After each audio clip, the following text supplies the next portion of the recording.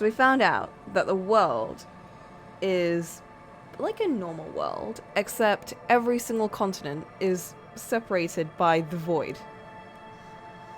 And some people pass through the void because they have to. And it super fucks them up if they're in there for too long. And sometimes it just fucks them up normally. Kim is best boy, he's growing on me. We had some tiffs at the start.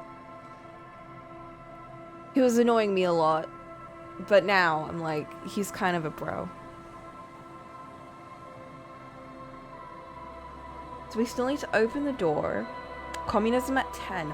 It's almost 10. We want to go there.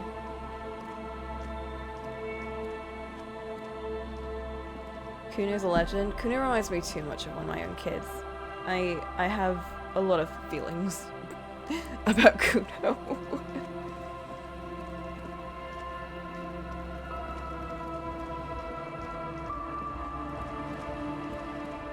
What were we doing here?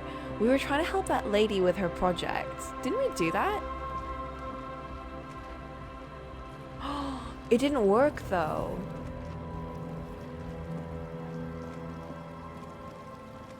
Kuno doesn't care.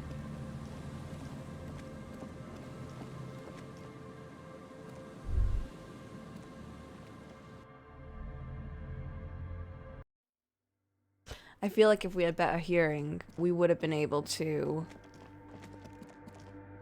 hear the void. Check my tasks. My tasks are all in my journal, my actual physical journal that I have written down, because the task book overwhelms me too much.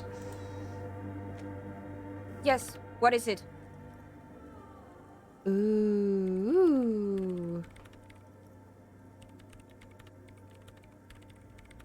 Oh yeah, we left because of the lag. Yeah, so I don't know what it is about this church, but it's so cursed. It lags the fuck out of the stream. It's only that one specific spot, so I'm like, is that intentional? Did the developers do that on purpose? Like they knew somehow how the inputs would work with OBS, and they were like, this section, it's gonna just freak out. Because it's fine for me, it's just not good on stream for some reason.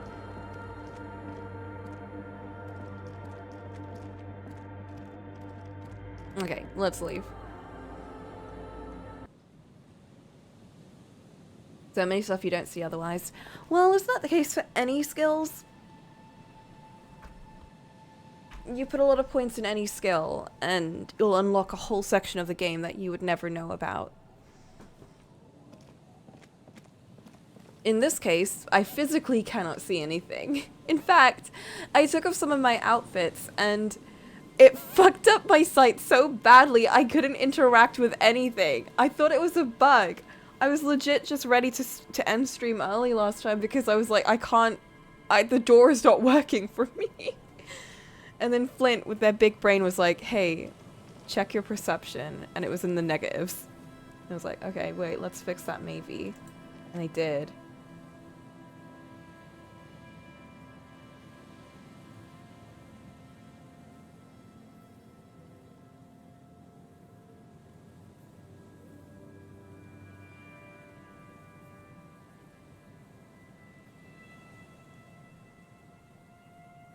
Ooh.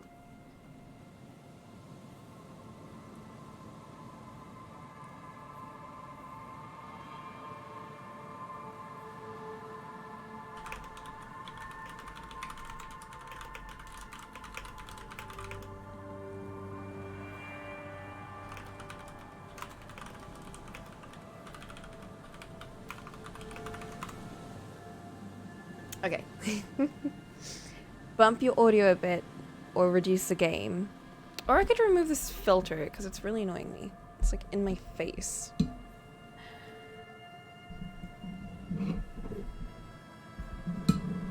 Oh my gosh! It bumped my water bottle. It almost fell over, but we're fine. Oh, find apartment 20. We've done that, haven't we?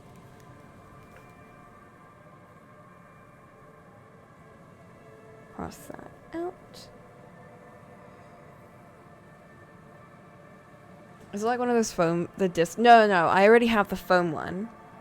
I think the phone one is just for general muffling, like to muffle background noises and shit. The one I'm talking about was a big disc one, which is just kind of like bang in your face. It is really good for reducing pop noises and other like extraneous noises that come out of your mouth. But OBS already kind of muffles that itself because it has its own little filters in it, so I don't really need it. Do I tell them, or should I come back to them when I have my perception done? By the way, just to remind everyone, I'm asking these questions to myself.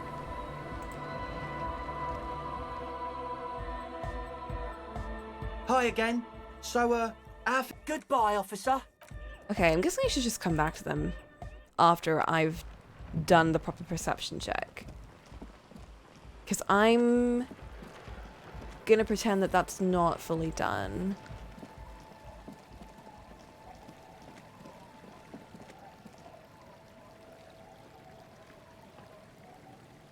They might have some way to help last time. The boys? The boys have some way to help? What the hell would they do? Maybe a cell would have something to say. Cell, it's almost 10 p.m. Hello again. Please go home. It's so cold out here.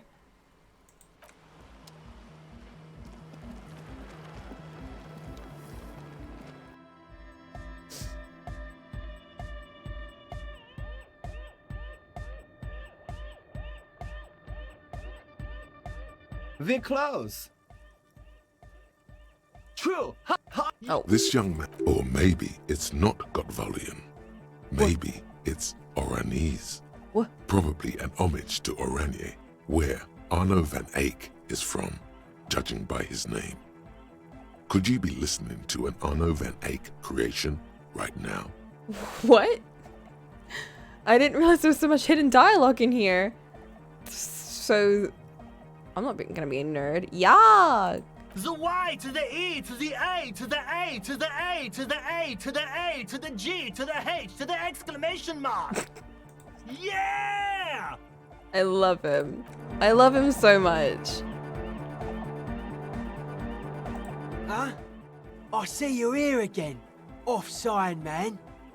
Alright. So I'm That's great. I'll come back here later. We'll come back tomorrow, it's fine. Maybe I'll get an outfit to boost my perception. Maybe. Probably not.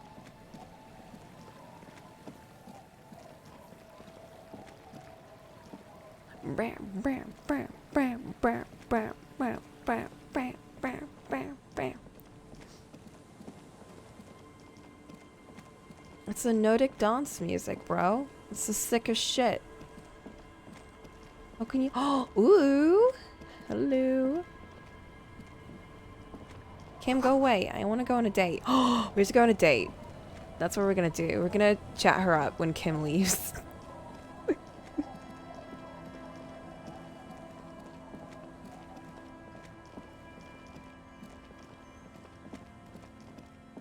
So the plan right now is to go for that meeting. The communism meeting. I don't know what we're gonna gain from that, but probably more communism. Which is always a good thing.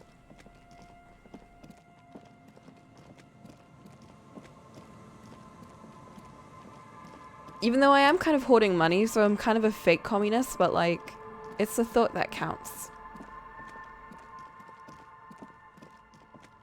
I have to kill 5 minutes first. I know, I can do that. I can do that easy. What do I have on my checklist?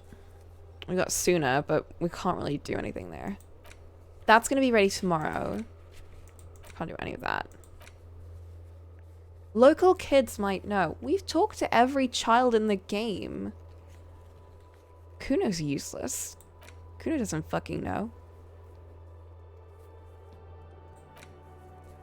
We found the jacket. I just don't want to give it back.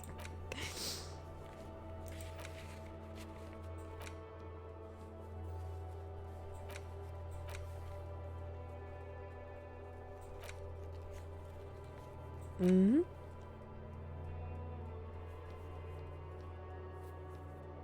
What if you try again, find a way out of this maze of things to say? Oh my god!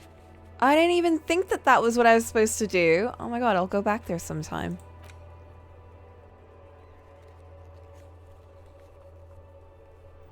Find out who's the lady driver and where's her lorry. I guess I could go look for her. What do they say about her though? Oh, that guy knows about her, but he doesn't want to say, and I didn't want to lose him as a friend. So I didn't ask. But I don't care about this guy, so what was he saying about Looking it? for something, Aunt? Come to tell me to fuck off again? Go fuck yourself. I need more Half-Light. Fuck. I need to get him to tell me what he knows.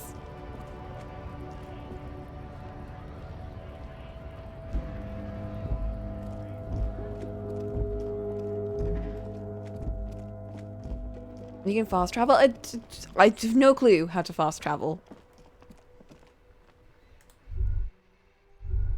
It's not telling me how to do that. Unless I just go into my map and it's like, cool, you can fast travel now. Oh. Are you joking?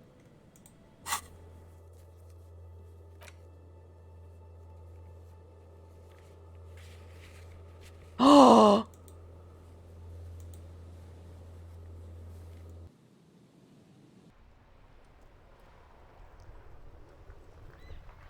What?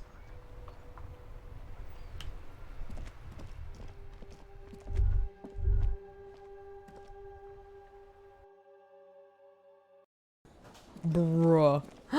It's my boy! Hello. Hi again, gendarme.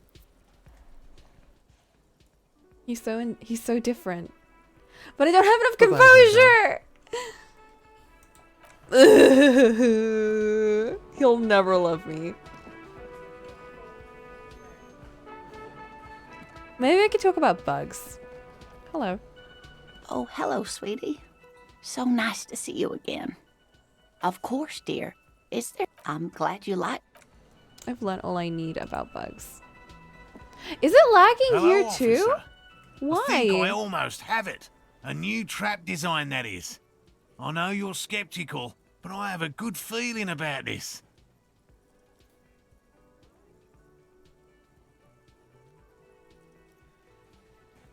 Okay. Layman, you always have to prove yourself with this man, which means you have to provide the cryptids. Maybe he'll answer. Aha! I know about the most dangerous cryptid, the Gnome of Jeroma. Formerly the most dangerous, yes. But do you know the most dangerous living cryptid? No. The most dangerous cryptid is a carnivorous ruminant, known colloquially as the dread moose. Get out of here. No, but we're not get out of anywhere. Oh. The dread moose is a widely reported cryptid from Arda. It subsists entirely on flesh, and has even been known to dig up fresh graves in search of sustenance. Ew. Does it attack people? Human remains have been found deep in the forest, torn apart, then trampled into the mulch by large hooves. Infer from that what you will. Just like an ordinary Arden moose. Then how can you tell if it's ordinary or the dread kind? You can't. That's what makes it so dreadful and hard to identify. It could be any moose. A moose that looks like any other moose. What's going on here? He's kidding, right? I'm 100% behind the dread moose. I utterly believe it exists. Of course you do. The bodies found in the forest are just one piece of physical evidence. There's more.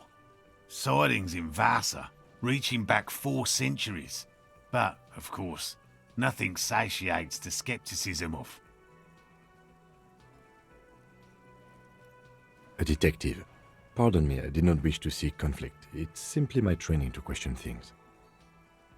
Understood, Lieutenant.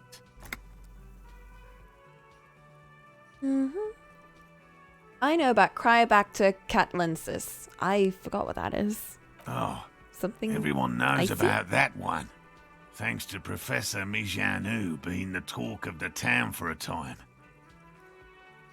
Ooh. Although, probably because her life ended as a result of her work in Gutler, no one remembers her contributions to the search for the Nong-Ok, The Nong-Ok. a flightless cursor owl found in the Seminine Isles. Its long legs permit the Nong-Ok to run faster than any other avian, perhaps any other animal, who knows. Ooh.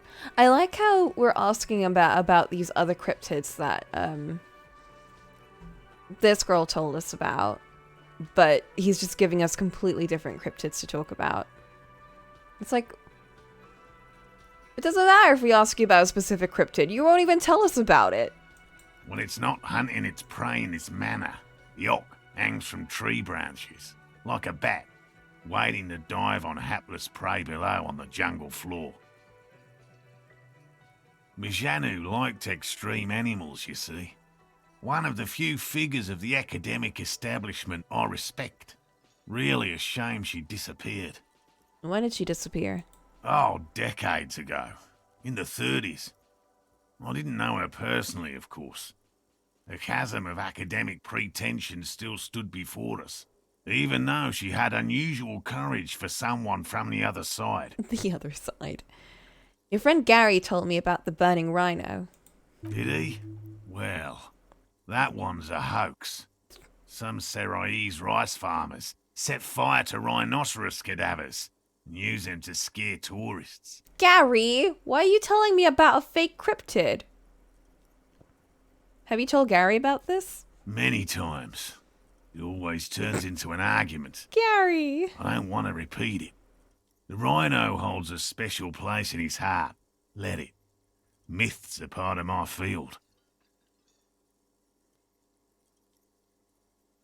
What if the other cryptids are hoaxes too? Many of them probably are. Statistically speaking, about 20% of all cryptids are verified hoaxes. Uncovering falsehoods deliberately fabricated to fool the public is just as much my calling as finding new species. Well, yeah, because it's like you can't prove something if you can't falsify it, right? Because that's how you can judge if it's real or not. If perhaps slightly less enjoyable. It's just like he's Scooby-Doo, you know? He's uncovering the real and the fake. Although most of them are probably fake. Unless it's in, like, one of the live-action Scooby-Doo movies and they're real. See, Kim, one of them is a hoax. Which one? The burning rhinoceros. The burning rhino is where they draw the line. He is unimpressed.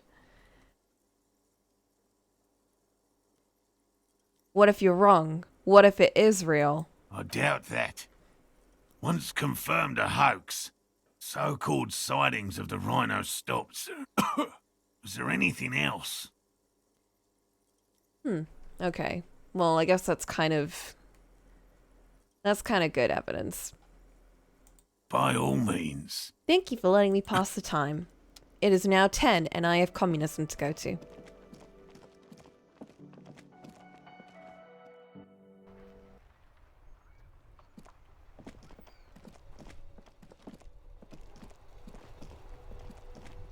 Oh, I feel sad about that lady who's hanging around here. We, like, really messed up her life. I mean, we didn't. But we gave her the bad news.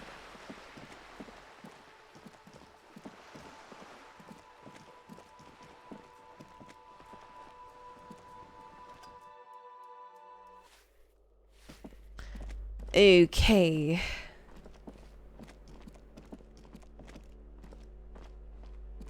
I assumed it was going to be somewhere here. Where are we going?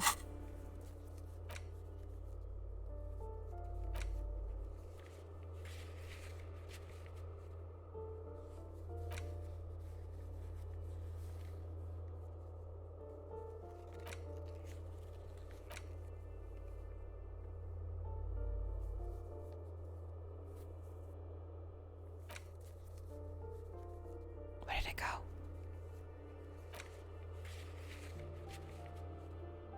At the Cape Side Apartments. It's definitely here.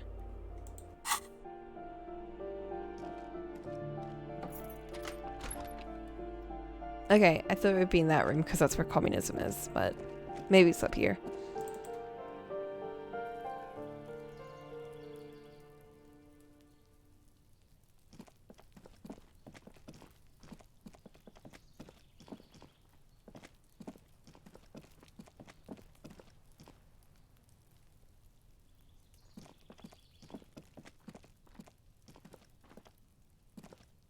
This door is made of metal and appears to be no one answers. Let's go. There's no...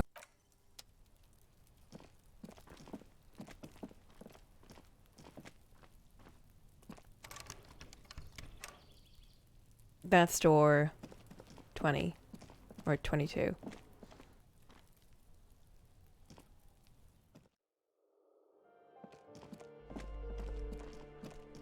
Maybe they're in the bathroom. Why did it save?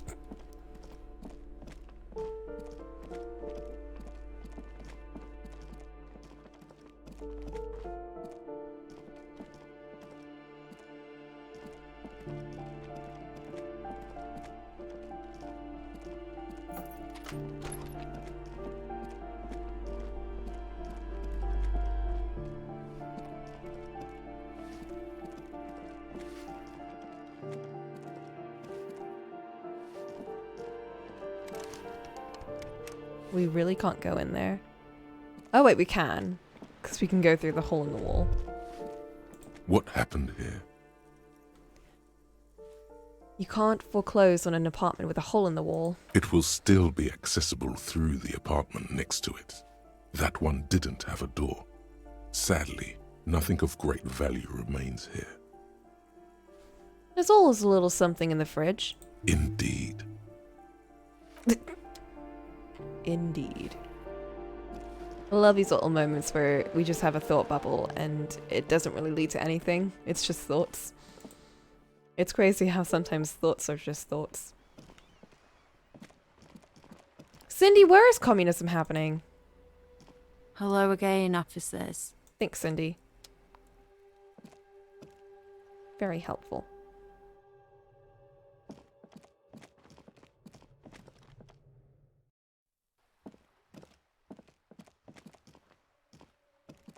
As you approach the metal grill, It must you be can this. hear several voices having what appears to be an animated discussion. This must be it. Beyond this door lies the beating heart of radical communism in Martinez. You hear that? It's my home! Somehow, the night air softens the smell of trash and sea brine. As the breeze pulls through the canvas like a shuttle through a loom, you catch a hint of something unexpected. Something earthy, warm, and burnt. The acrid smell of failure.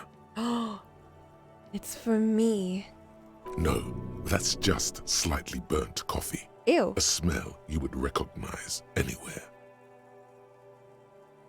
Just look at these pigs sniffing about after hours. Why didn't you say the secret door was right behind you? Must have slipped my mind. You know how it goes. The metal grill is cool to the touch. You notice the lieutenant is looking uncustomarily anxious. His posture is rigid. His right hand hovers near the zipper of his jacket. You okay, Kim? Oh, I'm fine. I was practically born to infiltrate underground communist cells.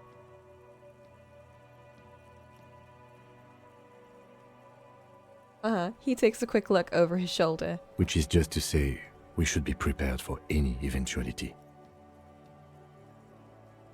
Try to listen. You can make out at least two separate voices.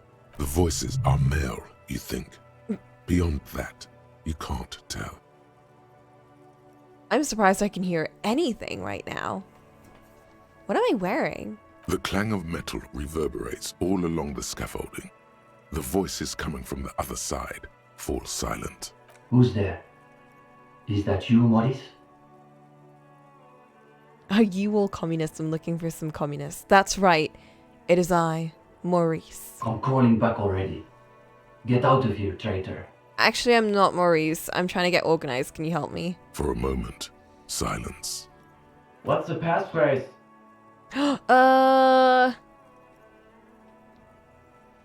This one. Remember Dobreva and Abedanes. There's no response. You begin to wonder whether they've slipped out some back way. No, they're still there. You can feel them back there. Ooh, I can smell them. Alright. The key's taped to the back of the door frame. Just make sure you put it back when you're done, or we'll all be locked out. What? And do watch the concrete. It just kind of falls away. In places. This is so This is like such a badly put together place. Charmant. After you, detective. Are you gonna come in with me? Have fun at your underground meeting, Pig. Hope it's a blast. Thanks, Cindy.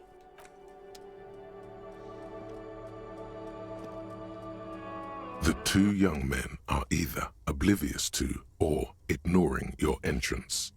Their attentions are fixed on whatever it is they're stacking in the middle of the floor. What are they doing? Matchboxes, it appears. Oh no. They're one of these people. I think he's holding Alexis. How is that like... How is it holding up? This must be an allegory for communism. Through careful support, any structure can be held up, no matter how precarious it might seem. It is. It's holding. Oh my god, they look like Nurse. It's definitely not holding. Those matchboxes are stacked so haphazardly, it's like they want them to collapse. Just like communism. This is how my bookshelf is held up. Careful, careful. No! Once again, communism has failed. Damn, hardly any difference. The young man shakes his head, then looks up at you and the lieutenant with barely concealed irritation. You two, you are late. They should know the meeting starts at 10 p.m. sharp. His companion looks up at you and squints. Just a moment. Could this be the former owner of a certain jacket you acquired recently? What? Don't let them see you flustered, sire. Play along. Do you recognize his jacket? How will they react to that though? Will they be cool or will they hate me for having their jacket? How do I know that they have this jacket? How did I put that together?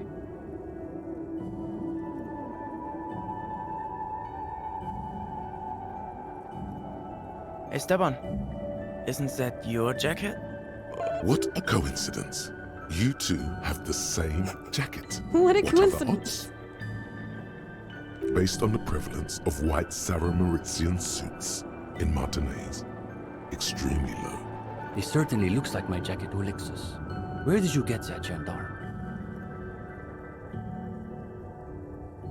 I just found it in a room. Yeah, I'm sure you did. That's real Sarah-Maritzian twill. Only old Sarah-Maritzian communists and drug smugglers wear those anymore. He is neither of those, of course. He is simply a poor student putting on airs. Also, he doesn't have the shoulders to fill out such a jacket. See, Uli? It's just like Mazovrot. How does it go, gang? Those committed to the rights of property are those most apt to violate them. His companion nods emphatically. Just a minute. Steban, Ulixis. Why do those names ring the faintest of bells?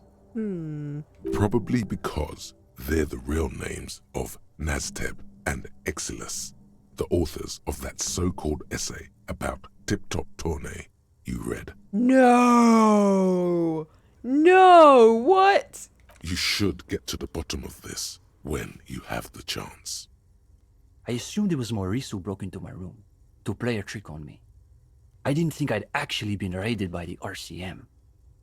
There is surprise in his voice, naturally. But is that a note of excitement you also detect? Why do you sound excited to be raided by the RCM? Oh, gendarme, because this is perfect. Can you imagine the look on Morris's face when he finds out the RCM has been kicking my door down? He'll shit himself. Positively. And now they've shown up in force to break up our meeting. He rubs his hand together excitedly. Something tells me these young men are not very experienced with law enforcement. We're not here to break up your meeting. We want to join your meeting. The RCM wants to join us? A quizzical expression. My partner, of course, is acting in a strictly personal capacity, not as an official representative of the RCM. Interesting. Does that mean you've done the reading? Yes. Uh-oh. No one said anything about reading. You'll just have to wing this one. No one mentioned any reading. Kim, did you do the reading? No, detective. The only reading I've been doing is right here. He holds up his little blue notebook. He seems to be wagging the notebook at you, as though he suspects you may have forgotten why you're here. I have not had time to seek out pretentious communist book clubs, nor have I done their reading. It doesn't sound like they've done the reading, Staban. Well, this is getting awkward. I'm not sure what you're expecting to find here then. There's profound consternation in his voice. You suspect it's about something bigger than your not having done the reading. Oh shit. Maybe they can explain themselves. What exactly are you two doing here? In the most generous sense, I would say we're cultivating revolutionary consciousness. Of course. Yes, that's probably the best way to describe it. That makes sense. But more specifically, we are running a reading group. The most rigorous and theoretically advanced materialist reading group in Martinaise. Comrade Staban is a great discussion leader. One of the best at the university. It's obvious they take this group of theirs extremely seriously. Whatever you do, don't compare it to a common book club.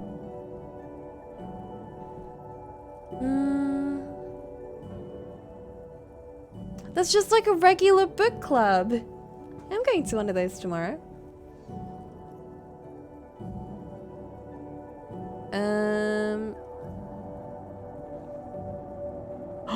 I can square up in theory combat. Do I get some mind palace or shit?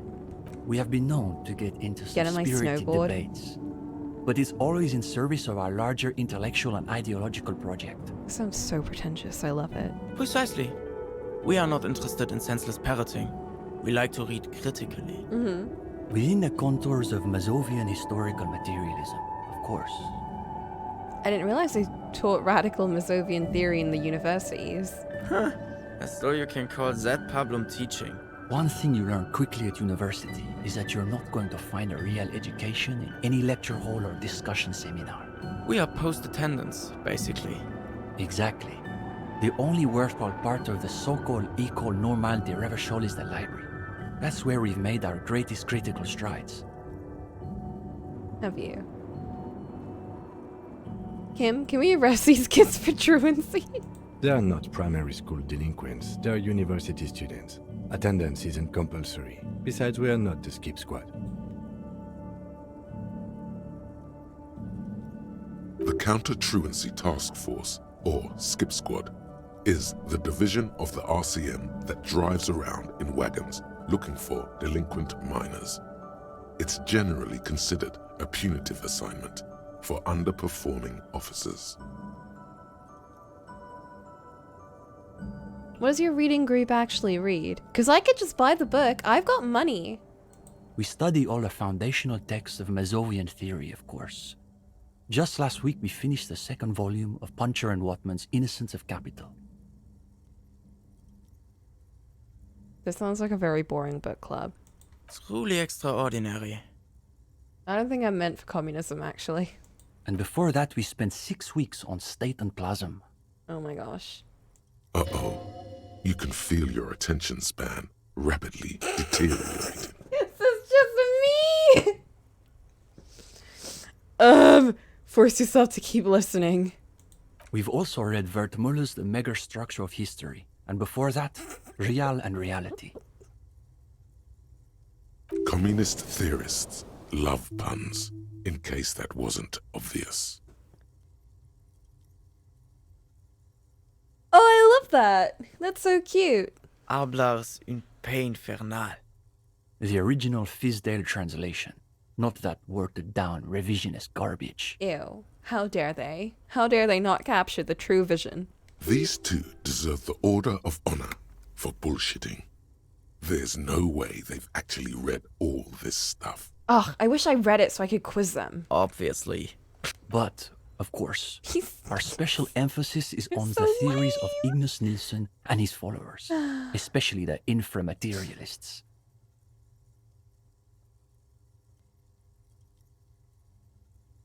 Who are these inframaterialists? You're not familiar with him? It's pretty advanced stuff. You may not be ready for it yet, gendarme. Who's this Ignace Nilsson guy? Only Krasmazov's most trusted lieutenant, the evangelist of the revolution, and the founding father of the People's Republic of Samara.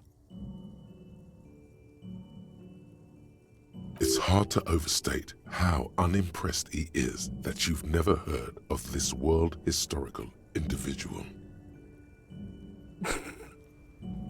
Oops. Encyclopedia, why have you done this to me? I should have worn my encyclopedic glasses. He also happens to be the greatest communist theorist after Mazov himself. It was Nilsson who first postulated the existence of ideological plasm, which forms the basis of inframaterialist theory. I need to make it very clear. I really like the background music going on right now. There's something about it that's so it's like grating, but also very pleasant. I don't know, it reminds me a lot of Drakengard OST. The young man sighs. His companion looks about furtively. Did this reading group have anything to do with the lynching? Lynching? No. We're not an operational cell. Oh yeah, it's just all theory. We think of ourselves as more of an intellectual vanguard. Are you sure? My working theory is that communism killed the hangman. To be clear, communism is not an official suspect in this investigation, because it's not a person, you see. Seems unlikely from a strictly inframaterialist perspective. I like this guy's voice. Is it just me? I don't know, I find it very soothing. Comrade Ulix is right. The amount of plasm required to strike down an ideological enemy outright is enormous. We're talking second-level effects, at a minimum. Or even third. You know what it is? No. It's, oh my god, oh my fucking god. It's his hair and his glasses. It's making me think of Francis. Francis from The Secret History, because he wears a pince-nez, and he's got red hair, and he looks like this guy.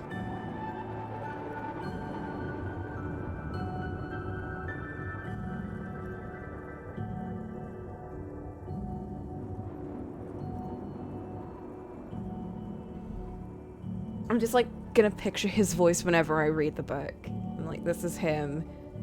I know he's supposed to have a Bostonian, almost British accent, but now he's gonna be, I don't know what this guy's voice is. I'm gonna say German-esque. He's gonna be that from now on. What are these levels they're talking about? This doesn't sound like any communism you've encountered before. This is advanced communism. In any case, it's not like the SRV has established a party line on the subject of lynchings in Martinaise. Oh, Flint, it's gotten so much further than that. So, one thing I like about the book is it's got lots of Latin and Greek phrases, because of course it would. Most of it's Latin, though, which is kind of weird. Like, for a book that's all about Greek, they have so many Latin phrases, and I'm like, And it's kind of funny when you see a character talk about, a language structure, and you look it up, and you're like, wait a minute, that's Latin! When they're talking about something in Greek. And I'm like, this character is bullshitting. And when you think about who the character is, you're like, oh my god, they would do that because they're an idiot. It makes me feel so clever. Like, that was one of the first annotations I did, and I was like, oh my god, Bunny's an idiot. This makes so much sense. Anyway. And then I have a specific color in the book. I use pink. I really love those pens you got me, by the way. The multicolored ones. They're so fluid. They just flow so well on paper. I was like, is this a gel pen? I don't think it is. Maybe it is, but it doesn't fit. It seems like it's just a ballpoint pen, but it flows so smoothly. I've been using pink for all the romance lines, but then I just decided to change that a little bit. I was like, okay, romance, parenthesis, Francis. Just any scene with Francis heavily in it, it's all pink. Anytime Francis shows up, I just write, yay, Francis is here. And anytime he does something silly, I'm like, oh, Francis.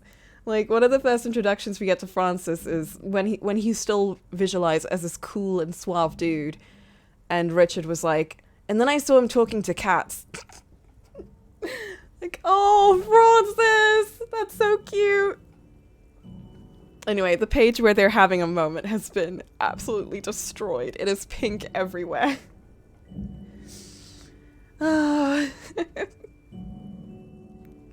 I love that book. Honestly, this book might be one of my favorite reading experiences I've ever had.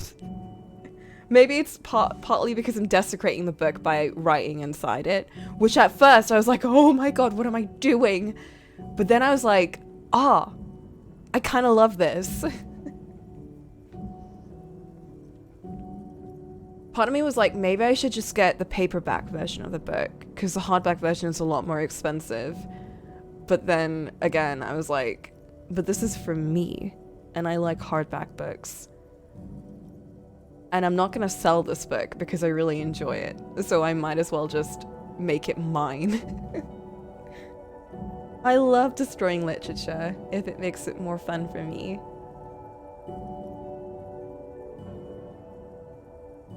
I'm going to have desecrated version and special edition bookshelf versions.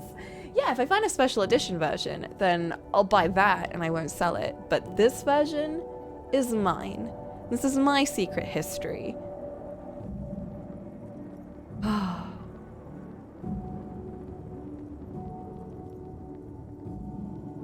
I like how as soon as I killed the body, it started snowing, and now they're like, fuck.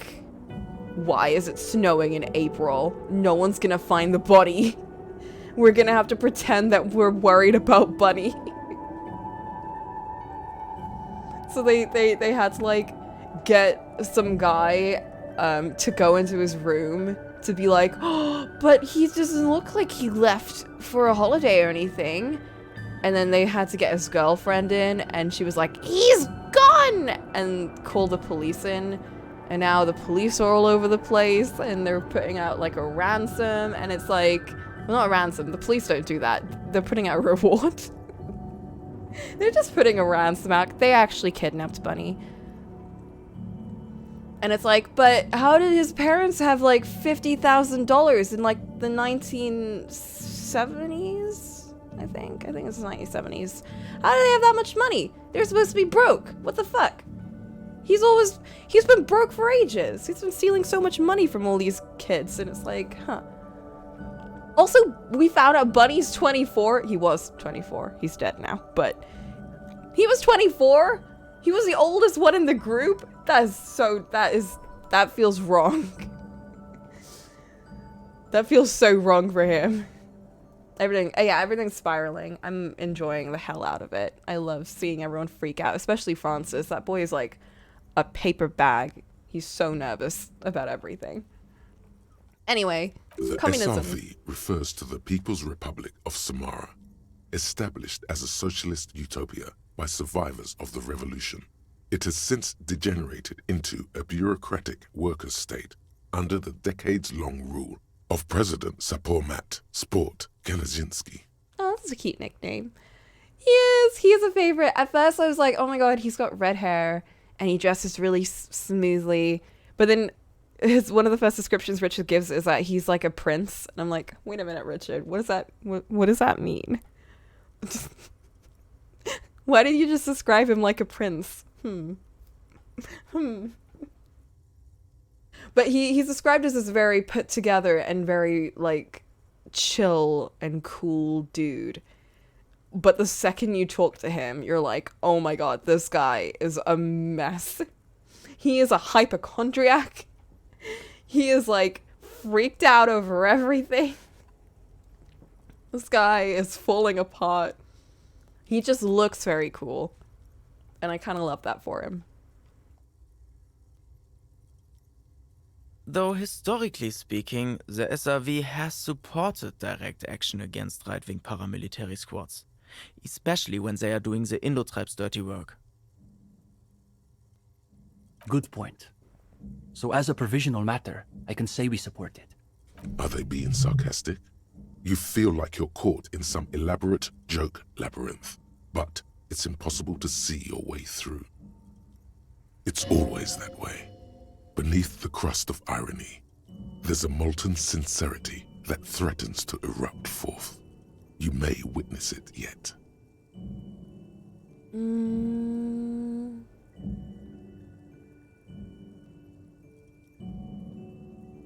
Is your reading group affiliated with the union somehow? It feels like it would be. No, we're an independent organization. We acknowledge and respect the union's efforts, but our interests are more theoretical than Mr. Clare's. Yeah, this one is like loaded with skill checks. He speaks the truth. I should have dressed up. Why didn't I dress up? I didn't even think about doing that. I'm wearing some coat. I don't even know what that gives me. What does that give me? What bonuses do I have right now? Oh my god. What am I doing?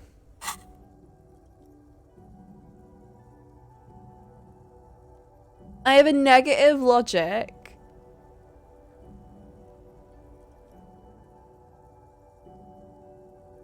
Oh, I have 2 negative visual calculuses? Oh my god. That's fine. That's all from these stuff, but it's not telling me what. Oh my god.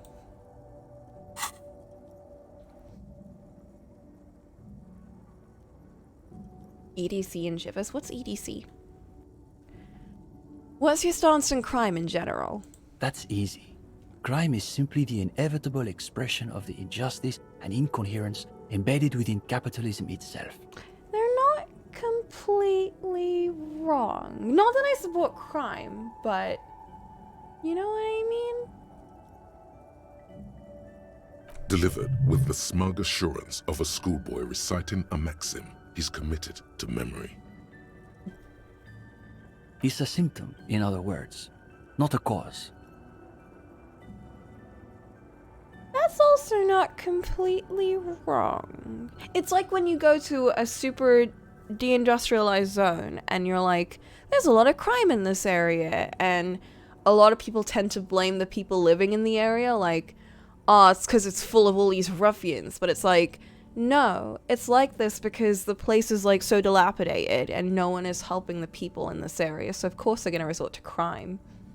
You know? I don't know, I think they're kind of onto something. His companion can barely suppress a yawn.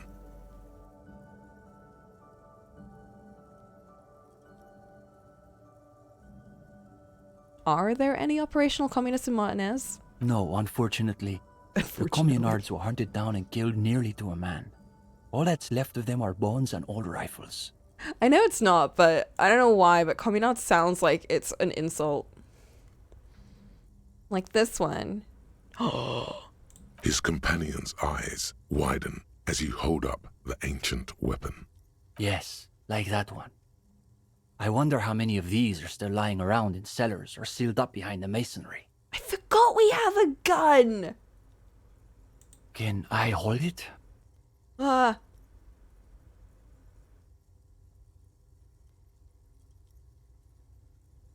won't do anything, right? It's heavier than I was expecting. Its position reminds me of something. The attitude of a priest bearing one of the holy relics of his faith. Though it is long out of service, its power is evident to him. When he's finished, he returns the rifle to you with a nod of appreciation. Where's the rest of the reading group? What do you mean? This is the reading group.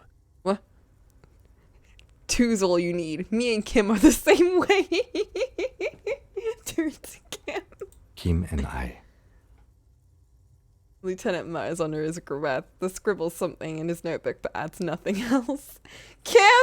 That's so lame of you! You just corrected my grammar! We're in something of a rebuilding phase. Some of our former comrades didn't have the ideological fortitude our work demands. But what happened to them? Intellectual attrition is maybe the best way to describe it. Felix said he couldn't keep up with the reading on top of his classwork. And Susanna wanted to read text other than Mazovian theory. Like novels, if you can believe it. Like novels. How dare he? Imagine the audacity of wanting to read a novel in a reading group. Ridiculous. Absolutely ridiculous. Novels. Unbelievable. I would never read a novel. I like a good novel every now and then. Have you guys heard of Dick Mullen? Do you know what the ending of that book was? Oh, sure. But you can always join a book club if that's what you're into. I like to think someone just joined this club being like, oh, it's a group of people reading books. I want to do that. And then I found it was like this. We've tried recruiting new members, but unfortunately the current intellectual climate is pretty hostile to inframaterialist thought. These days, if you're on the left, the ascendant schools are the Gotwaldians and their iconoclasts. I can see why Cindy's not in here right now. Don't forget about Maurice and the turnips. Right. Then there was the whole turnip debacle. What? The what? Whatever this turnip business is about, one thing is perfectly clear. These young students have a much deeper understanding of communism than you do. You could learn a thing or two from them. If you can convince them you're one of them. What's so bad about the Gotwaldians? They're the most depressing school of communism. They love writing long books with a patina of Mazovian theory to cover up their cheap psychologizing. Oh, whoa. What do you mean by that? A gang of cheap psychologists Whoa. and intellectual midgets. Typical Gottwalders, in other words. It's okay for Uli to say that, because his dad is from Gottwald. What's so depressing about their theories? What's so bad about psychologizing? Do you think all the problems in the world can be reduced to repressed sexual urges? Whoa! Are we gonna say that all of psychology is just the psychodynamic theory? Because that's not true. That is not true. That is like the least real psychology theory and approach. So maybe don't lump everything in with Freud, okay? Because he's not all of psychology. And fuck you for thinking that he is. No, of course not. That's reductive in the extreme. It is. Oh my god. Speaking from experience, definitely. No. Well, there you have it. You're not a Gottwaldian then. Oh my god, so they're all neo-psychodynamic theorists. You see, the Gottwald school look like communists. They talk like communists. But scratch the patina and you'll see beneath that they're just depressed liberals who've read too many books.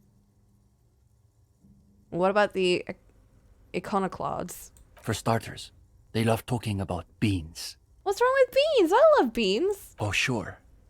But iconoclasts are obsessed with beans. They love thinking about beans. They love counting beans. But most of all, they love building models to predict how many beans there'll be in the future. What? Like food beans? Coffee beans? Nota bene, iconoclast is an extra pejorative form of the already pejorative name Mazovian economists, a moderate school of Mazovianism which advocates the gradual transition to communism through carefully managed economic modernization rather than violent social revolution. Oh, so it's more like we have to move to communism for the sake of progression in economy? Like, it is beneficial to move into communism versus I believe in communism. They're by far the most bean-centric school of communism. I don't know, that sounds pretty dope. They're not, like, violent or anything. That's good. Ah yes, the much maligned bean counters, ensconced in their think tanks and high-rises, believing they can save the world through a series of incremental, assiduously technocratic reforms. Are the beans a metaphor? If only. They've got all the beans accounted for in their asset sheets, their quarterly budgets, their future projections. But for some reason, there are never enough beans to go around. So we've just got to cut our bean rations in half. Mm-hmm. And next thing you know, there are budget cuts, so now we've got to cut the bean rations in half again. You see, iconoclasts claim to be communists, but in reality they're just liberals with hard-ons for spreadsheets. Oh, ew. What about liberals? Are they liberals too? Are the liberals liberals? Of course not. The only people who actually call themselves liberals are mouth-foaming reactionaries. Basically indistinguishable from fascists. You'd need Fascists. an X-ray machine to tell the difference. I wonder what the fascist route is. I'm so curious, what are the fascists? What do they talk about? Because so far it just seems like this whole section is being like, actually people that follow communism are idiots. I mean, they have some points, clearly. Like the thing about crime, that's kind of true. That's kind of true. But everything else is like that these are a bunch of idiots. I don't have the heart to try it. Ollie got that, didn't he? We could ask Ollie. What about Cindy? Is she part of the group? Cindy is... how to describe her role? A being. Something of an ideological auxiliary, perhaps. Yes, that's exactly how I would put it. And naturally, we support her radical counter-liberal aesthetics. We support her, but she's doing her own thing. But she refuses to submit an essay, so we can't call her a member of the group per se. I have to make an essay? Ew. That doesn't stop her from using a room for studio space, of course. Of course. Did you say something about turnips? I like turnips. I've played Harvest Moon. It's an unfortunate story. You see, our ex-comrade Maurice is something of an economist. He's studying macro and microeconomics. Wow, a real intellectual, it sounds like. Lieutenant arches his eyebrows. Right. So a few weeks ago, we were discussing the extra-physical capabilities of the revolutionary state.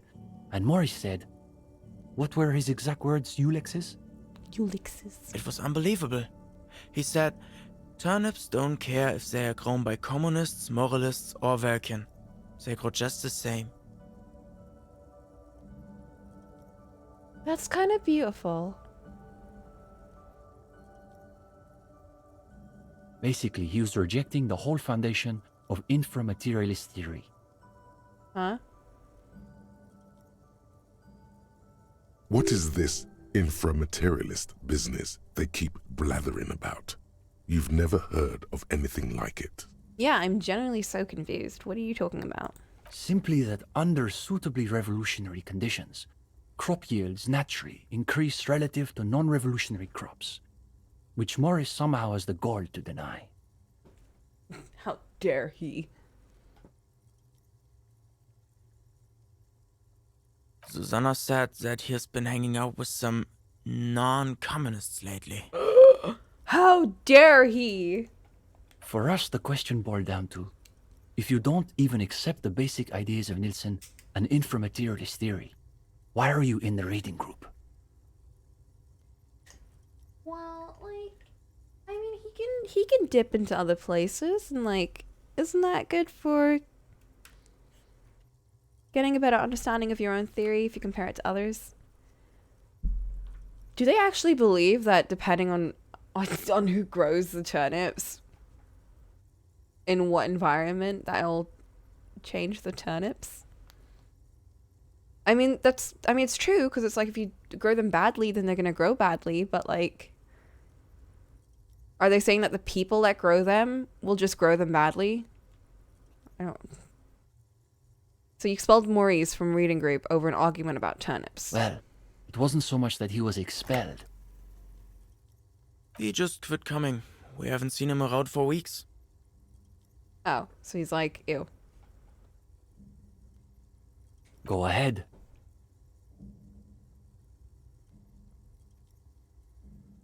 What about those matchboxes? The young man frowns at the little pile of boxes on the floor. Nothing, just messing around until the meeting started. Okay. They're watching those matchboxes awfully intently for two guys who are just messing around. It's almost as though they were trying to create the most unstable structure they could. Communism. With predictable results. Do I know you two from somewhere? I don't think so. Unless you've been hanging around the cultural studies faculty at the École Normale de Révachol. Perhaps he subscribes to La Fumée. That's sarcasm. He does not expect you to subscribe to radical communist periodicals. Of course, they're the ones who produced that overall critique of Tip Top Tournée. They did. Shows them La Fumée. You guys wrote for this? You've read our article. For the first time since you've met the young man, words seem to desert him. That I did not expect. His companion is blushing now, a sheepish grin on his face. The energy in the room has shifted ever so slightly in your favor. They're afraid they've somehow embarrassed themselves in front of you. Oh my gosh, we got them. Well, don't keep us on tenterhooks. What did you think of the essay? The delicate egos on these boys. Even though you're just some cop, they're desperate for your approval. Hey, you're not just some cop. You've got highly developed critical faculties. Now's your chance to show them off. Bruh. Show them your edits. I actually red penned all over this place. I have a few pieces of constructive criticism. The young man takes the folded up magazine with some hesitation. As he reads over your annotations and emendations, a look of deep concentration comes over his face. Did I actually annotate in them? Oh my god. I can't remember. If that was an option, I would have definitely taken it though. He has the look of a man spread naked on the operating table. He can feel the cool metal of the scalpel, the bracing sting of the antiseptic, and yet his expression isn't wholly unpleasant. A part of him actually seems to enjoy the attention. Ugh, this is like when you write something and you ask someone to like look over it for any grammar and spelling errors and if it sounds coherent, and then they're like, actually, I didn't understand this entire paragraph. Can you change it so it makes sense? And I'm like, what do you mean? I thought it did make sense in my head. And then you're like, oh my god, people don't think the same way I do. Oh my god, what have I just written? How do I write this in a way that other people understand? How do I get my point across? None of this makes sense anymore, and then I just quit writing. This is why I don't like essay writing, bro. What does it say, Steban? I can't see. Oh no, he's gone blind. His pince nez. They're good notes. A little brutal on questions of style, but he's not wrong about any of it. Oh, wait! Oh my god, can I take a picture of one of my favorite parts in the book? Wait.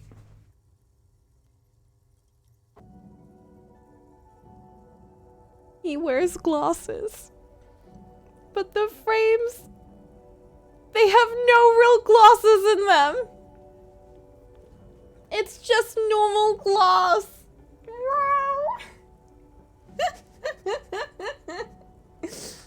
He wears them for fashion. I can't.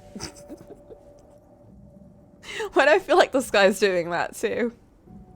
Not this guy, the other guy. Would it be alright if I kept this for a while? I'd just like some time to think about your comments. Aww. Sure. Thanks. I appreciate it. Oh my god, I can't believe I am so glad that my teacher instincts kicked in and I annotated it. Is a reading group accepting new members? It's just like the guy from Angry Mom, you know, the kid that wears glasses that has no glass in it. We typically only accept new members once per semester. There's this whole process with essays and presentations on assigned topics. But given that we have some extra seating at the moment, I guess we could be convinced to expedite an application or two. Stepan, you can't be serious. For these gendarmes? Yeah!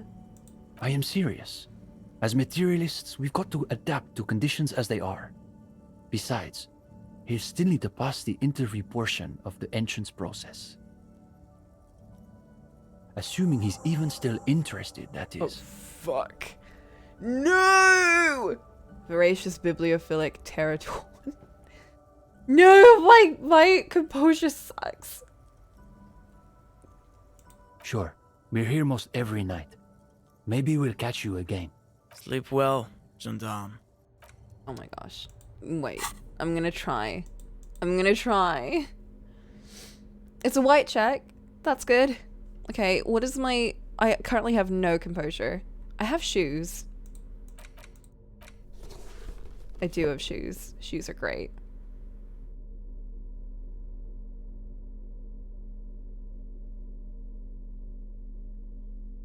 Ew, why am I wearing that?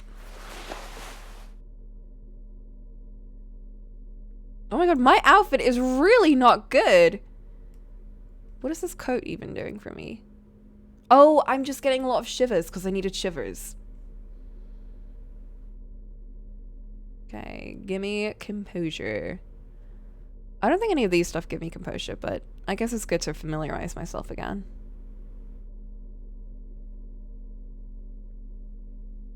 Here we go.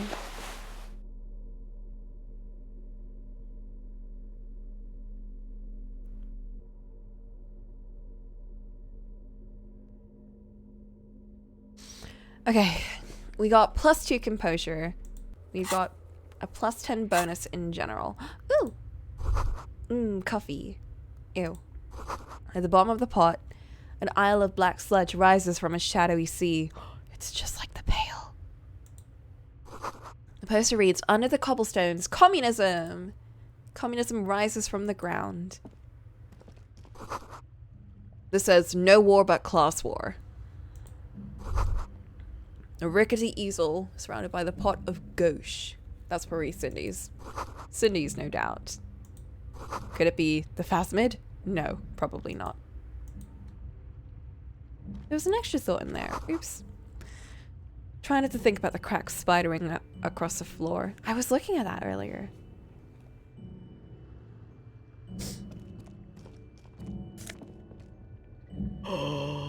Construction vest. Oh my god. Yes. Let's go.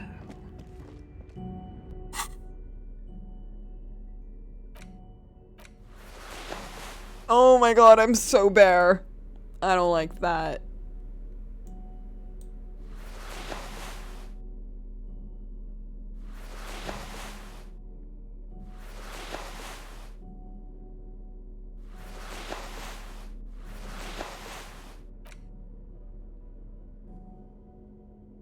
What does that give me again? Esprit de corpse. Where's my communism jacket?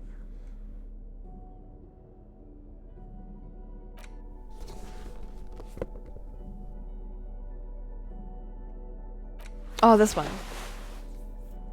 Maybe this one will help me a bit. Ew.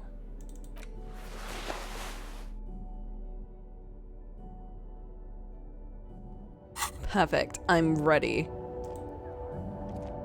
The gendarme returns. What do you need? Wait, let's talk about this. Maybe this will give me a bonus. I'm guessing those pots of gauche belong to Cindy. Yeah, it's hers. She just sort of moved it all in a few months ago. I like to think she just does whatever she wants. She said if she's going to make truly radical art, she needs a suitably radical workspace. and I don't think she could afford rent at an actual studio.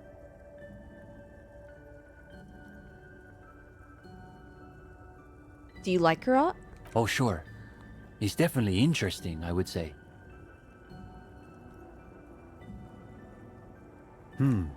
I guess you could call her latest stuff a sort of counter-bourgeoisie calligraphy. She's got a real taste for radical slogans. It's too bad she hasn't developed the theoretical foundation to do truly radical work. I think she'll get there, though. She's still looking for a subject equal to her ambitions. They gotta get her into communism. The deal? At a fundamental level, I guess you could call it the shattered bones of a dream crushed by capital. A feeble and hopelessly mixed metaphor. That's really good, Steban. You should save that for an essay. Thanks, Uli. When the idea is sound, the words just sort of flow. Yes, now keep developing the idea. Ooh.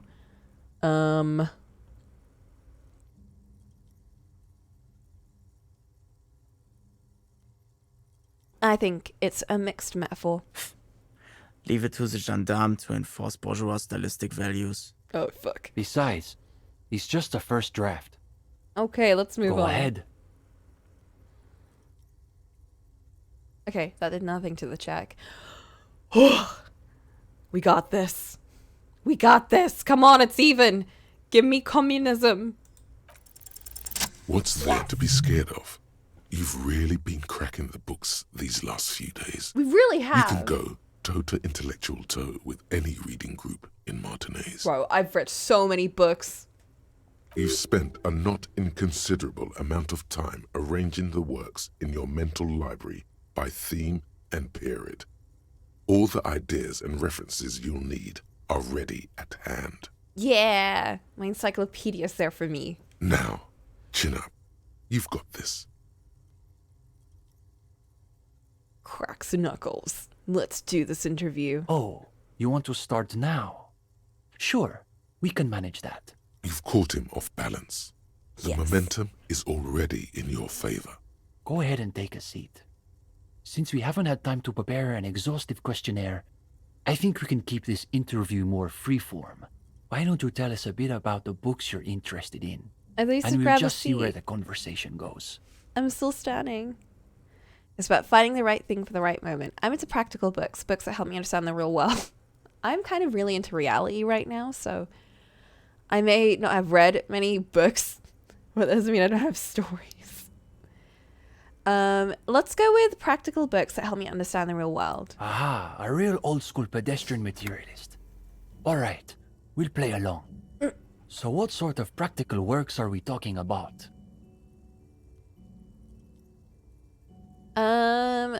Consider the cockatoo, for instance. How much do you really know about what they're like? Cockatoos. Fascinating. So tell us what you gathered from your ornithological researches. This is a good start. They're starting to loosen up. Aha. You feel relaxed and in control. This is a subject where you hold all the advantages. But really, when I saw the Major Majestic in all its glory, I knew that was the cockatoo for me. It's all coming back! I did make that comparison. I have to say, I underestimated the opulence of cockatoos. I've only ever seen the grey ones. You've never lived. It makes sense though. Mazovianism stresses the essential continuity between humanity and nature. So anything you find in one should be reflected in the other. What's the exact quote, Uli? I believe it's, "Man is the mirror of the world." These kids are eating out of your hand, practically. Another quarter of an hour disappears. The questions come rapid fire, but you have an answer for every one. Now you can sense things starting to slow down. The interview must be reaching an inflection point. Don't you think, though, that you can only really understand current events if you have a firm background in history and political theory? Books are fine, but to be straight with you, they're no substitute for a real story. Okay, we'll bite. What sort of stories are we talking about? A real-life procedural, complete with gory details. Okay, let's say the human body starts to do some weird things when it's been in a tree for 7 days. I woke up and completely forgot what money is. That seems very communistic. Oh, we're getting into the psychiatric pathologies of life under capital. Let's see where this goes. Yes, I'm rather curious myself. Kim, I forgot you were here. Now you're getting somewhere. These boys aren't even bothering to contain their interest. They want to see how you weave the threads of this story together. I'm just trying to imagine what it would be like to wake up with no concept of what money is. If you encountered it in a novel, you'd say it sounded like a plot contrivance or like a fantasy. Isn't that the point, that money is itself just a collective fantasy? Perhaps. But it's a fantasy that pays for things. Like your hostel bill. Actually, Kim, I found a place that doesn't make me pay. No, it's just like Mazovro.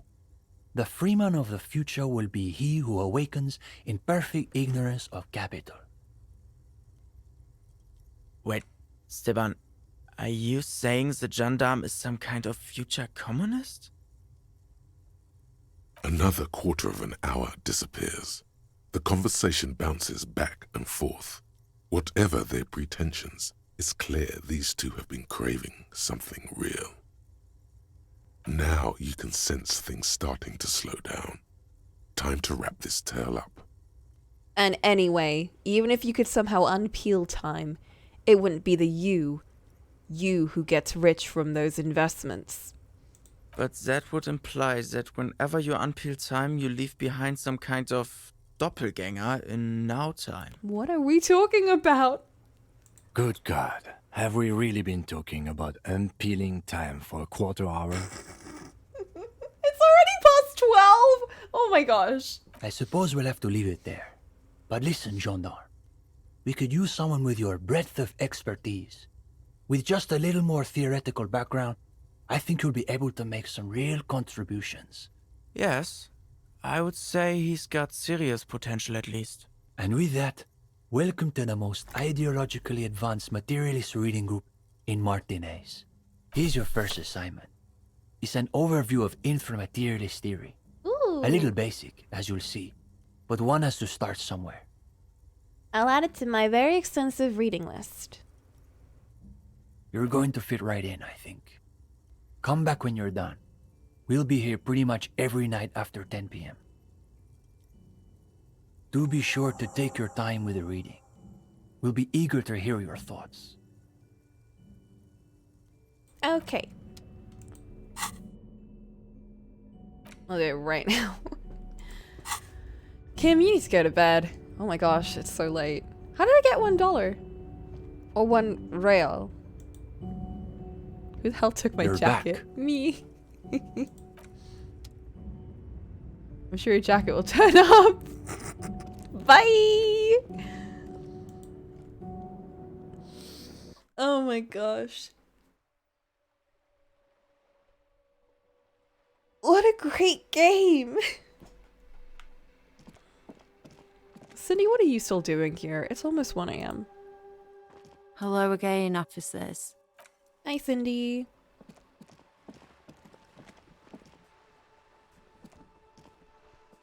Oh, I smell food.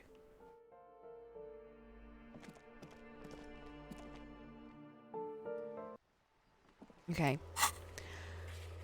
On the list.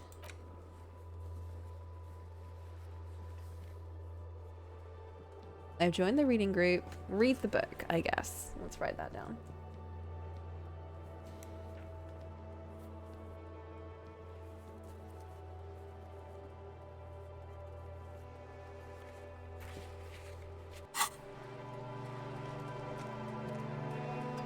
There's nothing else to really do right now.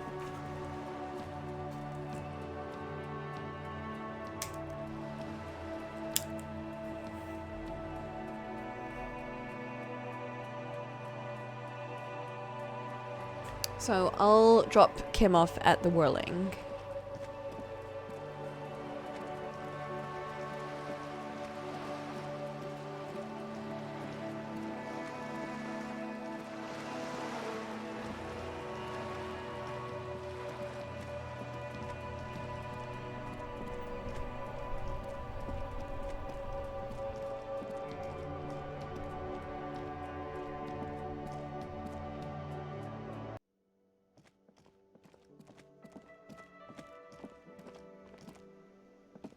Hey, was there something you needed?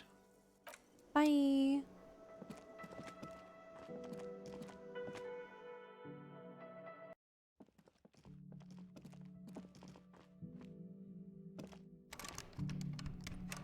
Kim, Yes?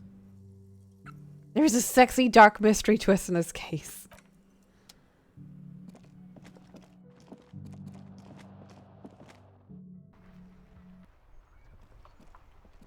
Kim, go. Go away. Leave.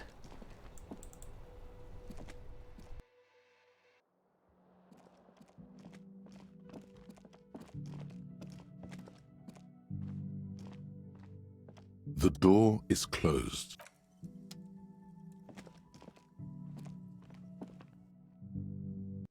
Oh, right. Bye. Wait a minute. Was it a composure check for this? Hi again, Gendarme. It was, but it's locked. Mm. Bye-bye, Gendarme. Goodbye.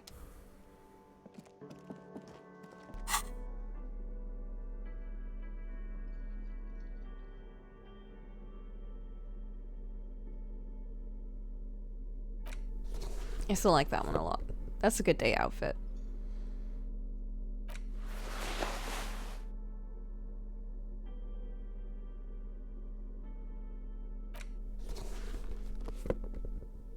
This is a pretty sick outfit, I think.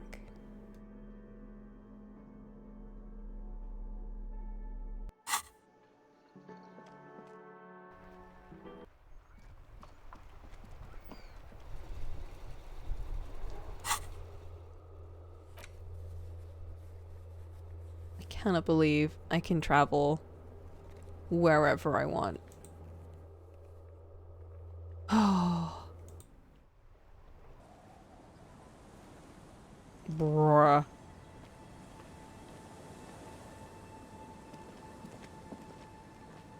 It's getting cold, this late in the night. Good Time night, to Kim. call it a day. Good night, officer. We'll meet in front of the shack in the morning.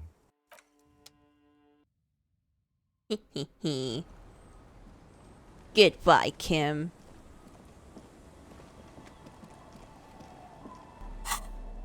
Okay, I don't need this. Put that away. I'll get some more empathy.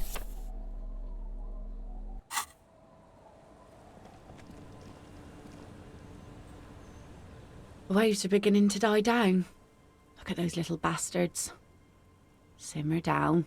Oh, fuck. Simmer down, bastards. I need suggestion. I need suggestion. Where the fuck is my suggestion?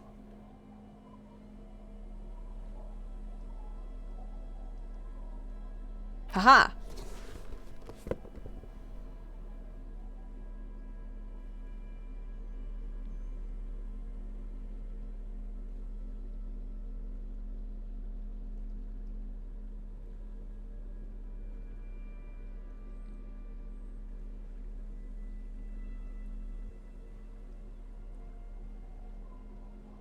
Wow, really? I've got nothing? Oh my gosh. Waves are beginning to die down. Look at those little bastards. Oh, jeez. Simmer down. Simmer down, bastards. That's so low. Oh boy.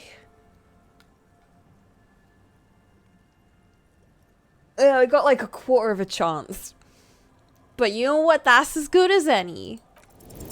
Oh yes, she does. You need to get your drink on. There is no other way for human beings to procreate. Not after 6,000 years of yeast cultivation-based mating rituals. No! I fucked up. I like you because I'm afraid to be around you because you're a woman. Okay. Where's this going? I need to be drunk, and you do too. Get drunk with me on a drunk date. Absurdly and pointedly phrased. You can be quite funny, officer. Anyway, what did you want? She doesn't even understand you asked her out. Perhaps you're too sober to pull it off right now. Bye! I do have some levels. Suggestion is in my... It's in the right zone, so I can put points into it without feeling bad. Let's do it. Hey, The girl! waves are beginning to die down. Look at those little bastards. That's so stupid. Simmer down. Simmer down, bat. Get the drink on. It would be unimaginable for a human female to have sex with a man without alcohol as the master of ceremonies to guide them. Bruh. I was one off. You're joking. I want to be close, but there's only one way to intimacy. What? Drunk date. Funny. Funny sailor jokes. Sorry if I'm not laughing out loud, but the comedy has worn thin over the years. Great. Now you reminded her of the husband. Oof. It's okay. She just hasn't figured out how these things work between the sexes. Keep at it. She'll come around.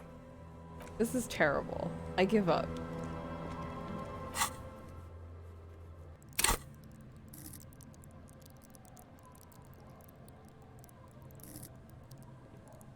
Oh, there's also Half-Light. What did I need Half-Light for?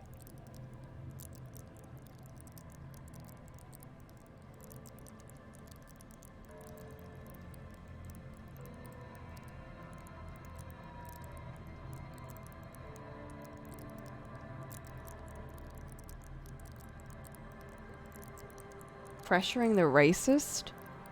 What?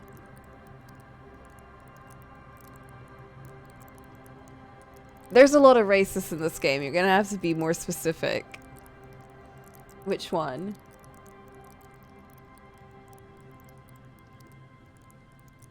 Oh yeah, that dude. Oh fuck, I do need that.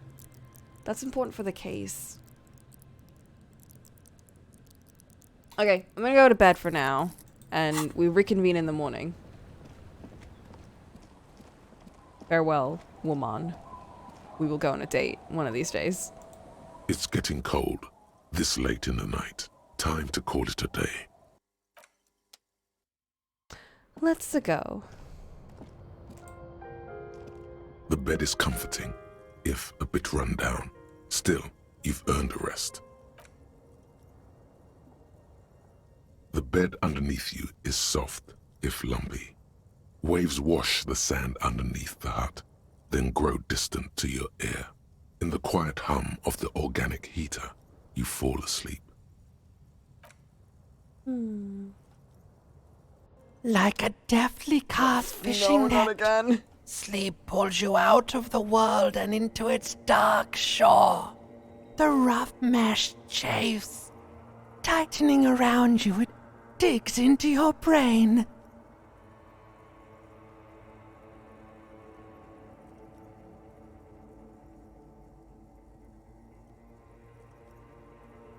This is gonna be really chill. How have things been going for you out there? Helped anyone lately? Saved anyone lately? Murdered anyone lately? Actually, we sort of helped someone, but it wasn't really in the nicest way. This job sucks. I don't think we get to do anything nice. This bastard isn't even listening to you. It's fine, I'll listen to him. I love his voice. Because you know you are a murderer. A disco music listening psycho killer who offs poor people. And then forgets about it. Shut up, I just want to sleep. Hear that? Iceman wants to sleep. He doesn't care about killing people. That's nothing to him. Black water under the bridge. The thing he's really scared of is much, much worse than that. Why are you doing this? I just want to sleep. We're trying to help you. All these processes, these tortures, voices and tremors. are all just distractions, flares and countermeasures to keep you from the last dream. The worst of them all. Is this what Inland Empire's been keeping me from? Just tell me. Just tell me. The last dream will be total annihilation. Cinders peeling off the fuselage. We won't be there to help you anymore, Harry. We will be dormant. You will be naked and alone.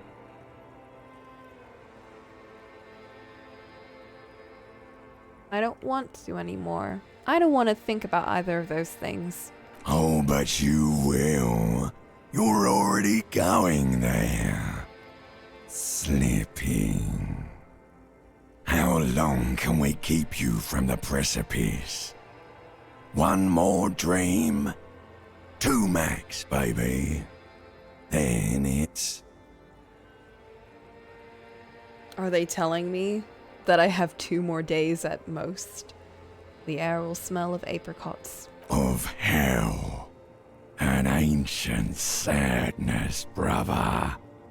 10,000 years later. In front of the video rental. There is a warm breath on your face again. Everything is okay again.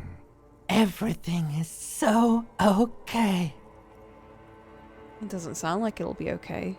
Your eyelids flutter open for a moment. When you close them again, you sense the light of the room around you. You're back. In 2 seconds, the alarm will ring. Oh. The last thought in your head before waking is, maybe you shouldn't have seen that stained glass window in the church. Ooh.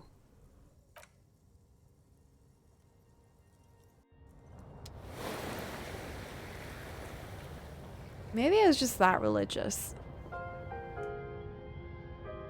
Oh, Raphael.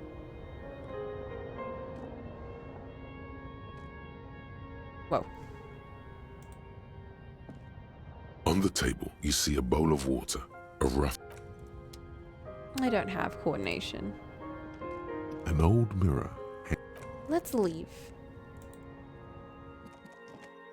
So that definitely felt like a deadline, didn't it? Kim! Hello. Good morning. Kim, I tried to date a lady and it didn't work. Help. So these are the 2 kids I know about. And then there's a little girl in that room who we've talked to. Every time we go into this room, though, we see, like, a new phasmid. I'm like, what does that mean? Hello, mister. Bye. Bye.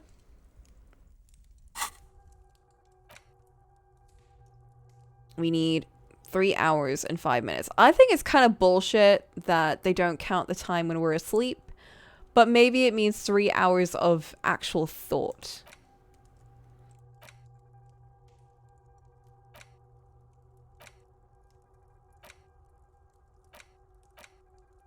Something else taking my visual calculus? Because that one is. What else is?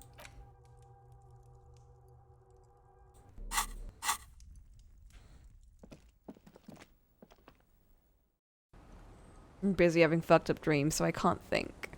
I guess so.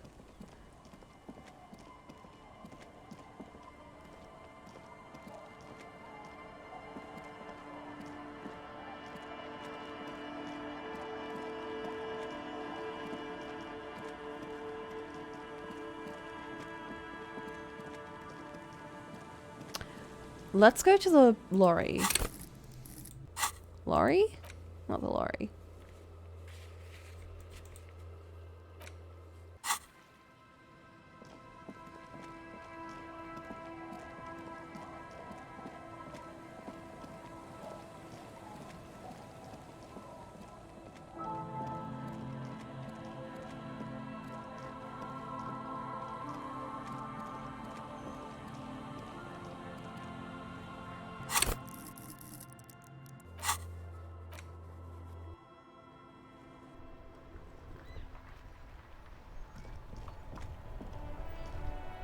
Inside, you see a set of steering levers, a radio microphone.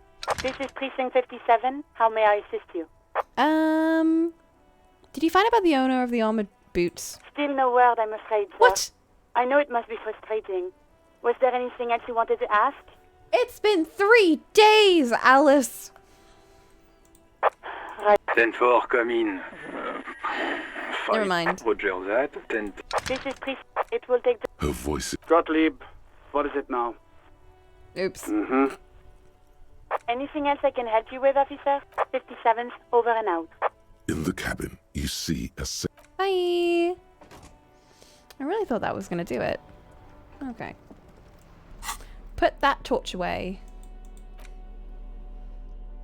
We're going back mode.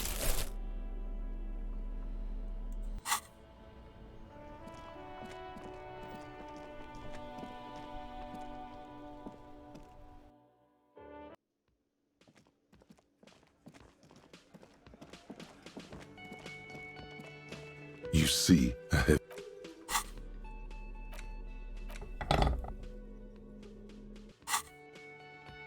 You see ahead. You see ahead. I thought maybe the tape player would, I don't know, make it vibe with me.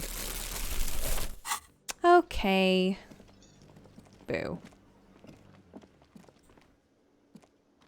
The man ponders his cooking.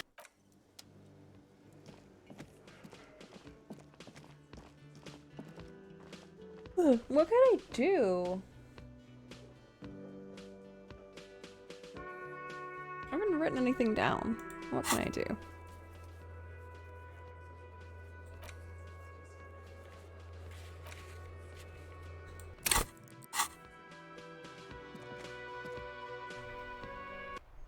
I know! I was so sure the big beefy tool would do something. Lies. Okay, we can take another stab at this. And, put a point. Half-light. We have to. Egghead puzzle? We could do that.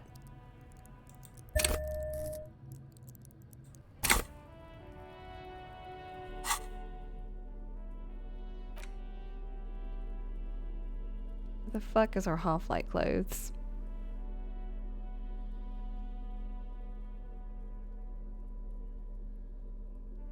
This one!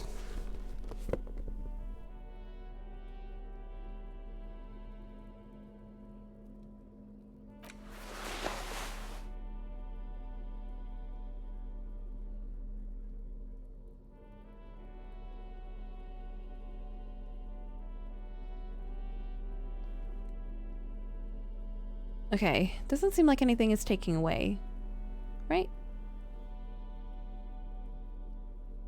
Yeah. Okay, let's see if this works.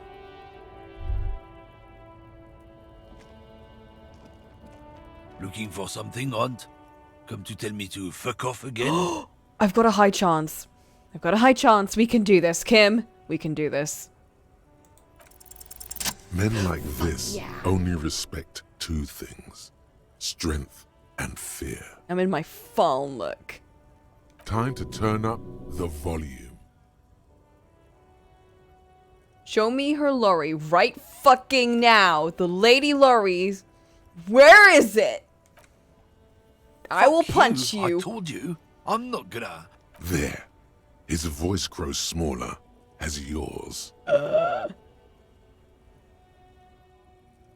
Gonna burn it down, you hear me?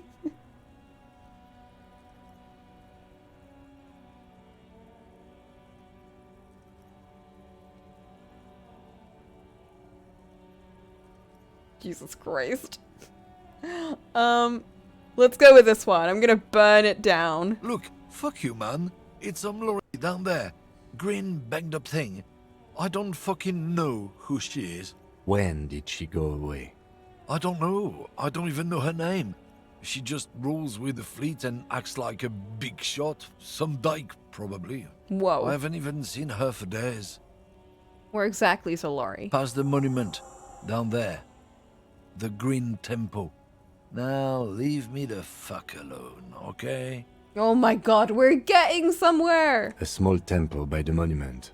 Green. Let's get into that lorry. Looks like he got his adrenaline up, too.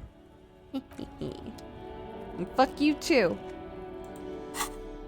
Okay, where's my good clothes again?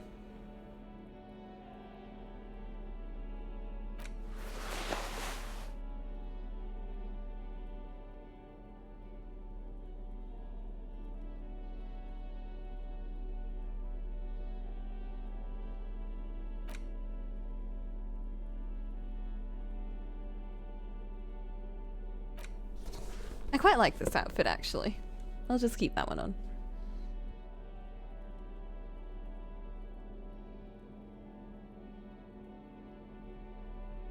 Yeah, everything else should be okay. Okay, let's go. I've got 1 bullet. And no working gun.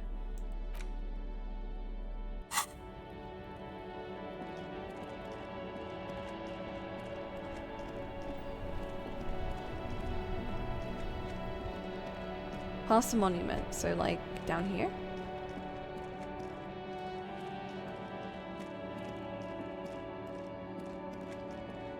This is a green lorry.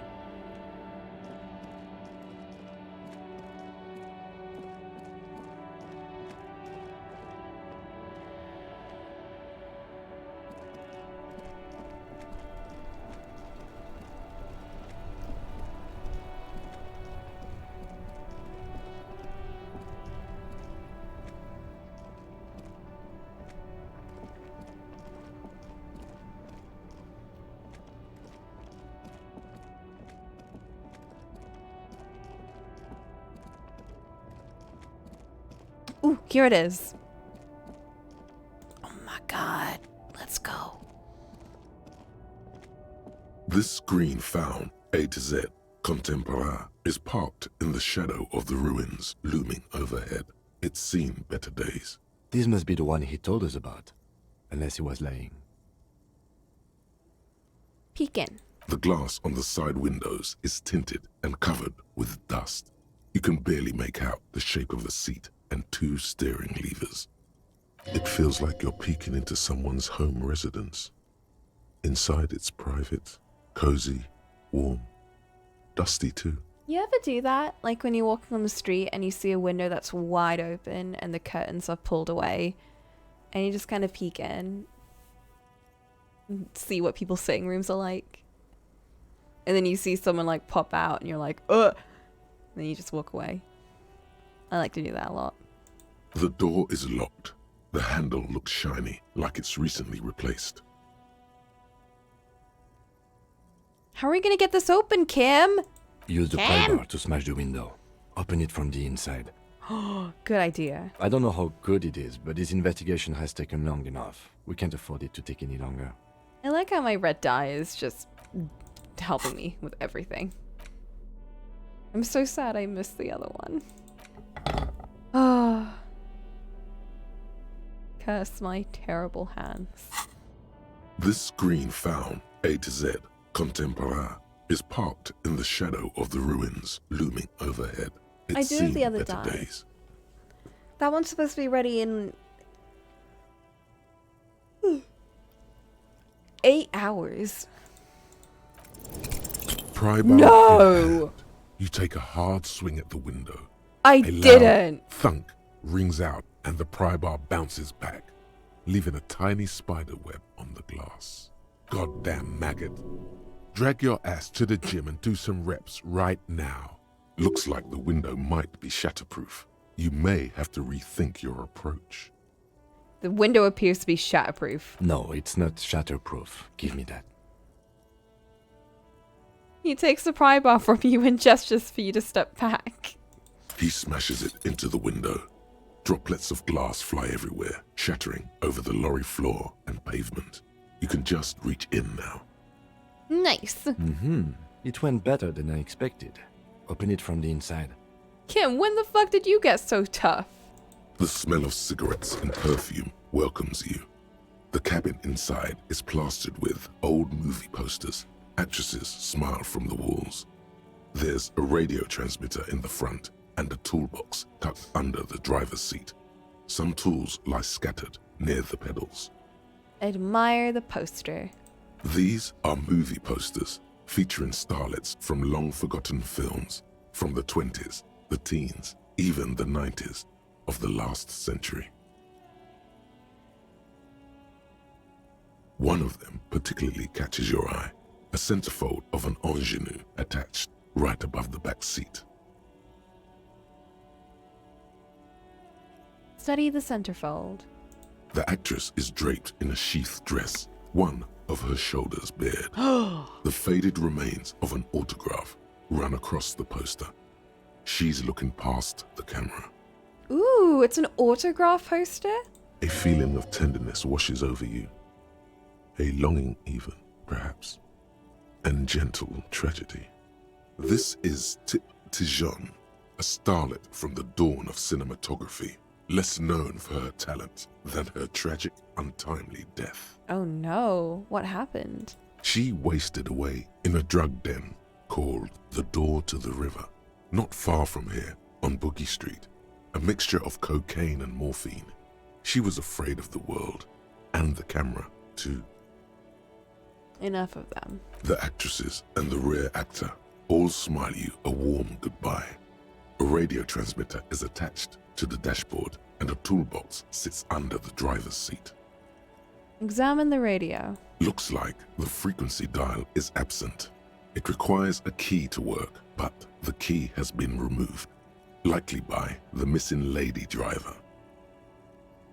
Strange. There are so many radio stations saved here. Must be over 100 at least. Why would anyone need so many radio stations? Probably because they're bored out of their mind. For contacting an entire fleet of lorries, for example. This is all shortwave, UW and UKV. Looks like we are dealing with an impressive organizational tool. The nerve center of a huge operation, with quite a range too. Is there anything we can do with the radio? Doesn't look like it. It's completely inoperable without a dial key. The smell of 1,000 cigarettes, some dead actress. You wedge yourself under the steering wheel to get a better look. Seems like the few tools lying around here, a hammer, a pair of pliers, a rusty wrench, have been casually thrown there by the disorganized driver. But one odd detail does catch your eye. A piece of sandpaper has been glued to the throttle. Sandpaper adds extra grip. Looks like the driver's glued a piece of sandpaper to the throttle to offer some extra grip. Sandpaper? A novel technique? Sandpaper would also rub off the pattern from the driver's right boot sole. Ooh. Yes? He likes where this is going. Do the honors, he thinks. Connect it yourself. One of the footprints at the crime scene has an aberration. One sole was smoother than the other. Ooh! Which means that the missing lady driver was present at the lynching. She was. The missing 8th hottie here. Looks like her, yes. She's also the one running the drug trade. What a handful. Now we know for certain who's the missing 8th person at the lynching. Hell yeah. Do you think that Hardy and his boys could also be involved in the drug operation? I think the entire Union is involved. Maybe even all of Martinez. The lady driver could have kept the drug trade a secret.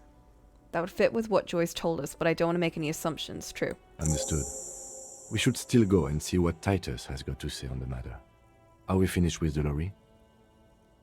The movie stars are still smiling from the walls. The radio transmitter sits on the center. A metallic drawer slides out from the seat. It's empty, except for a folded newspaper. Take the newspaper. It's an issue of Périphérique from last Wednesday. A piece of paper falls out from its pages. Pick it up. It looks like an article ripped out from a radio enthusiast magazine. Complex mathematical equations explain the basics of something called the Ulan frequency system. The Ulan frequency system? I've never heard of that before. I know of FM, AM, UKV, but... The pull-out toolbox slides back into its nest. The rest is as it was. Radio, posters, a trace of motor oil smell under all the cigarettes. What if it's related to the radio computer? You close the rusty old lorry door. Great. I think we got everything. A word, detective? Before we return to Joyce? Okay. What you want? Alright, we've finished here. Let's quickly debrief and go over what we found. Did we do for without realsies briefing from the police company work? rep. That's like something police would do. What do you think of all of this? Honestly, I'm quite worried by what we've seen so far. The evidence seems to point to a rather extensive and well-organized operation. I'm especially intrigued by that radio transmitter, particularly the sheer number of stations it can connect. Looks like this alleged drug trade casts a wide net. This means it's well-funded. Technology like that, a major player must be financing it. Uh-oh. I'm not sure what the Ulan frequencies are all about, but they may hold some significance. Perhaps it's a better way to connect between fleets while avoiding frequency bleed, or maybe it's used to tap into RCM networks. And last but not least, it looks like the Hardy Boys knew this driver, as we know that she was present at the lynching. This may be the Union connection we've been searching for. The probe and the case converged, he thinks. This was quite the find. Oh my gosh, we've cracked the case wide open. What about the movie posters? As elegant as they are, I don't think they are relevant to the drug trade. A lot of women there, especially for a lady driver's cabin. I think that's a different thing. Maybe the trader is some sort of cinephile. Could the film industry be involved? Yes, well... Unimportant. Unimportant? Impossible. Turns out this is connected. This is connected. What? Is connected to the Union. Like Joyce told us, yes, logistically. But don't expect to bust this open during our stay here. At best, this is an angle we can use against them, to other ends, as extra ammunition. Will the RCM open an investigation into this? We should return to the murder case. See what Joyce tells us about the lynching. When we are done for the day, I call my station and suggest our narcotics department look into it. There are more than enough grounds to start an official investigation, sometime later when we are done here. We do not want to get caught in that. What are you thinking? The fact that one hasn't started already gives me pause. An investigation, I mean. Especially if the Madrid grouping is involved, and I can't imagine they aren't. It's certainly worrisome. Corruption? All the same, I don't like the idea of internal affairs descending on the matter. That won't help anyone either. Okay. Debrief over? Debrief over. After you. Let's go. So we're making for real progress in this. That's kind of scary.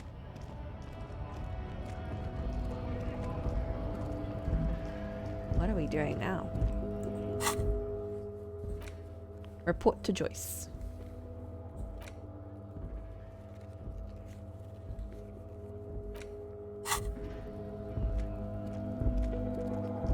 I'll put my tool away for now.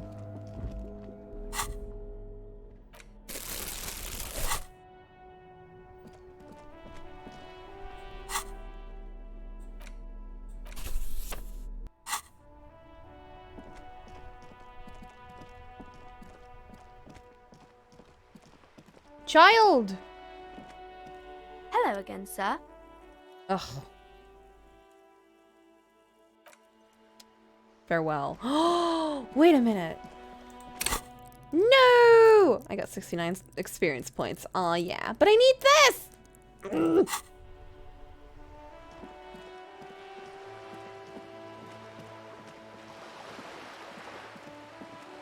Nice, but ugh.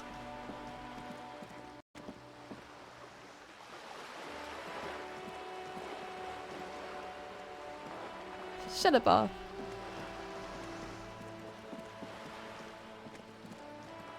We're at 2 hours. Ugh.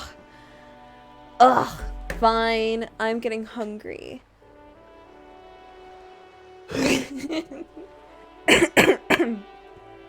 I'm sorry, it's a visceral reaction. Let's stop up outside of Joyce.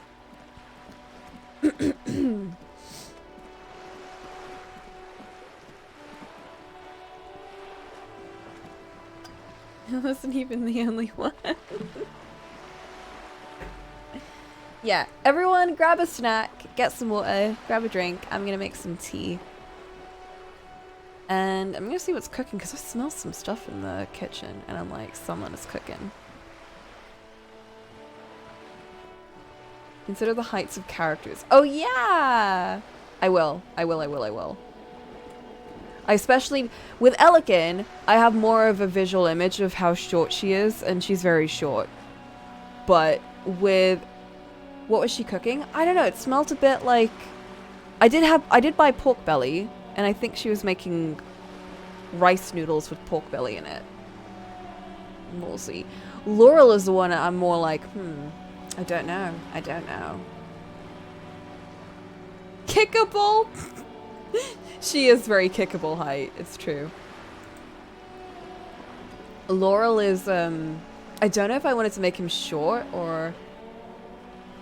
If I'm getting... Let me get my art of him. I don't know what I was doing for him. I think I wanted him to be quite short. And he's also sort of naturally bent over because of his legs, you know? Because they're like bent since he's a goat. I would say, yeah, he's probably like 5 foot something. Maybe 5'4", 5'3". I want to say he's quite short. Yeah. Maybe use Mr. Tumnus height reference. True. Yeah, I will. He's definitely shorter than Mr. Tumnus. Oh, Mr. Tumnus.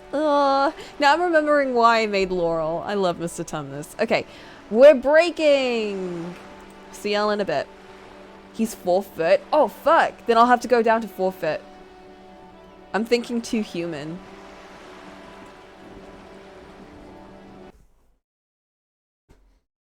There was no food left over. Just rice noodles with, I think, gochujang all over them. No pork belly. It's fine. I'll make some later on. I'll make some sticky pork belly. And have it with rice. It'll be great. It'll be way cooler.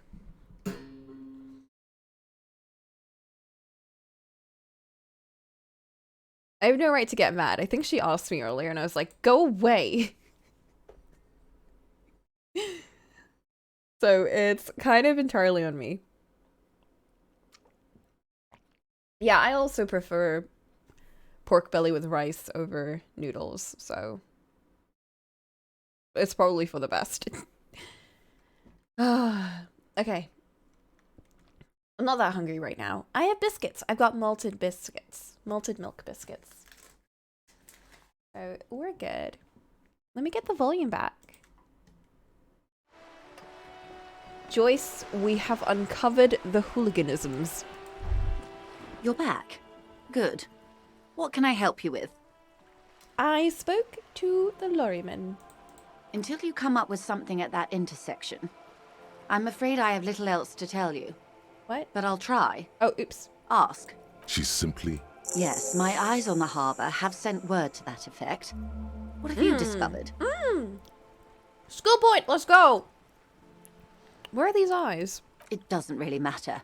And I do apologise for the surveillance. Wild Pines can't afford to be blind at a time like this. One of the tall buildings overlooking the roundabout, most likely. That would give them a read on the entire quarter. In any case, it's a relief to know someone has looked into it. If I may ask, will there be an official investigation? I assume you discovered there is an operation. Yep. She's trying to conceal her excitement, but the slight glimmer in her green eyes tells you otherwise. If there is an investigation, it will be part of an ongoing operation, subject to confidentiality. I am sure you understand. Of course, detectives. In any case, you've held up your end of our arrangement. Yes. I trust you with the rest. Now it's my turn. We're getting somewhere! I wouldn't normally break protocol like this, but the situation demands it. If you don't solve this murder, I'm afraid we may have a bloodbath on our hands. What do you mean protocol? I've shown you my badge and everything. You already know this. The words bloodbath sound cold in her mouth. They taste of iron and strawberries. I wonder what would happen if I came to her if I already found my my badge. What would she say? Where did I find it again? Oh yeah, I found my car.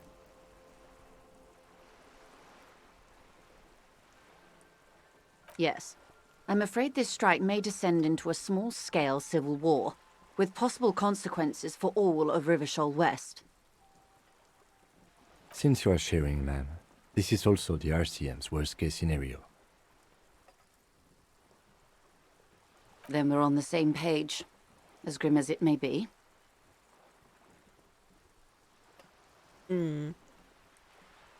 How about a connection between lynching and strike? I need your testimony. I have an indirect role to play, I'm sad to say. My employer experienced a momentary lapse of faith in me. In that moment, they elected to deploy a private military contractor as an insurance measure. They called it my security detail. A momentary lapse of faith? What do you mean? What did you do to deserve that? They were dispatched after I relayed the union's initial offer. Every worker... A member of the board. I tried to convince my employer it was simply a piece of rhetoric, or a joke. They did not appreciate the humor. Oh. You need a security detail? Absolutely not. These mercenaries are muscle, pure and simple. They are meant to intimidate the Union into surrendering. Who are they, exactly? Crenell, an Oranese military company. As far as I know, 3 arrived in Martinez. They report to me sporadically, but they do not answer to me. To be frank, our relationship is deteriorating.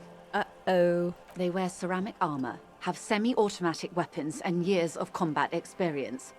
They also have trauma and stressor disorder, and no idea how to conduct themselves in an urban civilian environment. So they're like super soldiers. So, what happened? The story is, one of them, the colonel, I don't know his real name, sexually assaulted a local woman while he was drunk and separated from his unit. This allowed some of the more militant Union members to subdue him. He was taken out behind the whirling in rags and lynched last Sunday night. Ooh. Nothing. Mr. Clare refuses to let me into the harbor. I have not been able to discuss this matter with anyone there. The remaining 2 Crenell contractors carry out their orders, for now. It's a smokescreen. In secret, they are conducting an independent military tribunal into the lynching. Once this investigation is concluded, executions will follow. Uh-oh. So they brought in these big, war-ridden military men to, like, intimidate the Union. One of them got drunk, assaulted a woman, and then they killed him. And now there's going to be a whole battle between the Union and this war group. What is the nature of this so-called investigation? Whether to execute one, some, or all of the Union militants. Oh shit. You've made a mess here. I have to say, this is not disco. It is very far from disco. My only hope is that you provide a single, concrete suspect before the mercenaries indiscriminately pick theirs. Simply put,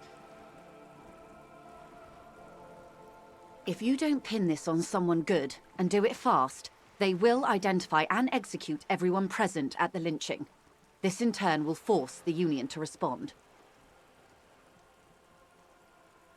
I have a bad feeling it's going to be the woman. The Debarder have over 2,000 men. It will be 1,000 to 1.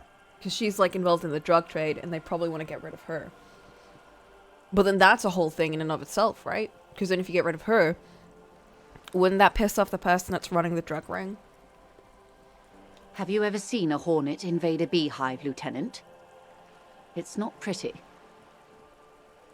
The Serai's giant hornet, the world's second largest insect, can kill 40 honeybees a minute, while a group of 30 can decimate an entire hive of 20,000 bees in less than 4 hours. These men work in tandem using semi- and fully automatic firearms. Their armor is virtually impenetrable to muzzle-loaded weapons, even yours. Most Union workers don't have guns at all. As I said, a bloodbath. I can see it happen. Too many things would have to go wrong first. Yeah. It's like if you accidentally shoot a king. I mean, like, that would be bad, but, like, if you accidentally shoot his son, probably, then they're like, well, fuck. Now we have to declare war on you. Too many things have already gone wrong. Lieutenant W. Freighter Dubois. Hey, why are you saying my full name? All we can do is keep that which is not from following suit. One single concrete suspect delivered into civil court, and I may be able to defuse this situation. Okay. Which one out of the boys do we pick?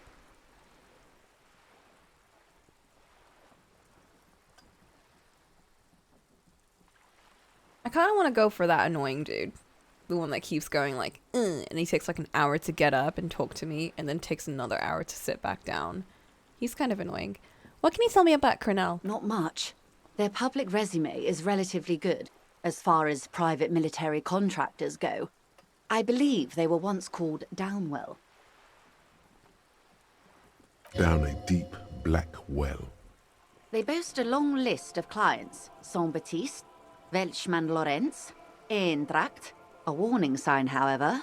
The operations concerned all take place in third or fourth world countries.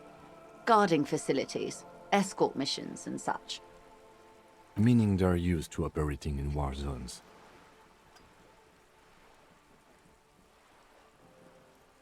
Yes.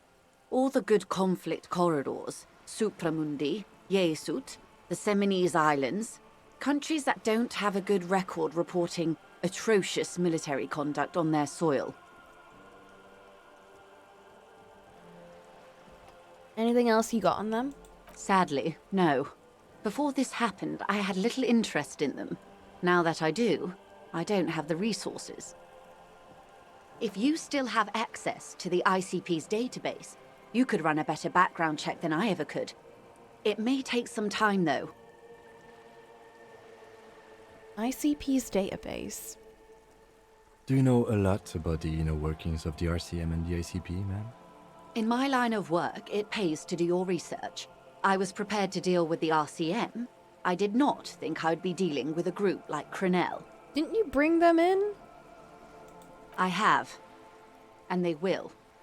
However, these orders take time to reach what is basically a rogue unit out in the field here. Until they do, it's all on us. She's being truthful. She is pressing them as hard as she can.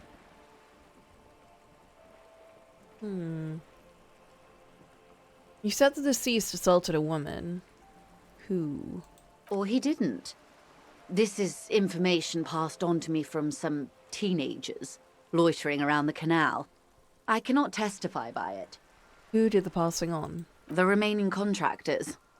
Their tribunal. It's what they believe.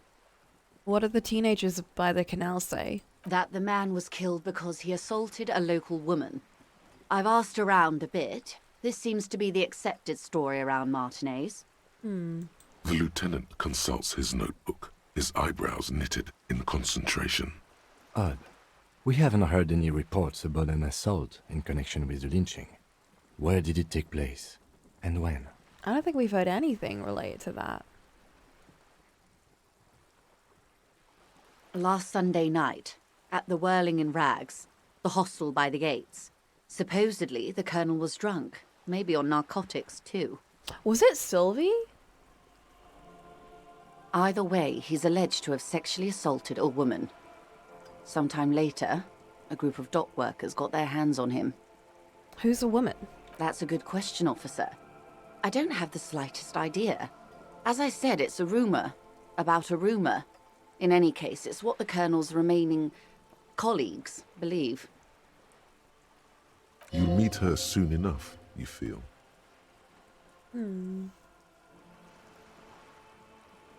This Colonel, the one who was hanged, do you know him?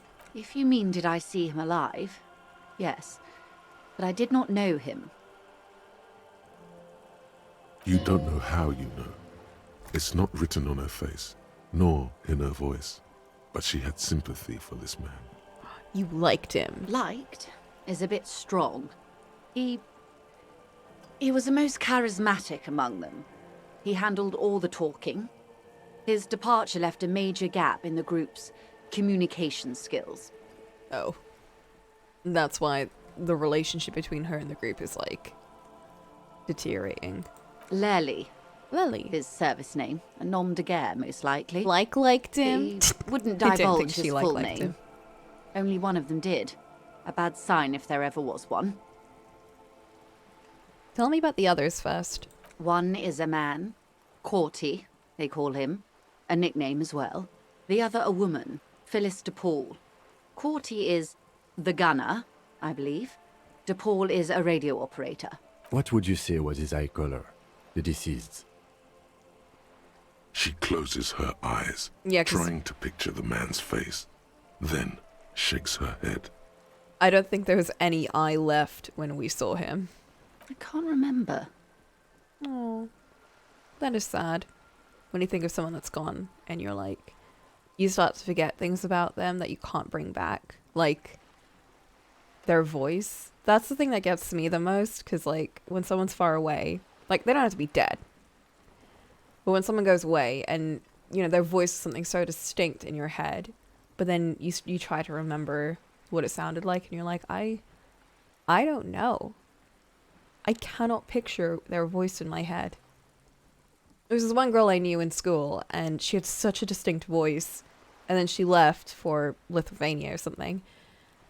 And I remembered her voice for like a couple of months after, and then there was a point where I was like, I cannot remember it. It happened so quickly, yeah. And you think that it's so memorable, you know, like it's so distinct. There's no way you'll forget it, but then you do. So it's like, you know, this guy in particular hasn't done much to earn warning. Well, it doesn't matter. It's less about the person and more about what you've lost, right? Like, they could be anyone, but the fact that you've forgotten about it is more like you've lost a memory.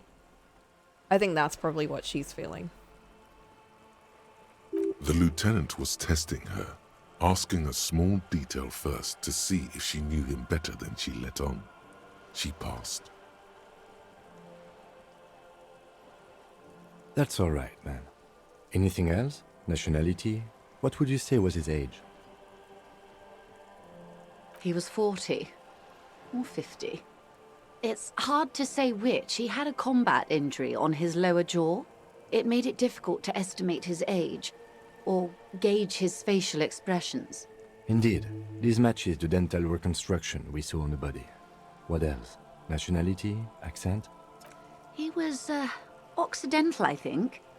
Light brown hair, a mixed accent, Oranese, or Messinian maybe. His injury gave him an accent all his own. In a way, it was humanizing. He had to learn to speak through it, through the injury. That's all I know, I guess. I only met him once. You got all of this from meeting him once? Goddamn, I'd forget everything about him. What are the remaining two mercs now, or where are they? They've gone to ground, as it were. I don't recommend seeking them out. For one, they're almost certainly armed to the teeth. They don't have the same respect for the Revachol citizens' militia as I do. To put it bluntly, they think you're vigilantes. Ghetto savages. It will not be a fruitful meeting. Well, well, well. We still need to know where they are. You're likely to run into them eventually. Oh, fuck. When that happens, I'll be in a better position to mediate if I don't appear involved. Sent by the Pines. Scab leader, murder, bad reply. What? What are these checks? I don't remember any of those. One is obviously the scab leader at the harbour gates. Ew! The one chanting the idiotic slogans. He's barely maintaining his disguise. No way. No wonder she was saying that they are terrible at communicating. The other has a vantage point in a building south of the roundabout. They were keeping tabs on you while you were canvassing the lorry drivers. One must be the goon in ill-fitting work clothes by the harbour gates, the scab leader. That may be so. I still hope you heed my advice. There's no need to kick the hornet's nest. Oh, we already did that. It didn't end very well. For all your talk of averting this catastrophe, the situation at the gate is a powder keg. Does this not bother you? Of course it bothers me, Lieutenant. But my hands are tied. How would my employer react if it appeared I were intervening on behalf of the Union? Your concern may be appearances. Ours is keeping the peace. One is probably in a building overlooking the roundabout. That would afford a good vantage point. In any case, it's practically inaccessible. Where is your radio for contacting them, if I may ask? Do you have an earpiece? Heavens no. I'm not an undercover agent. There's a shortwave at the ship's wheel. Oh. I have another question for you. I hope I can answer it better. How much time do we have, and is it 2 days? Because that's what my brain told me. Until the executions start? Truthfully, I don't know. It depends on their progress identifying the members of the lynch mob, and their impatience. I kind of thought we just had as much time as possible, probably until we collapsed, but I guess we don't. They don't report their progress to you? Do we eat anything? We haven't eaten anything in, like, 5 days. Not on this matter. I'm afraid they consider this a personal initiative. 5 days, not more. Maybe sooner. 5 more days of not eating any food. It's a matter of days, not weeks. Yikes. That's kind of scary. I am sorry to have been the bearer of bad news. If there is anything else I can help you with, please ask. No, don't tell me. Can you tell me about these tattoos? Of course. Excuse my hesitation before. She reaches over the guard wire and takes a photo, holds it in her hand. For about half a minute, in silence. It was taken with a trigette not long ago. This is the man's upper body. There were no more markings on his hands or legs. Stay quiet, observe the woman's expression. Her mouth is relaxed. The accordion lines near her mouth vanish. The pearls of her eyes move slowly on the photo's surface. She has no excess of emotions for this cadaver. Has she seen dead bodies before? It's likely. Ew. Sorry. I was trying to see if I can read the web of interdependencies between these points. The stars. I can't. But that's how you read this story. The points themselves don't have letters, numbers, anything. Their size, location on the body, and distance from each other tells you what they represent. Like stars in the sky? Close. Port cities. This is an Oronese map of the waterways, a sailor's tattoo worn by wayfarers of the Dolorian century. Over 300 years ago, the sailors would mark their bodies to map their travels. It's just like in that show, Prison Escape? Is it called Prison Escape?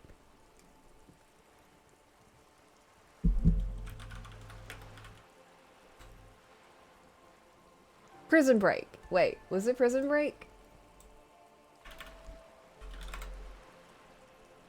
It was. How the brother tattooed the map of the prison. It's just like that. What is the use of this map? The sailor's soul would use it to fly back home if they should die abroad. This is a sort of contraption to be reeled back in by. The silver cord, they would call it. Aw, that's kind of sweet. Where is he now? This is going nowhere but the morgue.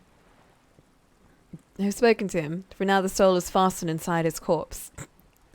That won't make me sound crazy at all. This one has flown quite far by now. Nowhere there is no soul. That is precisely what the sailors feared when they drew these maps. A fear of drowning within one's own corpse. Oof. What travels did the dead man make? Quite a few. Vredefort, the Oranese capital, traditionally stands on the right shoulder. He started somewhere near here, I think. What next? Then he made his way to the Pretto Grande, through what I think must be the Stutz Canal, an artificial channel through the Occident. From the Pretto, he sailed to the Insulindic Ocean, first the Semines Islands, then this. Revachol. Those are the two constants. Vredefort on the shoulder, and Revachol in the heart. They started the tradition of these maps right after the discovery of Insulinde, at the dawn of the Interinsulary Age.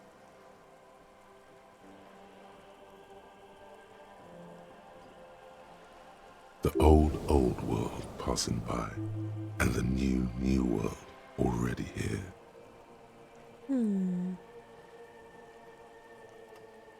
You said you can't read it.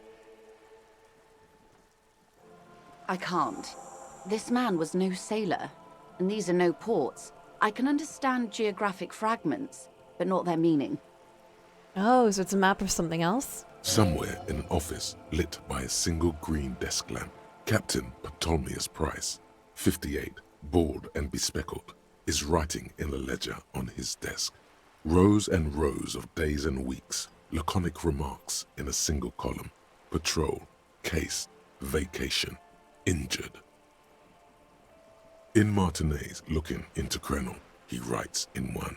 Then the man puts down his pen and rubs his temples with both hands. Outside there is a siren.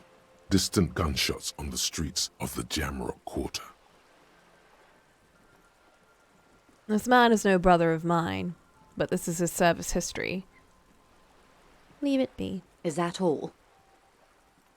Who could tell me more? His platoon members? The other contractors. Though I do not suggest you go and show them that picture. This man was their friend and comrade. Fair enough. It could go this or the other way. Maybe if you're tactful, it could be beneficial. Surely there are other people to ask about the tattoo. This is not necessary to complete the task, officer. It's a dangerous side task. Search elsewhere.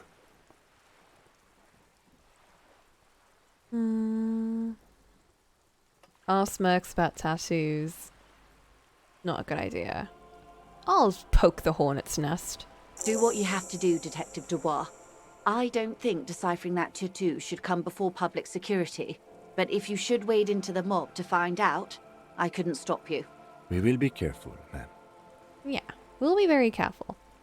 That's all for the tattoos. Thank you for your help. Imagine I show up just fully dressed in their armor. Is there anything else I can help you with?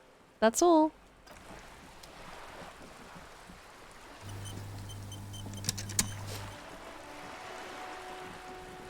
Major content warning ahead of time. What does that mean? Oh my gosh! Okay.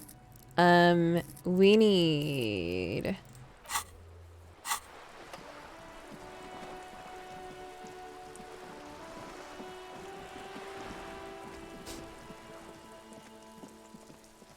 It gets fucking dark. Jeez.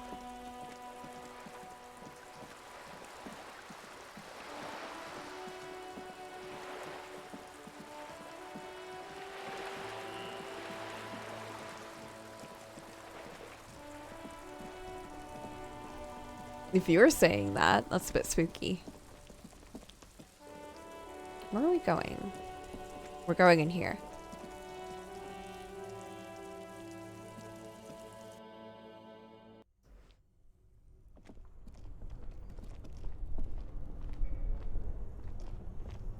Okay, equipped your master tool.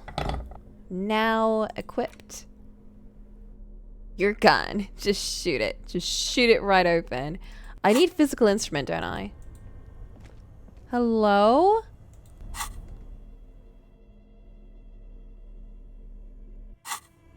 Why can't I open this?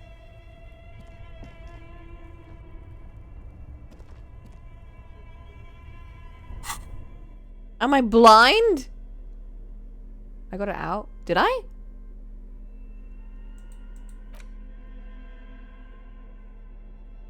I did.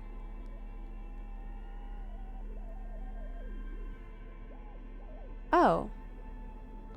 Oh!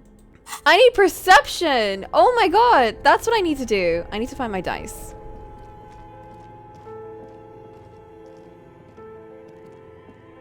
Yeah, no, we did get it out. Oh my god, how did I forget about that?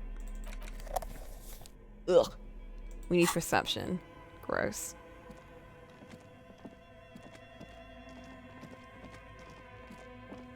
I guess we'll put a point into it then. Just one.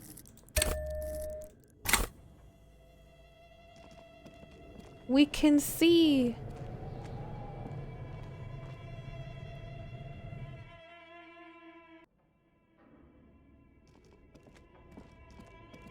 I wonder if you have like maximum perception if like everything just becomes so clear even without a torch or anything. Hello.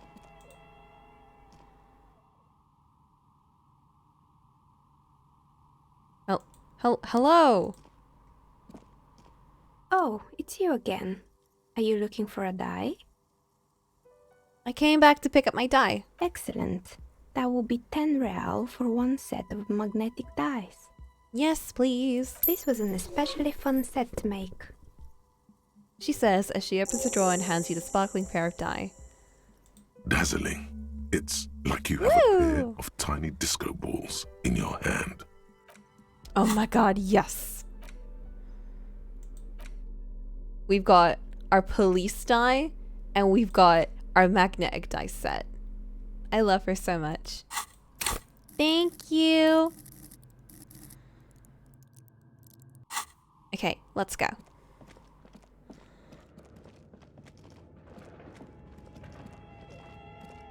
Oh fuck, this place is so confusing.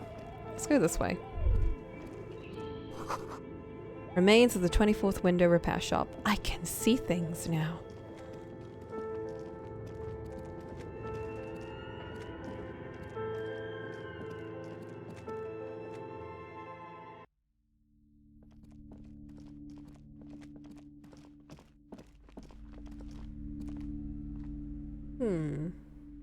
Was there anything else to buy here besides board games? Probably.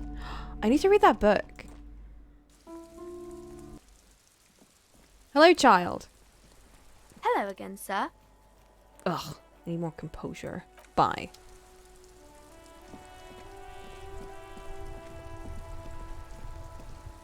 Hello, who are you? Officer. Oh. Care to play a game with the lonely old man? Where's Renee? Actually, never mind. Wouldn't be the same.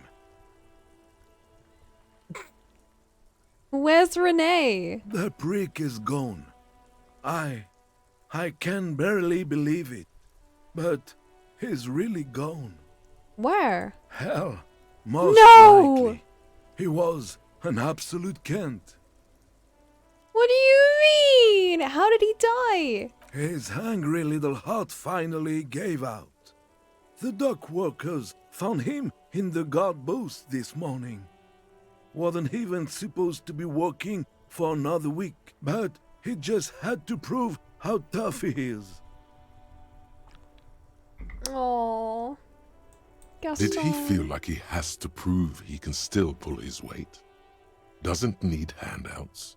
Guess He was about to head home, 'cause when the dock workers found him, he was wearing civilian clothes and not the Coquette uniform I saw him in all the time. Oh my god. But doesn't he wear that for fun? Sometimes I thought he was wearing it just to piss me off. Now the joke's on him, 'cause he's gonna be buried without it.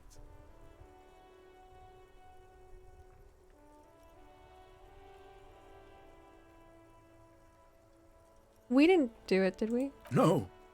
René was the most stubborn man in Revachol. Nothing you or I could say would ever push him to do anything. The man was completely immovable. He has doubts, but right now, he just wants to move on and not think about it. Is he that bad? I repeat, an absolute cunt. Even his old army buddies didn't want him around. He was like an old viper. The only people who could stand to be around him were Jenny and me. She saw something in him when we were just kids and she never lost sight of it. And I thought if the most beautiful being in the world can love him, then there must be something worth holding on to. Did you love him? We've hated each other our entire lives. So much, in fact, that... He falls silent and looks at you, eyes filling up with tears. Gaston! Yes, I loved that angry prick. He didn't deserve it, but I did. You know what his last words to me were? Tell me. In Guillaume's time, you'd have been shot without trial. That's what he said to me. He lived a cunt, and he died a cunt. Let's leave it at that. Here, you can take this. Let me see. This was 60 years ago. We all went to that parade. Young René looked so happy, and Jenny... I'm sorry, officer. I just... Thank you. Thank you for this little memorabilia. It really means the world to me. Aww. I'm glad I could give you that, at least. That was nice. A small thing for us, but invaluable to him.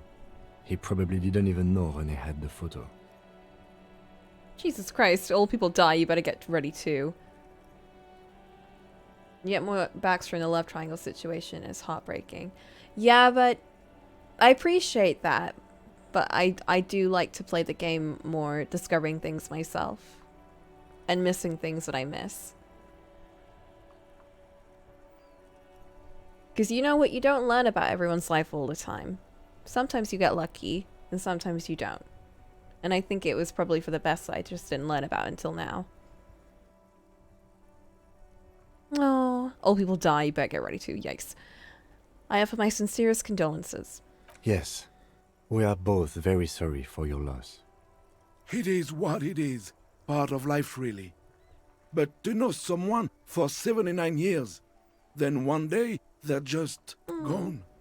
Despite their differences, these men played such a significant part in each other's lives that now that one of them is gone, the other feels just lost. I just don't know anymore. About anything, really.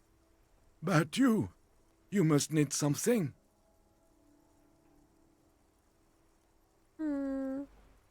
Yes? What about René? No. Yes. No. It is what it is. Despite that, I just don't know. Officer, I just can't do this right now. The Union, it just doesn't matter anymore. That's fair. Bye. Oh my god, I almost took a sandwich before starting that conversation tree. Oh my god, I'm so glad I didn't. Whew.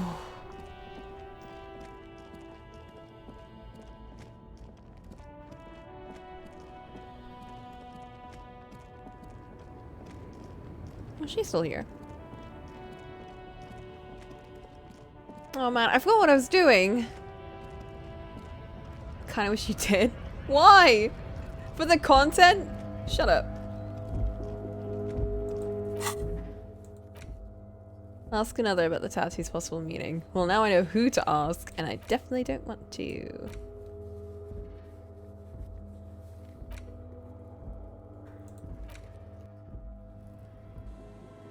Reception.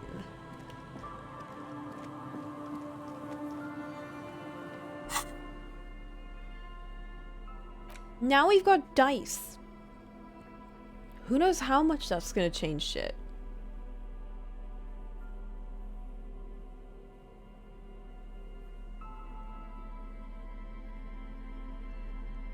Okay, what was I doing? Yeah. We don't need this anymore.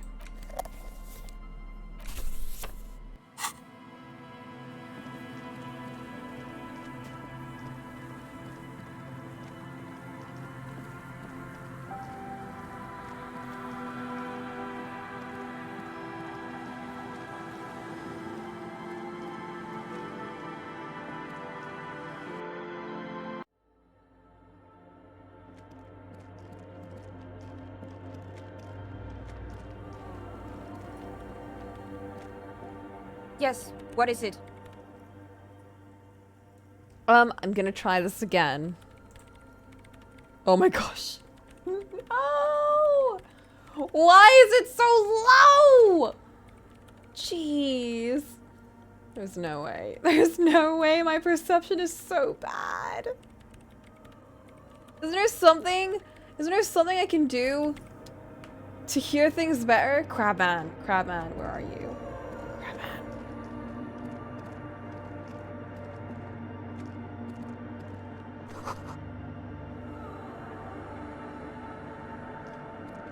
Depicting a deer.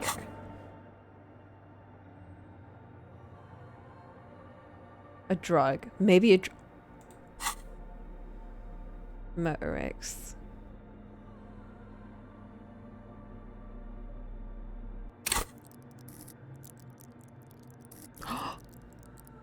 Motorix's perception.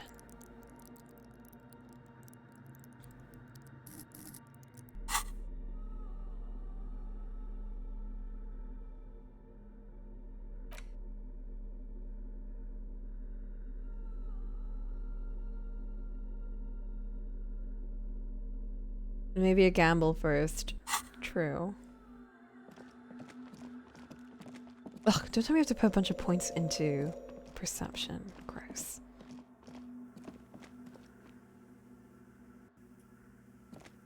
Yes, what is it? I would like to listen. No! Still nothing. Sona isn't even looking at you this time.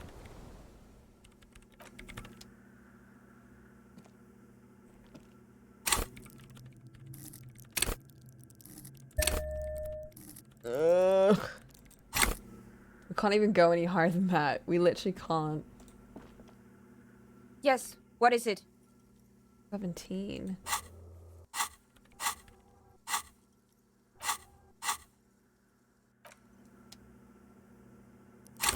Like, we can't go any higher. If we fuck this up, we can't do the check again.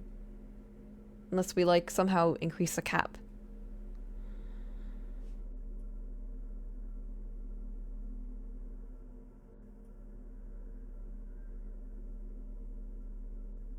Can we find some nice fashion?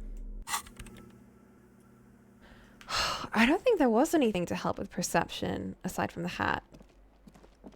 I don't know where else we can get fashion from.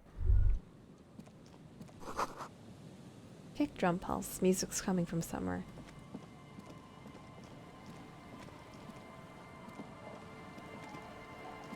Oh, the modifier counts? Well, I guess the next best thing is to go find fashion. Oh! You. Gotta explore. Let's explore.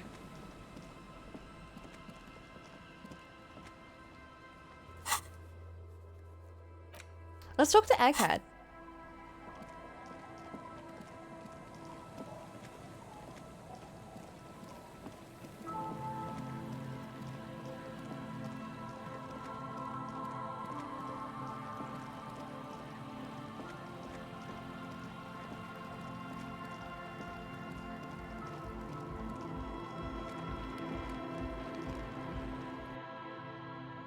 We're close. True, hard, full, hardcore! Yeah! This young man adds a... Or maybe it's not Gotvolian. Maybe... You know about him? He moves his mouth, but his sound doesn't come out. His eyes are the size of saucers. Looks like you've rendered him speechless. You know Van Eyck? Oh my god. Your friend Asel mentioned him. Good, good. The Advent? Oh, fuck.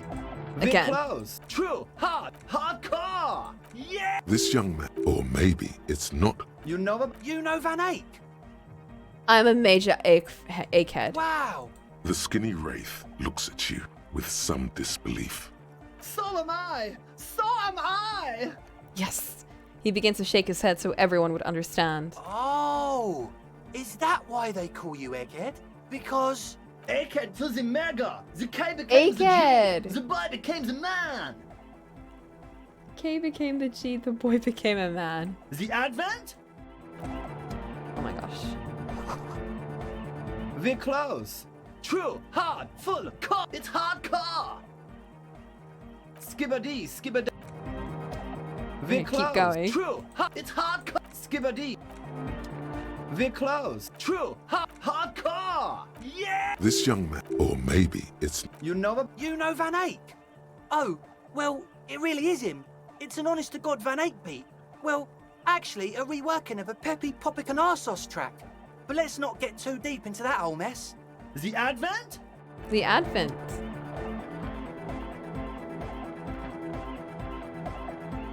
Huh? I see you're here again. Okay, that didn't do anything.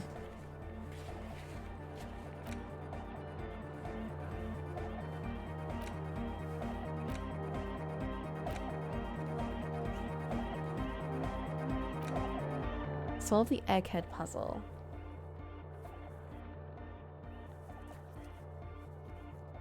Find out a maze out of these things.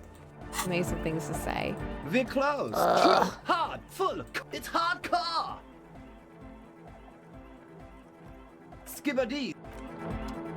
We're close. True, hard, full, hardcore! Hardcore to the mega. Internally coherent. All core! All right! Yeah! He furrows his brow as his very large head traces the sublime invisible movement of the music in the very real air of the stuffy tent. Hardcore! Ah! He lets out an agonized roar over the feeblish, obviously not too hardcore beat below. Is it though? What? It is! But is it? I mean, really? He tilts his head to the other side, like an owl. Feels like you should reply with the very pinnacle of idiocy here, so that things get totally transcendent. But you haven't gotten there yet, so you don't know what to say.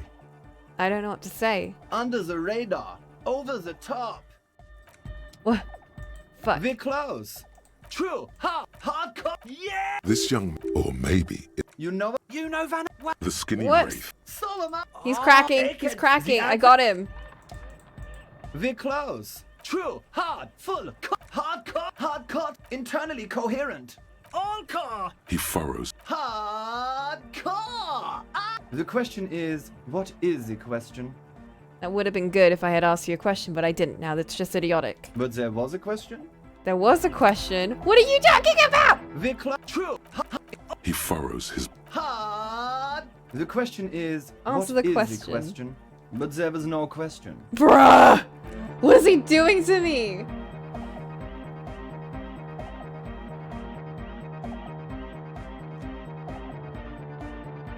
We're close.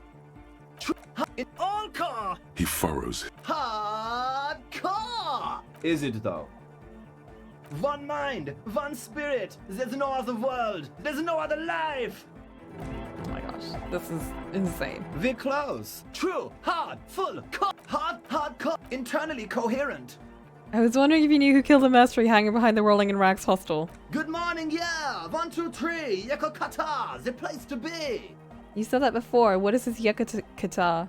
Yakokata is a hardcore place. Oh my gosh. Yakokata is an abbreviation from the Gradian term, Zone of Ecological Catastrophe, an agricultural megaproject in the extreme southeast of the Gradian Isola. It involved cutting-edge approaches to irrigation and a completely new type of fertilizer. An intricate system of irrigation networks pockmarking the earth, intermittent seas of phosphorus mud, ripped tarpaulin fluttering in the wind. A pair of molten rubber boots also comes to mind. All in all, a truly hardcore place.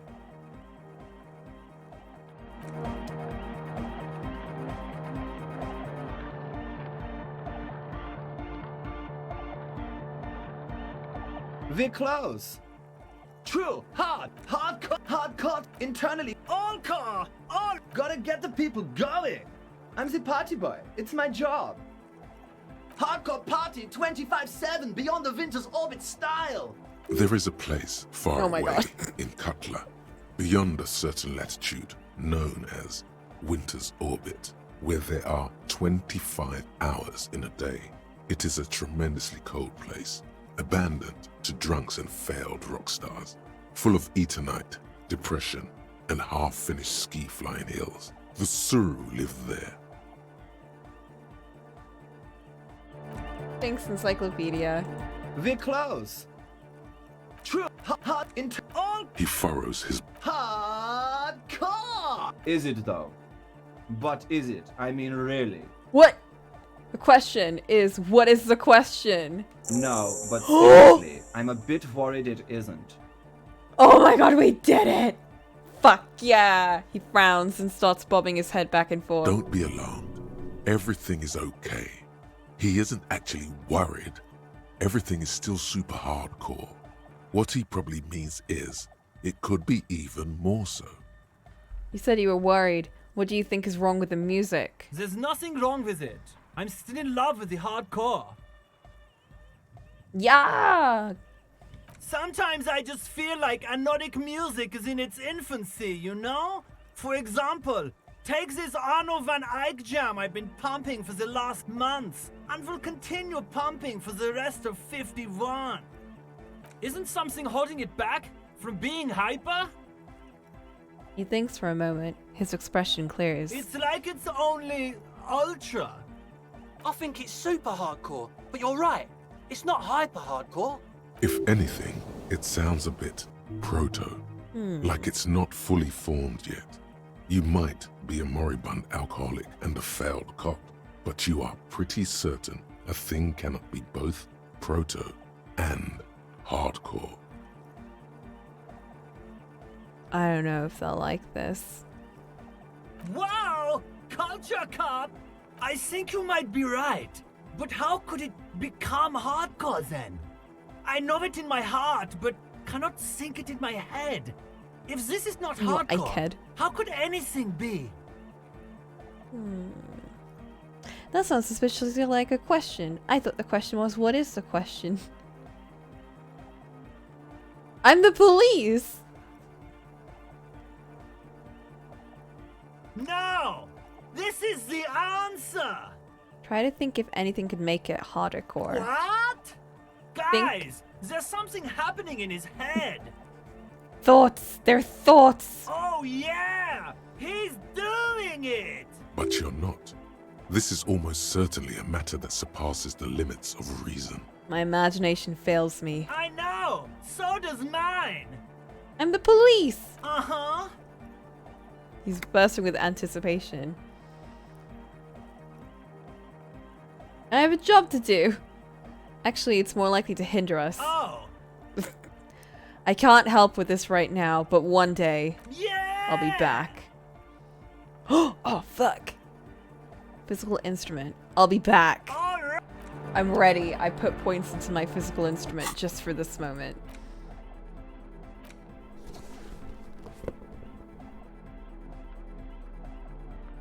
Fuck is my other physical instrument shit?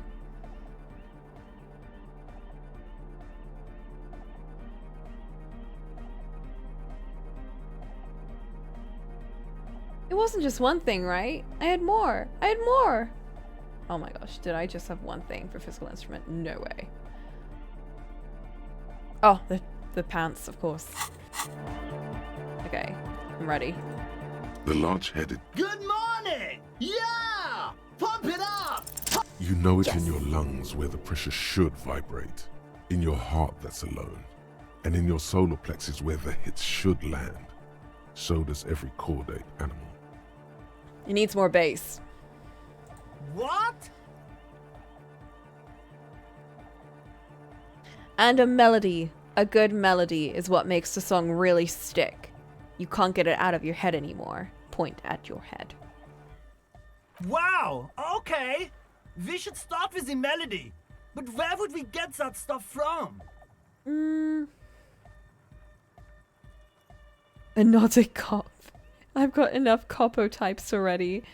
I was thinking you would know in your ICAD. I'm sorry. I don't know anything about Nordic music. I'm just the party boy. I get the people going and say it's hardcore. He feels ashamed he can't be of more service to the future of dance music. No.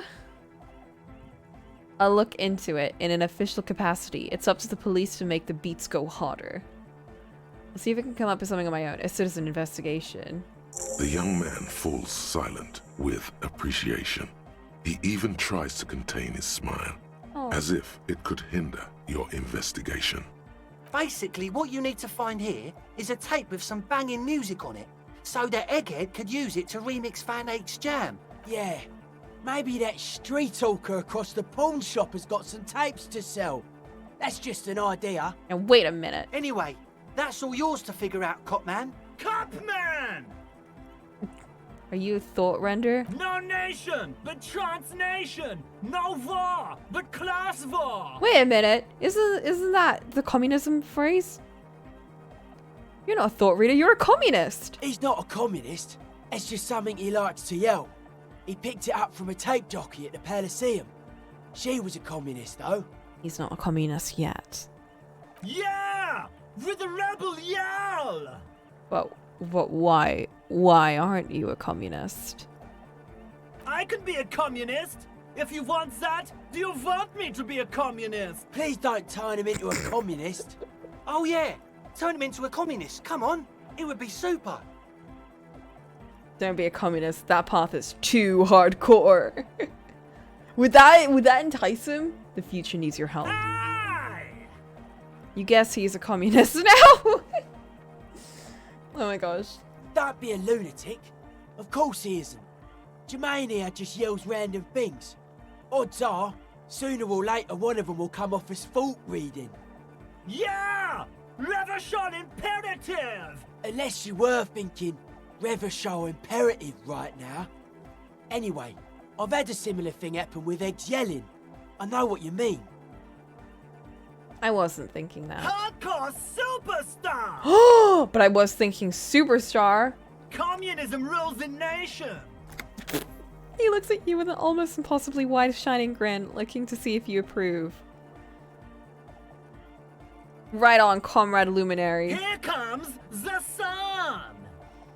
Is your real name Jermaine? Accord hardcore! Jermaine Egghead! Basically, yes it is. Why are there lungs in your belt buckle? Are you a supporter of the DeLoreanisms? Lungs are for love! Why? When Dolores Day was anointed innocence, her lungs started glowing through her body. So the world loved her, and she loved it back. Yeah! Why wouldn't they be? Are the lungs not the place where you hold the breath of your soul? Bourgeois love from a bourgeois god queen towards a world getting rapidly more bourgeois. That's lungs for you. Objectively, it was good for its time. And they sort of screwed it up after she passed, like they always do. Don't listen to that retrograde class warrior, Egg. Bye, Egghead. I've got something for you.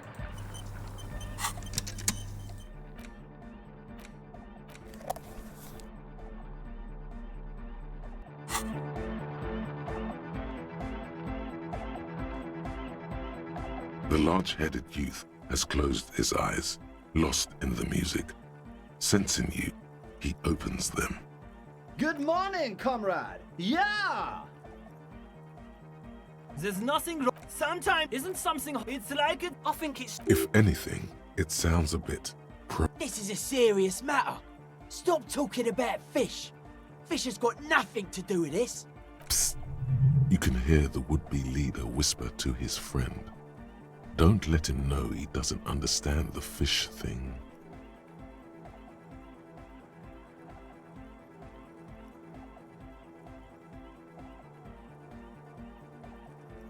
It is, but how could it become harder core? What? Oh yeah. But you're not. I know. Can't I use my music? Yeah. Why is my music not working?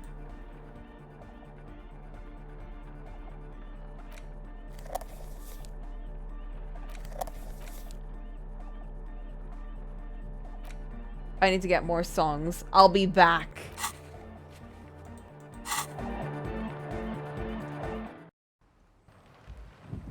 I cannot believe we've entered the Egghead questline.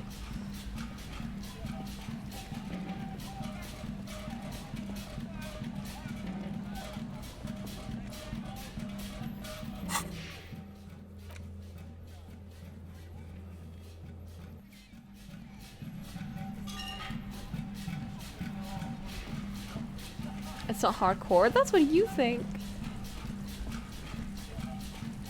Ugh. Someone sell me some clothes. Bro, do you have anything with perception? You keep coming back. That's good, officer. That's Keep composure. browsing those I do need composure. But I think I already The have a shot speakers at below composure. are banged up and worthless.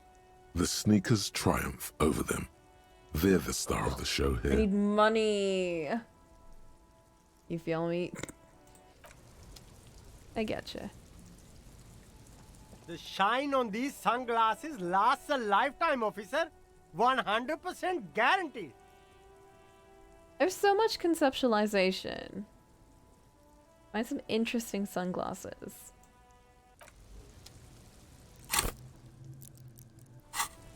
Ugh. When is this thought gonna... Ugh, 1 more hour. 1 more hour. That better be a very useful thought, or else. What? The hawthorn tree on Rue de Saint-Gilles Lane. Bronze-colored ribbons of magnetic tape are caught in its branches, fluttering in the breeze. What?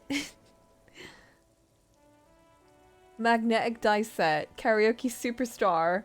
Multi-tool is truly multi. Good Hawthorne. Patting the tree reveals a small sticker which has almost been worn to oblivion.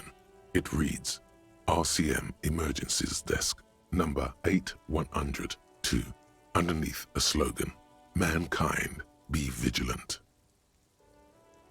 You tree-hugging pansy. Oh, shut up. The bronze ribbon twists around and within the branches in an intricately natural pattern. But there's something. What do I see? There's a twisted logic in this mess. You see the ends of the ribbon, the way it flows, how it twists and turns. It's all starting to make sense. It'll be easier to remove now. Do it. With slow and deliberate motions, pulling, bending, and unraveling, you manage to extricate the magnetic tape from the branches. It curls up into a mess inside your pocket. If only you could find a way to re-spool it, so that you could hear what's on the tape. Maybe Ow. Roy from the pawn shop can help you Ooh. with this. What's the tape for? I don't know. It's for Egghead. I promise to make his Van Eyck jam hit a bit harder. What? No way! How? It's broken and unspooled. He Do you has think your to. new buddy knows how to fix it? Yeah. He's the master of ceremonies. One of Ravens would know. I'll find out. Maybe you can point me in the right direction. Alright. You could also get it fixed at a pawn shop across the street. We shouldn't waste our time. You know, since tape spinning isn't really our day job, solving murder investigations is. We got time. There's no fucking way this is related to that quest line, is it? That's ridiculous. That's so silly.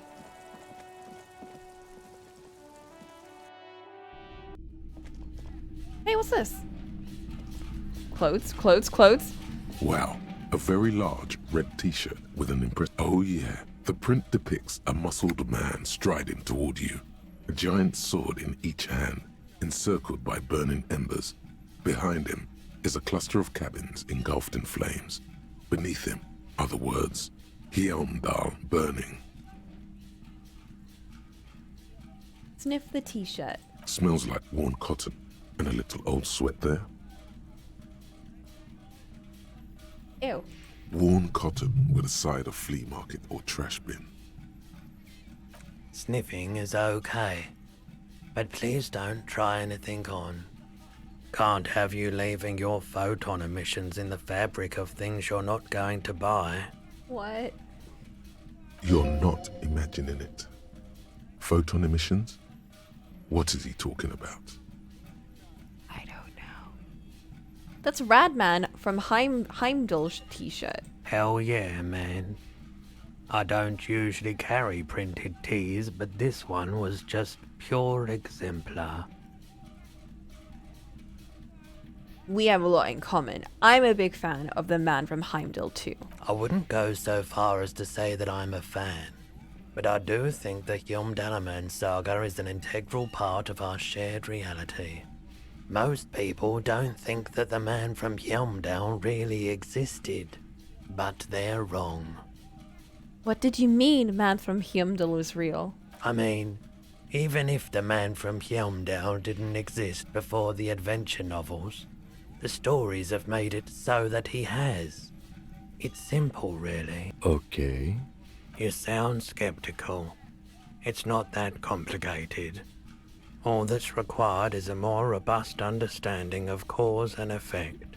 Besides, I've been to Kotla, though not quite as far north as the Hjelmdal, and watched northern lights travel across the sky. Very unique, energetic tides there. His theory isn't exactly incoherent, but its logic does suggest some unusual neural activity. Interesting. Very unique energies indeed. Geomagnetic ley lines, one might even say. Yes, indeed. How much are you selling this for? 2 real. Oh, what? That's dirt cheap. Can you just give it to me for free then? But why?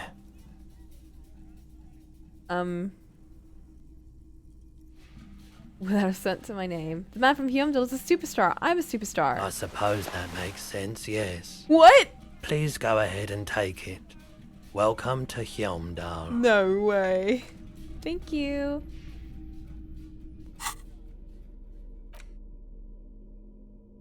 Physical instrument!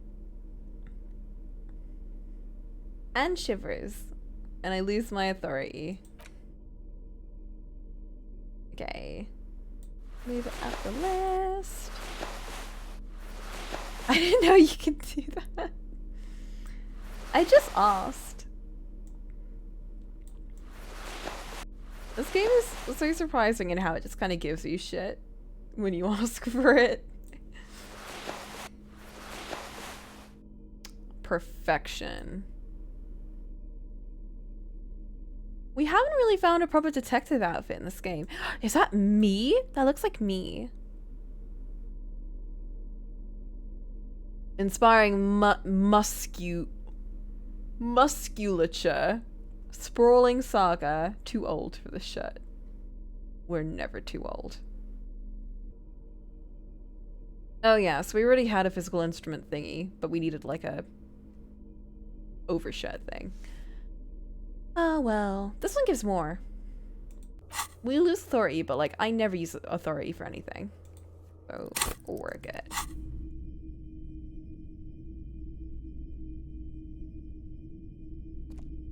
All the old boombox.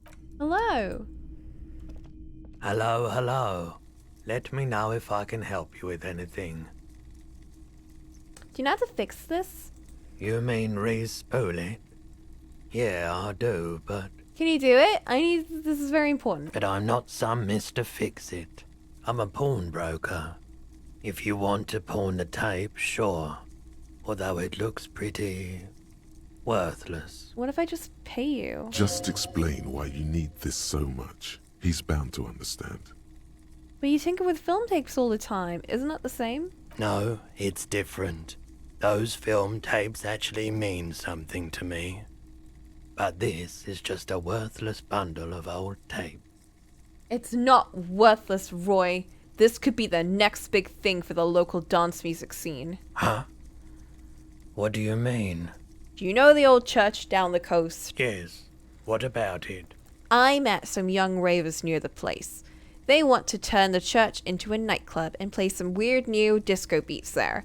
They call it Nordic dance music. I promised to help them with that. Is it any good? The music, I mean. No, that's the thing. You can't believe how unbelievably thin the beat is.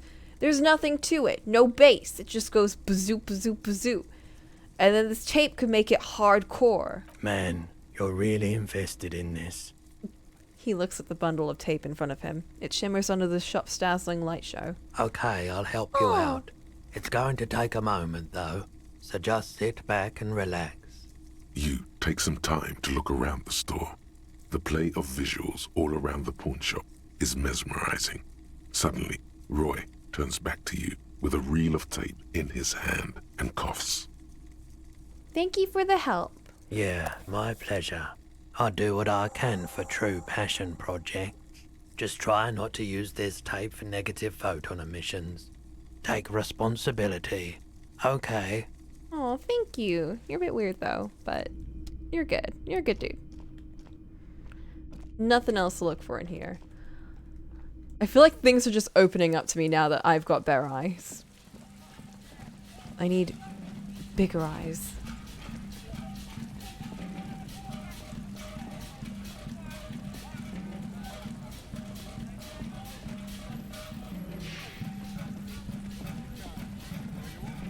I wish I could like just take all my eyesight and put it into my ears, you know?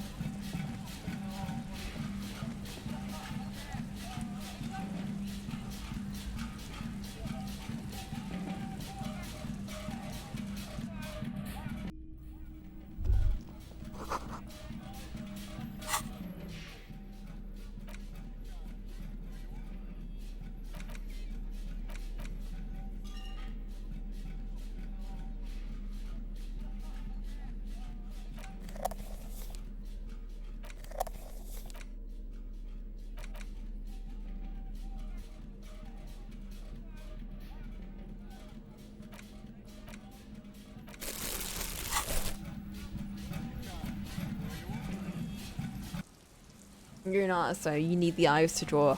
True.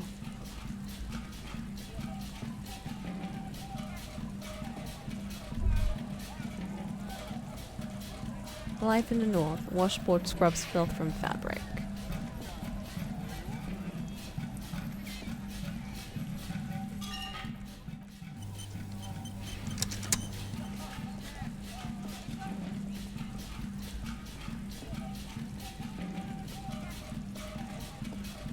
Why are they not letting me go around there?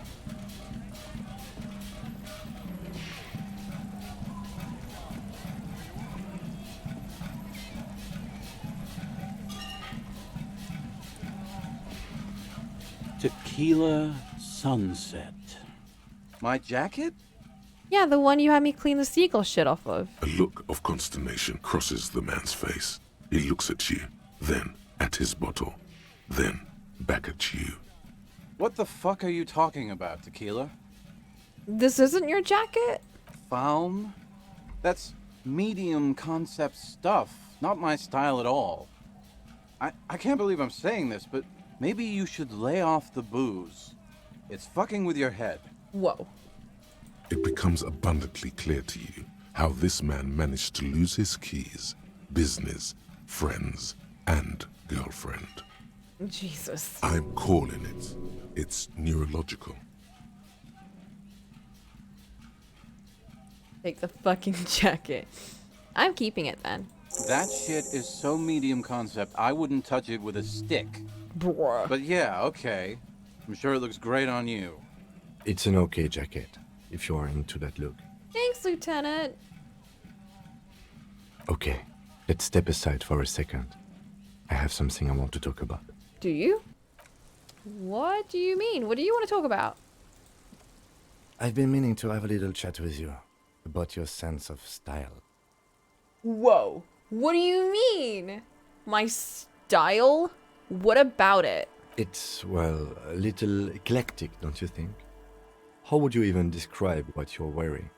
Eclectic is for pop music with indigenous percussion. You're a sartorial maverick. Superstar casual. Well, I can't say it doesn't fit you. Thank you. Still, you might try branching out a little. You know the expression, the clothes make the man. The right outfit in the right situation can make all the difference in the world.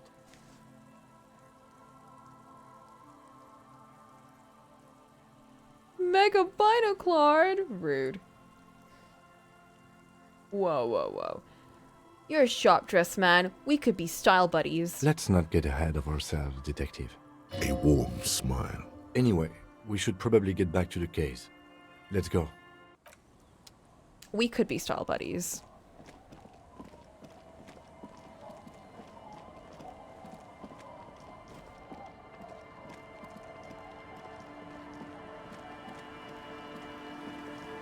Oh my gosh.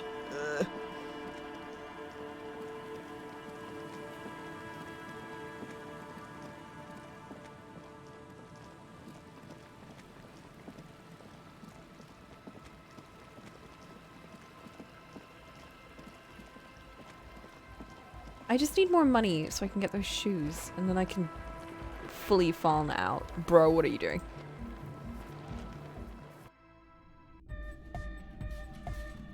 The large-headed youth. Good morning, comrade. Yeah! Yeah? I found this reel of tape. Maybe you can use it to hot up Ike's jam. Yeah! Remix time! Tape goes here, into deck B. He clicks the switch. The tape starts spinning. A hand on his ear. He listens to the audio through his headphones and shouts. Yeah, we don't even know what's in it. Wow! Did you get this from Arno himself? A great excitement is bubbling to the surface within him. This is big. What do you mean? Listen, I'm just going to show it to you. Ready? I'm ready.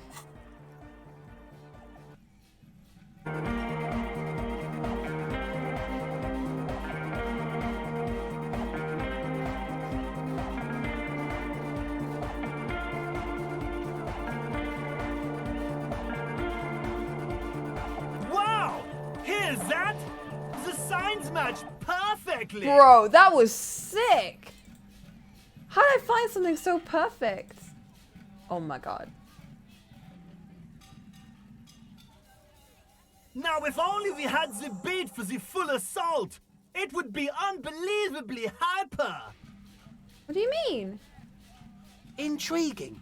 The way I see it, Van Eyck based his remix on some famous original piece, like a folk song, something local. Seems you found an initial part with the main melody. I think it's just happenstance. Chaos in action. Contingencies of our limited existence. That and Egghead's fantastic talent. No, this is definitely part of the same song. It is. Something cut from it. It fits too well. Something mysterious is going on here.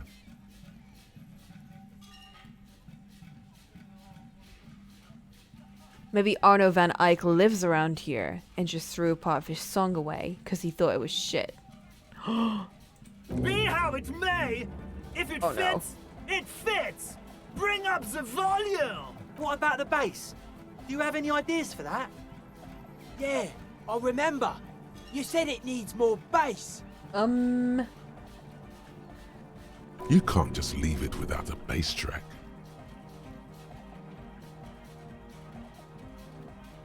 Nothing springs to mind. I'll see what I can come up with.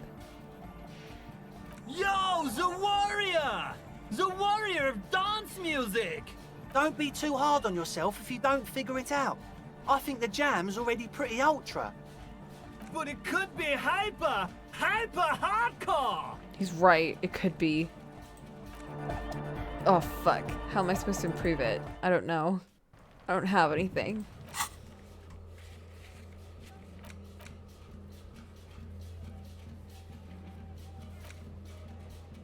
This may take a while. Oh yeah, I could talk to Titus about this.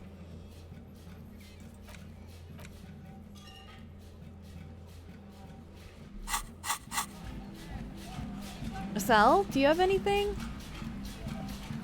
Hello again.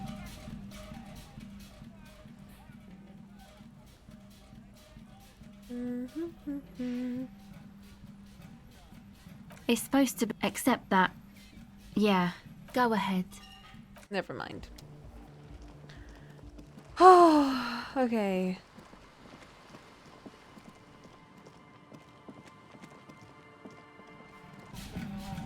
Yeah, I was hoping that like her recordings would be part of it. Do I need to get the thought bubble? It's so close. 26 minutes left. Let's go. Interfacing.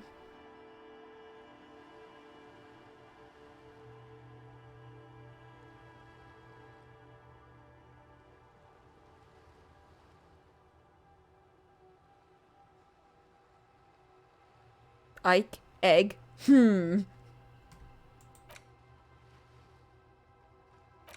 What could we replace?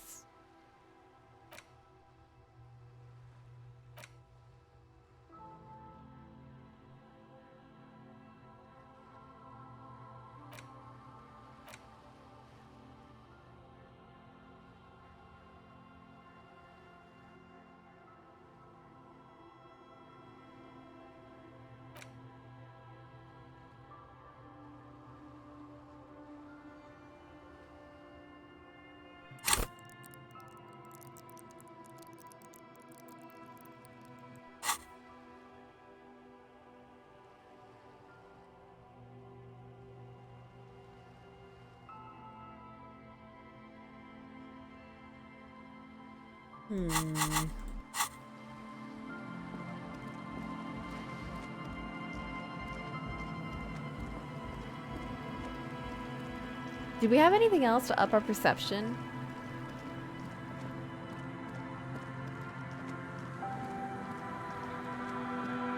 We have to find some place to give us more clothes.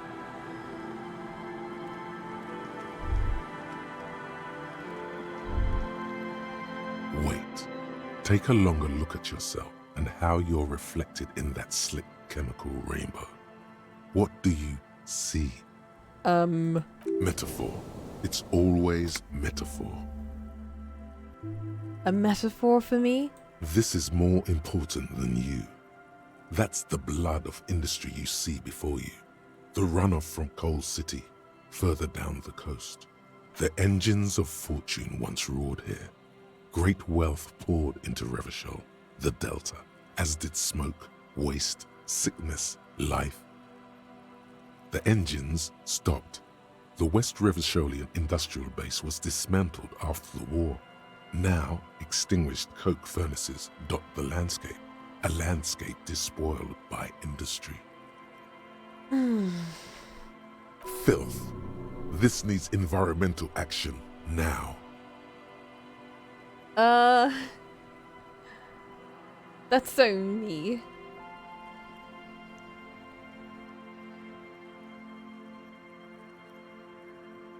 There's a serious dereliction of duty in the cleanup. Perhaps you could dedicate your life to cleaning it up. But you're a cop. You must concern yourself with different messes. Even so, it's pretty to think. It is. Why is there just a thing here? I want to pick it up, but they won't let me.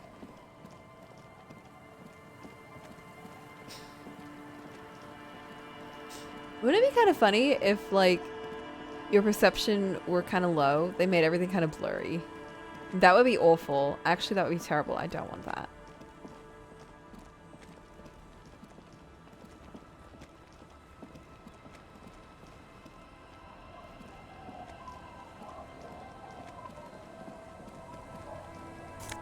Oh, what?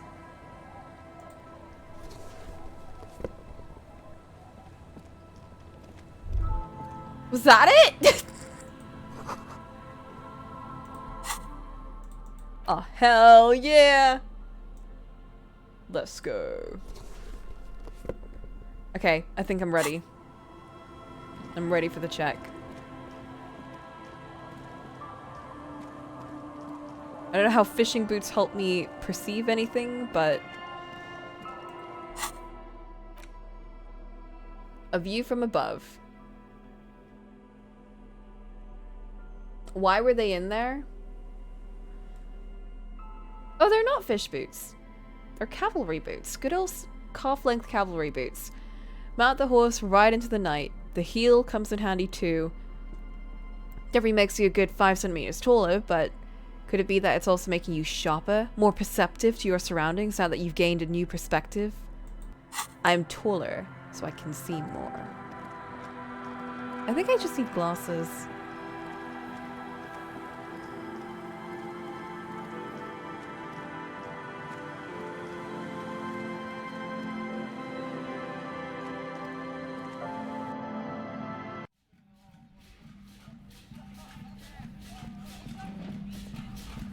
Okay, I need to turn this stupid jukebox off.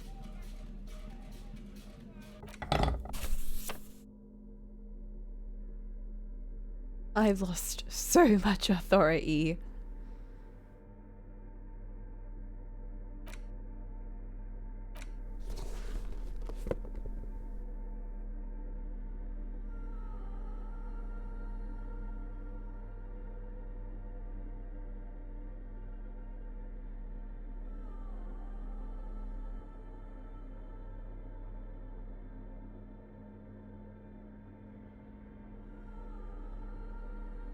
+2. I'm surprised none of the glasses give me perception. You'd think they would. Oh well. Instead, the glasses on my silly hat are what give me something.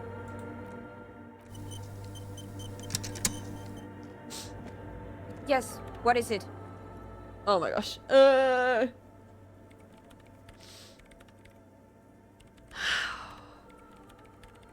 Helping Egghead with his jam? Found a melody for Egghead? No way! That helped me?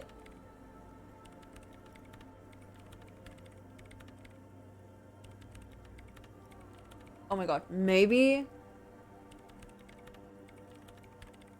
if I help him find the base, I'll get another point. Hold up. I'm gonna save this because I have no other chances after this. Unless I use speed, and I don't want to use speed. I'm gonna come back after I find the base. However the fuck I'm supposed to do that.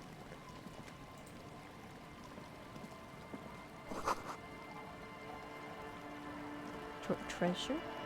Treasure? Estelle, come on, give me a B.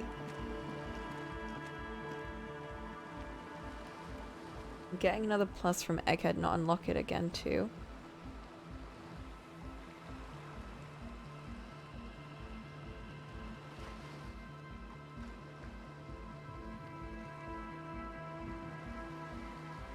Oh, so like a modifier, even if you get it from a character, that counts? Like from doing something in the story? That would also unlock it again? Hello again. Sure. Contact me. Okay. Oh. She's less prone. Go ahead. Oh my gosh. The check itself changes. Okay, let's try then.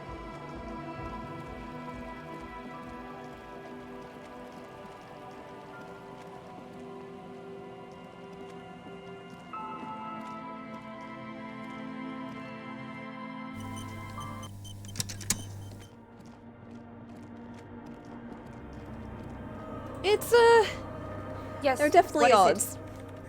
I don't know. We'll see. Everything disappears. Oh my god, yes! You are draped in silence like a drowning man staring into his puny little headspace. And then the pressure changes. I had to understand a Nordic dance to do this. Oh my gosh. It all came together. Everything connects. You see this, Suna? You see this? It's all because of a Nordic dance. What does it mean? It feels like flying on an aerostatic, or when your ears pop, or like a subtle difference in the atmosphere, a weather change hanging in the air. What if the sound you're looking for is too low for you to hear it? Suna, what if we just need a better sound system? A better sound system? Alright, but where would we get one? What if you work with the teenagers and use their big stereo? Suddenly, a rhythmic beat permeates the walls, causing a small patch of decorative stucco to crumble onto the wooden floor. They should really allocate some renovation funds to this place. No. What they really should do is shut down the disco men for disturbing neighborhood peace.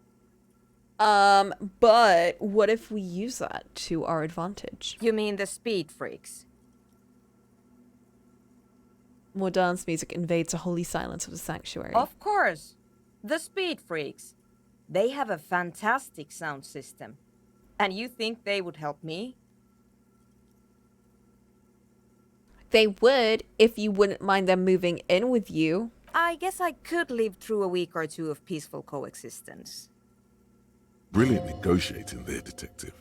As always. I'll go talk to them. Sure. Let me know how it goes. Thanks. Oh my gosh. We did it. It's all coming together. Let's go.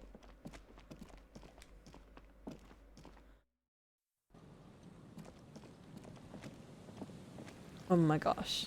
I cannot believe we did a perception check in one. Bruh.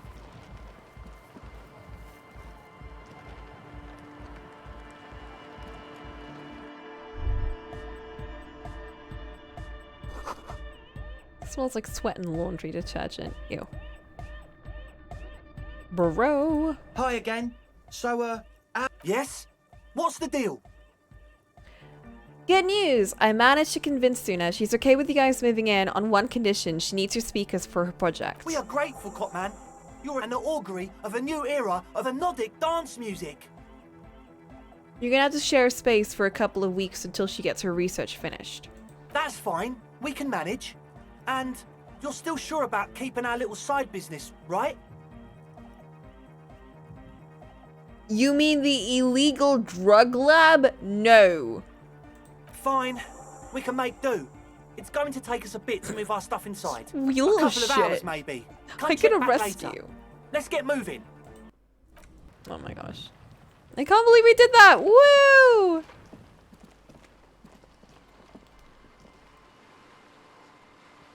Oh my god, the tent's gone. Estella's gone. Bruh. Ew, they left a bunch of garbage in here. Guys!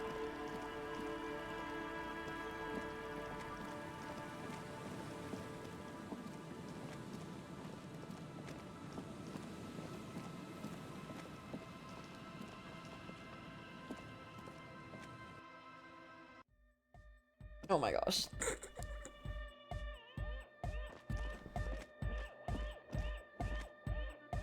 It's lagging even more. Delarian Church, the place to be! Make some noise, my church people! Large speakers are set up behind the young man, blasting a familiar song. Vibrations thump through your blue soul. The music sounds much better in the church. He stands on stage behind a table, nodding along to the music and waving his hand in the air. In front of him, the audio mixer, one reel spinning. The other reel deck is empty. Cables run hither and thither. On one side you see an auxiliary line in with the number 4.5 written next to it. How do you like it in the church? Yeah! Back on the case! No disgrace! Bring it down to party place! The first page of the second chapter! Could it be? Maybe for him, you only have a chapter or two left in you. Last of the penultimate, more like. Huh. That's a bit creepy. My thoughts. Motorway south. Oh no. The lone vector stretches in your mind's eye into the wild pale yonder. For an unimaginable distance, forgetting, until you can no longer remember anything. No cities, no mountains, no oceans, and finally, no vector. Nothing remains. A blank space with no point of reference, where only one type of motion is possible. The motion of a human throat, swallowing, and then it comes to you. To reach the end of the motorway south is to be unborn. You've had this thought before, while aimlessly wandering the streets of Jamrock. A lost piece of the man you were. A dark hope.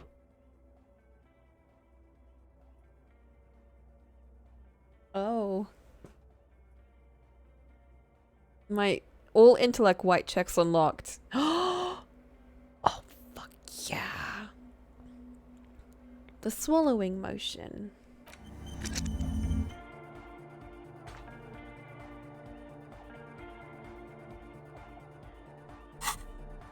Yeah, well, Harry needs to chill, because we got this club open, and I know he's gonna be down to jam.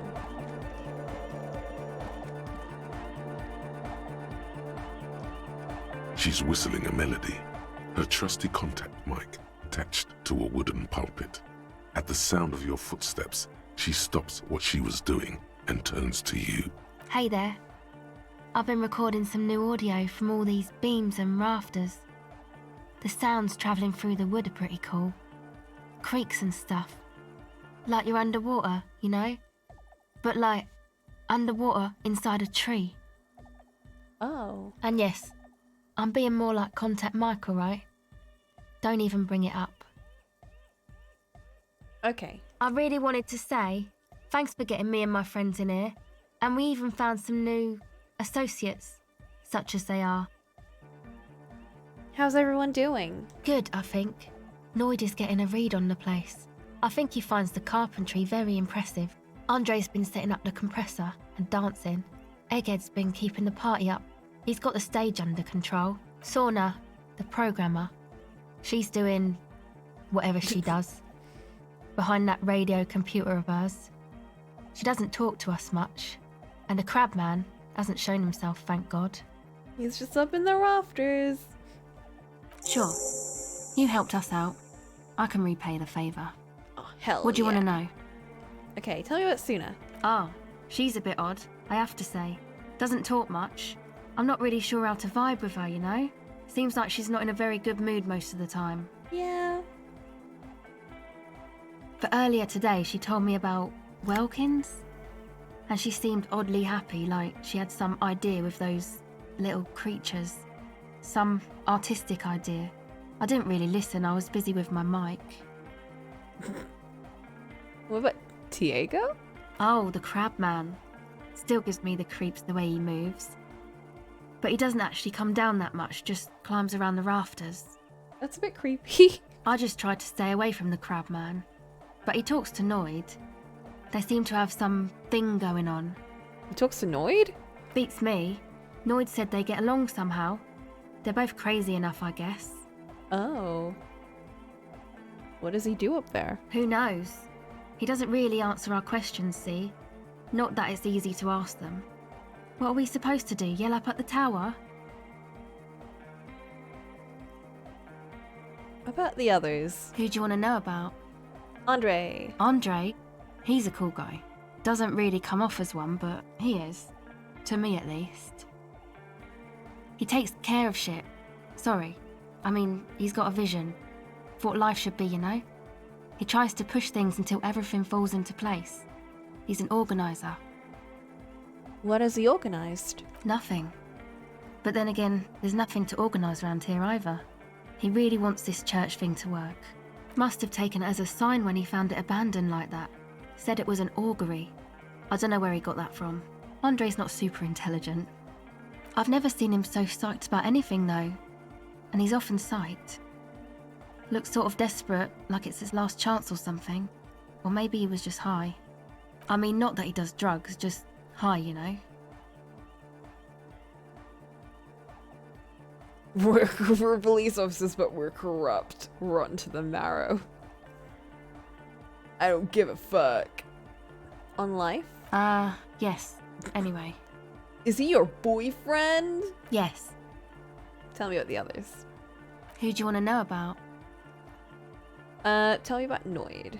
He's a four-burger, I guess, like the rest of us. Okay, maybe not Egg, I don't know about him, but Noid and the rest are from Forberg, making the pilgrimage up north to visit the Elysium.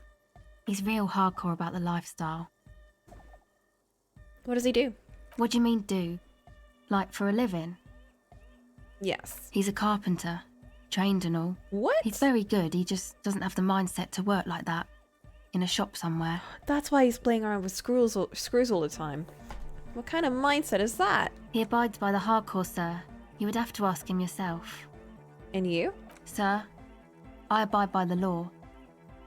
Mm-hmm. A strange feeling. Every now and then, something feels off about the way she speaks. She doesn't change tone, but you feel as though there's more about her than she lets on. Okay. What is this pilgrimage you're talking about? It's just something poor Forberg kids do every spring. To pass the time, we walk the entire length of Boogie Street, up to Jamrock, or as much as possible. Why wouldn't it be? I don't know, man. Have you been down Boogie Street? It's a little bewildering. I'm a raging alcoholic who recently drank himself into oblivion so deep he can't even remember what sounds like the biggest street in the city. No? Well, I am. Okay. Then you should go and take a look, I guess. Boogie Street is cool. It's got a lot of immigrants and all kinds of different people.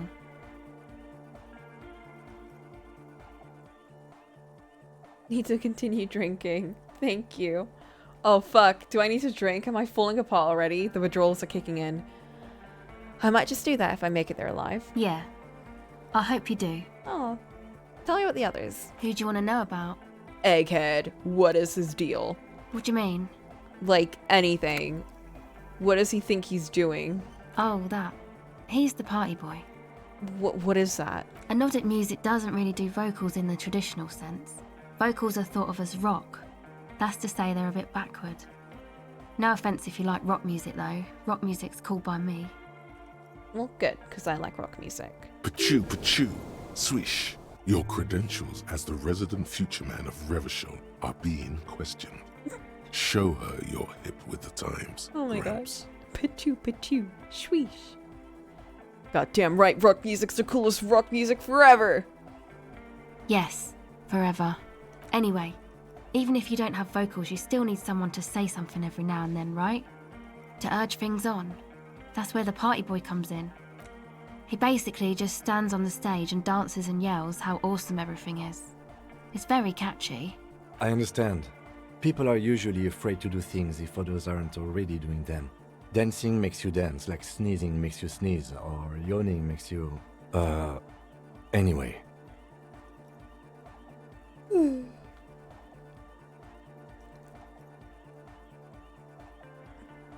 Where is he from? How long has he been with you guys? Actually, we don't know where he's from, or who he is, really. One time we were out partying somewhere in backwater Forberg. Or maybe even Coal City. I can't remember. Maybe it was Coal City. The worst of the banlieues. A wretched heap of closed-down mines, even west of Jamrock, on the dusty slope of Montmartin, the remotest possible area of Revachol.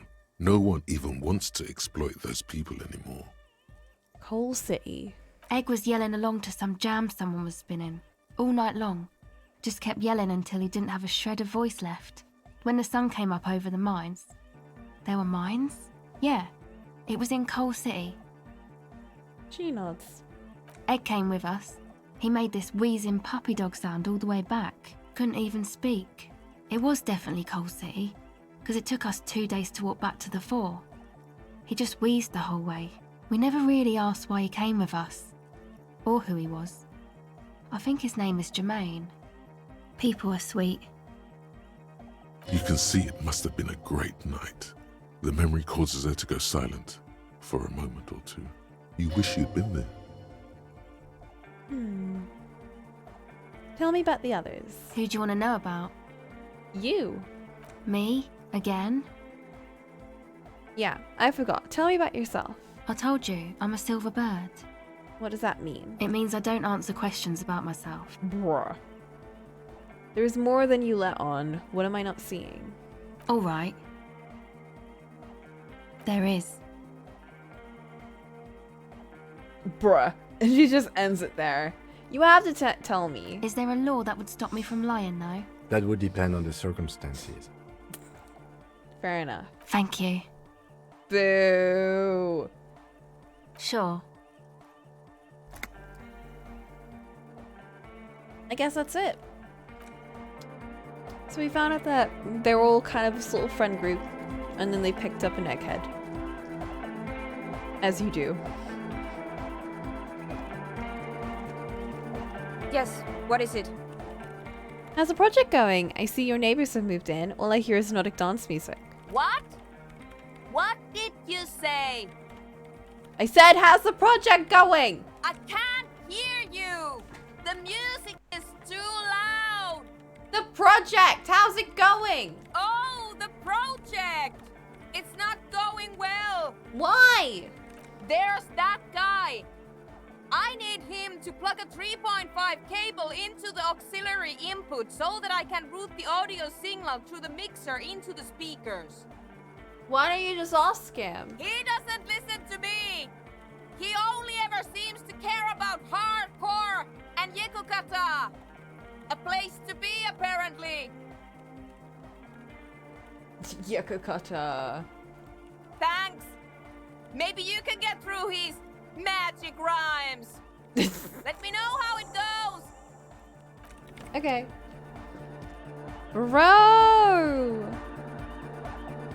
It does seem unstable here, you're right. Let's save. Good morning, comrade! Yeah! Yeah. Hardcore!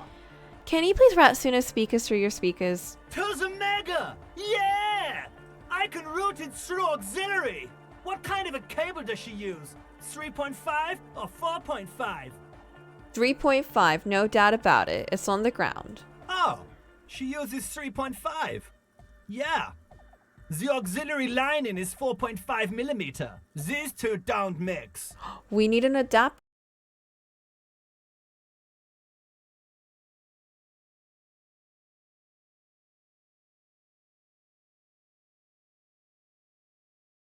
Picks it up, looking at the jack. Let's go! Hang on. This is a 4.5. We're all good, people! Oh, fuck yeah! With a grin, he sticks the plug into the auxiliary line and you hear a satisfying click. Great! Someone got through to him. Okay, let's get it all set up. Can we turn the music off, please? Egg, the music? Everybody! Everybody! Don't panic! I'm going to turn off the on-off for just a sec. For a special scheduled event. Oh, yeah, let's go! The on-off will be back, but we're doing something else for one moment. Alright, go tell her that Egghead is ready to rave to her tunes, and then I'll turn off the music. Okay. Oh my gosh. I'm so excited. Let's go! Yes, what are you talking what is about? I talked to Egghead. He plugged in the cable. You can now unmute your speakers. Okay, but think you can ask him to turn the volume down a bit? Just in case. Maximum! Egghead, a great smile adorning his face, larger than a red dwarf star. Maximum is the only way! I know it is, but could you please turn it down just this instance? Just this one time? Maximum is not the only way, okay? Uh-oh. Pump it to the brick! Pump it to the hard master! There's no other way! Glue style! See? He pumps it to the hard master. It's hopeless. Why do you want to turn down the volume? Because I'm afraid that something might happen. It's an unknown phenomenon. We can always turn it back up if there's a need.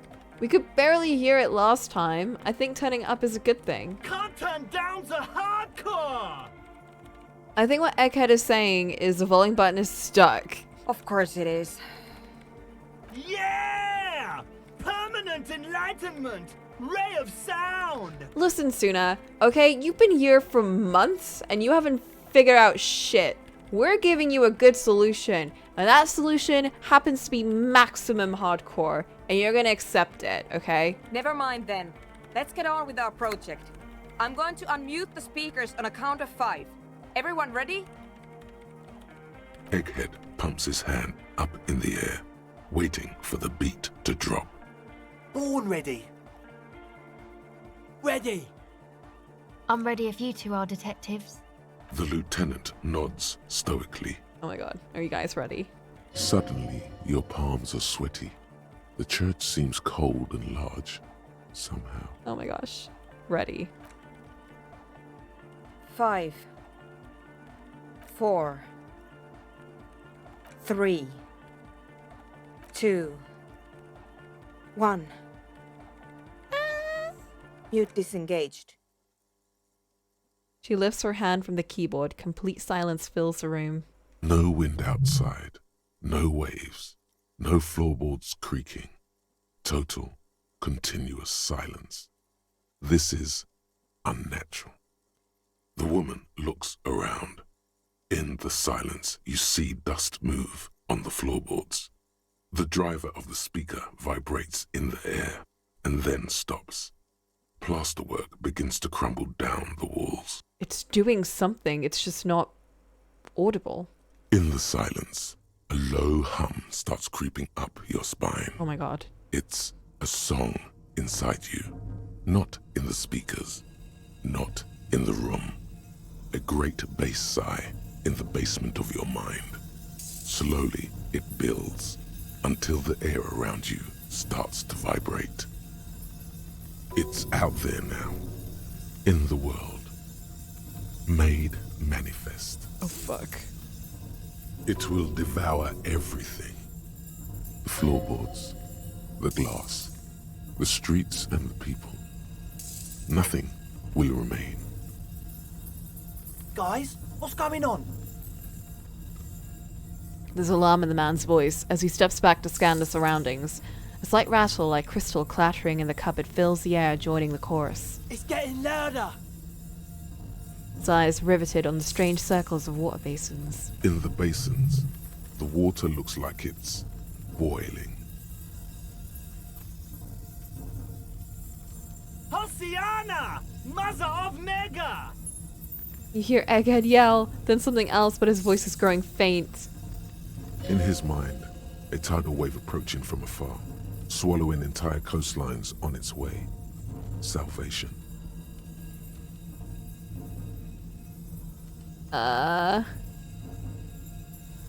What's that weird rattling sound? The beauty and the beat! The future of dance! Planetary! Hardcore? No, Egg! It's the window!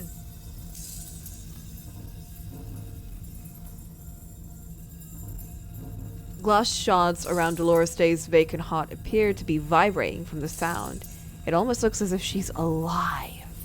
In the corner of your eye, the lieutenant steps aside, cautiously, his eyes searching for a possible evacuation route.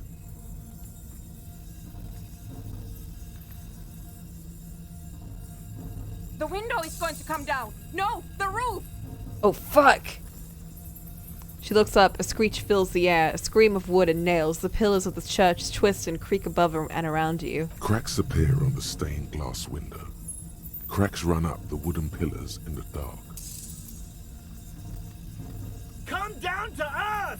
Love! No, don't! It's shaking the building's foundation. The floor twists. That's it. I'm muting it. Don't panic, it's beautiful.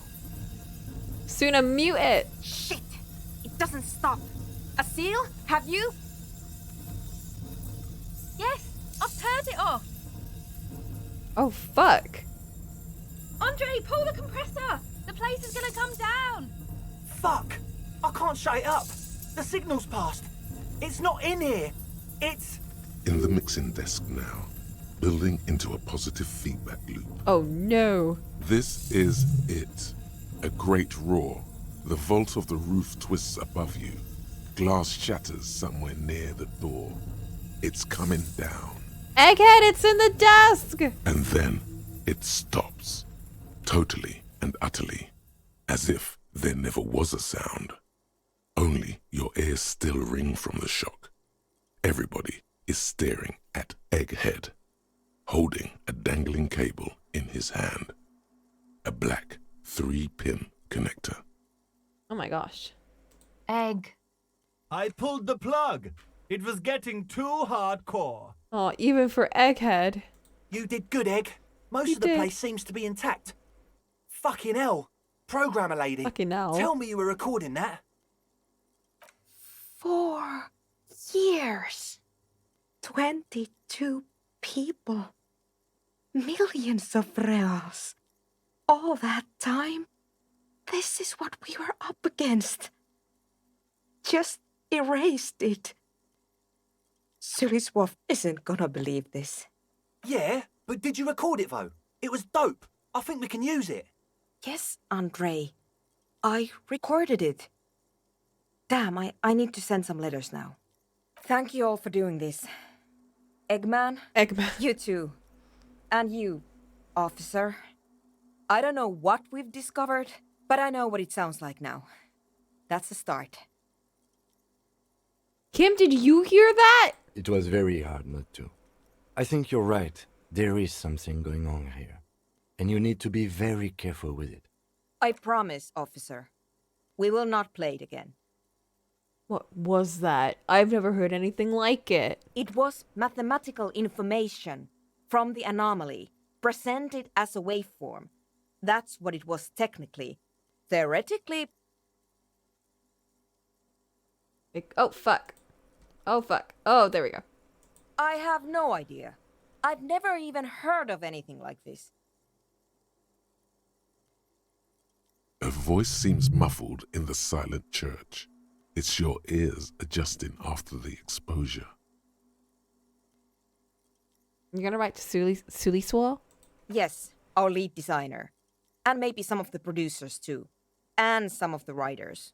If they're sober enough to open a transmission. They need to hear.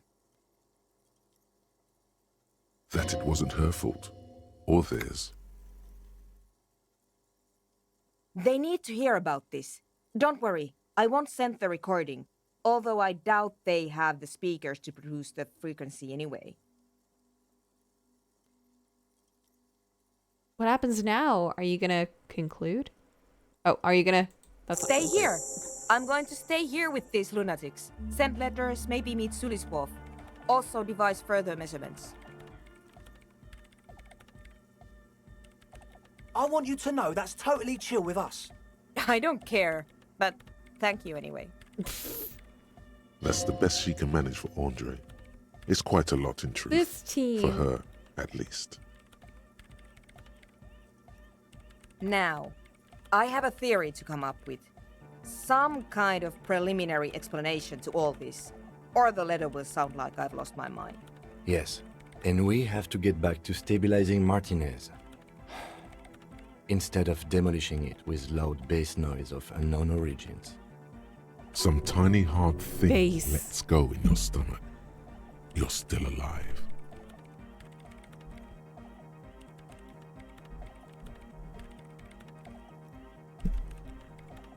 Imagine they just use this as their dance music and, like, destroy everything. That's how the game ends. I know, this weird found family of Crabman, Programmer, and Rave Kids. You have an explanation for all this. Somewhere deep in you, you know. The person you were knows. Heard of Doom Commercial Area. Investigated Doom Commercial Area. Heard of Motorway South. Motorway South complete. Oh, we did just finish Motorway South. Fuck yeah. You don't have to. You already have. A long time ago. How? These thoughts formed in you somewhere, in a long-forgotten discussion, behind a kitchen table, in the evening light, drinking coffee and smoking, with a friend. Suna, it's the origin point of the Pale. What? The swallow. It's how it starts. It's baby Pale. But Pale isn't here. We're thousands of kilometers from the edge. No. We are 20 meters from the very edge. She looks up into the darkness under the nave, then back at you. Bruh, this is some hardcore shit. You have her full, undivided attention. The lieutenant's, too. He takes his glasses off. The Pale is only an effect, a transition between the world and that. Then what is that? It's nothing. No, it's less than nothing. No. It's less than nothing, the final rest state for reality. Imagine if all this never was. Then the Pale is... a gradient. But the gradient, it clearly hasn't started yet. We're here, and the Pale is not. One day, when it's larger, it will be. I understand. A theory of the Pale where instead of an outer ocean, it metastasizes. Like a cancer or a mold. Erupting in points inside the world. Oh. This is one of those places. According to this, how long? Till it starts swallowing? It's already started. Starting with sound. Oh, fuck! And information. Causing data losses in the East Insulindian front. Have you considered why it's formed in a church?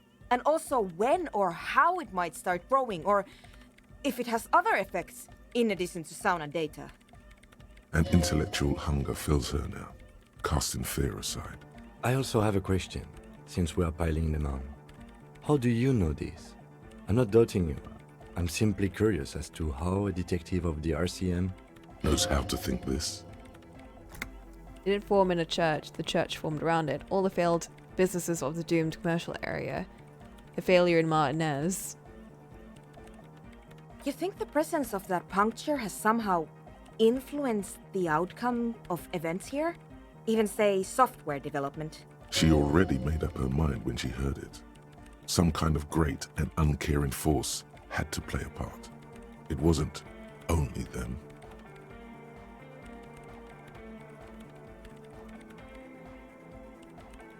All the failed businesses and ideologies. There's something wrong here. I told the producers we need to go and move to a normal office building. With amenities. But no, the artists like the milieu, the writers like the history. I told them. I should let people still working there know about this. They might be affected. You mean Plaisance and the dice maker? There was almost no one left when we packed up. I don't think Nea is playing fair in this game.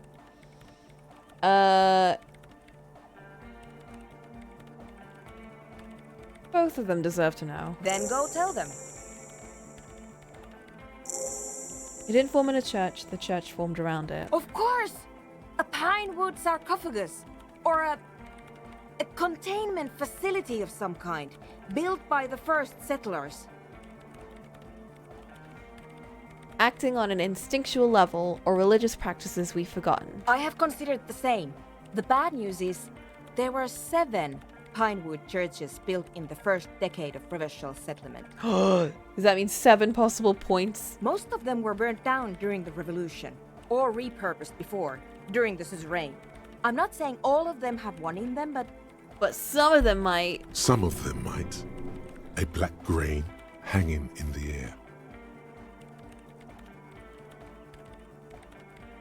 I think I've had this thought before. That's how I know. An amateur anthropomedic police officer. I'd like to say I've heard stranger things, but I'm not sure. This is a hell of a guess, however. Well worded, I might add. Yes, it is very interesting. but I wouldn't say you know. This is a guess. One that's going to have to be proved by anthroponetic scientists. I wonder how many anthroponetic scientists they have. I mean, this is kind of a massive thing, so it's probably a bit like space. Like people that study space.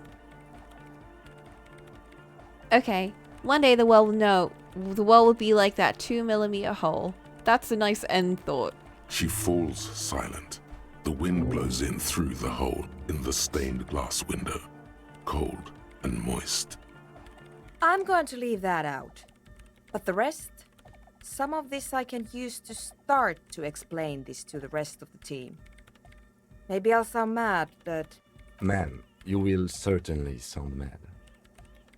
I mean, with a world like this, where something like Pale actually exists, like, people can't be that freaked out. I mean, they can be freaked out, but this is, like, very believable. One more thing. Maybe a club for anodic music isn't the worst thing you can erect around this particular point in space.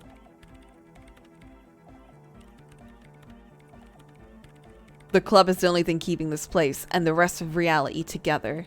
I wouldn't go so far as to... Yeah! Once the light is on in the universe, it will never go out! Thank you, Egghead. Let's leave it at that, shall we? We have an anthroponetic detection to perform in this district. I do have one mystery that still needs solving. The radio ghost in the doomed commercial area's electronic doorbell. The creepy woman! We were wondering about that when we worked there, but I had completely forgotten about it ever since. Oh my god. Because it's part of the Pale! Because it's information that's been traveling into the void. It must be anthroponetic crosstalk, the one you get in radios and long-distance calls. Now it makes sense, with the Pale right on the doorstep. Incredible. This would also explain why we get it on the police radio all the time. Anthroponetic crosstalk? It's quite common, actually. When the signal gets routed through Pale, all kinds of irregularities take place. You may hear snippets of someone else's conversation, or the voice of your former lover, or an echo of an event that took place 100 years ago. That's so creepy. Pale is a shroud of memories, and it doesn't really distinguish to whom those memories belong to. You could hear anything. That makes sense. Thanks for explaining that to me. Anytime. Oh my god. This is insane. What? Yeah, it's all set up, man. Can you already imagine 1,000 people in here? 10,000! I don't think 10,000 people will fit in here. Ecstatic vibrations, totally transcendent. And I've finished setting up the new compressor too.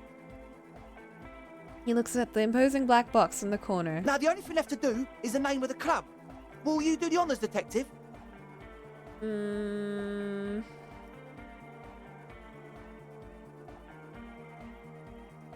Kim, how would you name the club? I wouldn't. I wouldn't build a club, and I wouldn't name it either. An underground place with no name? Sounds like something the Crabman would say. We're not going with anything the Crabman would say. Why not? The Crabman has ideas, Estelle. Ideas from another level of consciousness. Yeah, these guys are besties now. I don't care.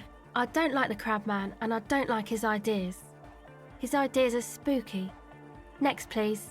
Yeah, I feel like adding one more person in this room will absolutely just crash the game. What do you want, Andre? The name. Everything I managed to come up with sounds just wrong. Andre's overthinking it. Yes, you should do it, detective. It would be good for the signs. Noid's right. You've helped us so much. It's the right thing to do. Estelle, what do you want? How about something simple? Like the club? Oh. Too modern. And too ironic. We don't want ironic. We want real. Real and true and beautiful. Like a morning after the rave. Egghead, you have to have ideas. Yakokata! Oh, Yakokata! The place to be! Yeko Qatar, the zone of ecological catastrophe. That's too morbid, Egg. Got anything else? Hardcore! Hardcore to the mega! No, it has to be bigger than hardcore. Bigger? Yes, it has to be even bigger than hardcore to the mega. It has to be bigger than the scene. Oh my gosh. Noid, what do you want? The amnesia. Amnesia memories? Like I can't remember the name of the club, Amnesia. Amnesia! It's not amnesia, guys. Oh. Okay, he doesn't want amnesia. Suna, what do you want? I don't. Good. We have too many opinions anyway. No. I've come up with a name. You have? Well, what's the name? I think we should go with Disco Elysium. Like that DeLorean word for the world, you mean? Elysium. Oh my gosh. It's the name of the game! But Disco Elysium, isn't it wacky? Disco's kind of gone, isn't it? Forgotten. It's never been gone! It's always been here! We are the Disco Elysium. The past is the future, but the future is dead! No, it's beautiful. Beautiful and brave. Like we want it to be. Fuck yeah! And short. And memorable. Oh my god. It's settled then. Everyone welcome to Disco Elysium. Ah, they said the name! This is the hypest shit. I love this. We just broke reality. Now we're calling the club the name of the game. This is really hardcore. A light beam washes over the dance floor, bathing it in a violet blue. Andre breaks into frenzied dance-like motion to celebrate the name. Someone turns up the beat. That's frenzied dance motion? Okay. He's like doing a very slow jig. You should go with the flow. Join in on the experience. Start tapping your foot. It feels good. It feels right. But what is this? What is this thing that Andre is doing with his limbs? I don't know. What are you doing, Andre? I'm dancing.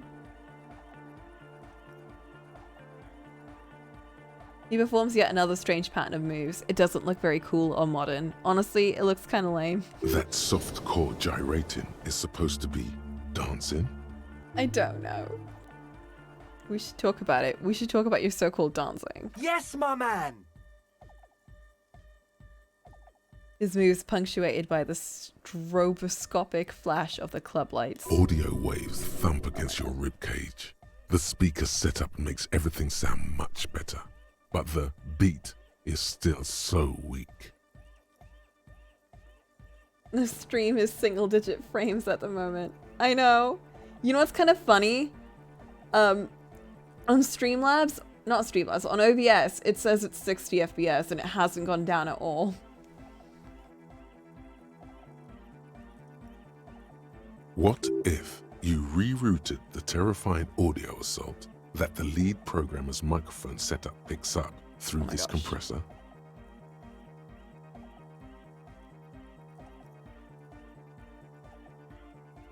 Ooh. It's full of slideshows. I think that's just how it's gonna be, bro.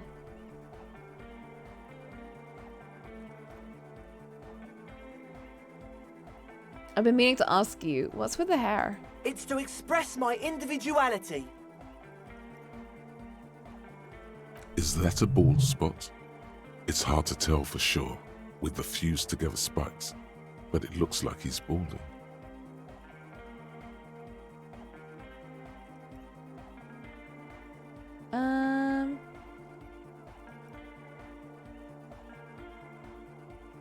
Is it because you're balding? Or because I'm balding, yes. I want to fuse the remains of my hair together before it leaves me. Oh my gosh, that's so sad. Was I clicked off the game for a moment there? Yeah. I want to show my hair. I don't give a fuck how old you think I am. I'm 20. Oh my god, no! Not 20.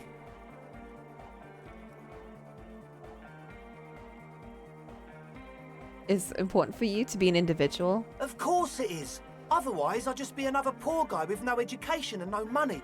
Yeah, I'm General clicking issue, off man. because that's Now when all it that, gets smooth. And I have radical spikes. Maybe it was a bad idea. Anyway. Oh god. Goodbye, officer. I need savoir-faire.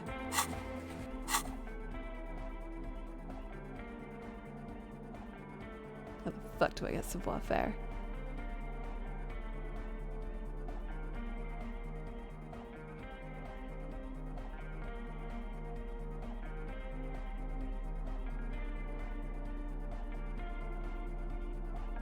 Well, that's great. So many of these take away my savoir-faire. None of them give me any. Oh!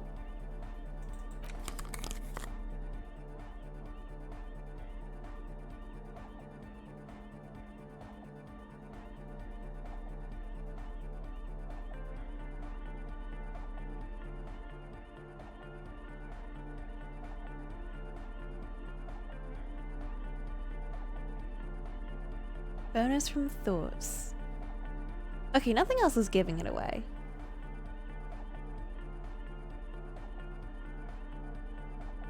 Need a program that's always on top. That is very silly.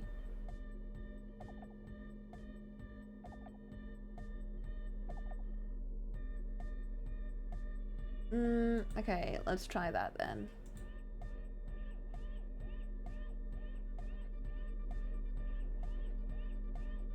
That didn't do anything.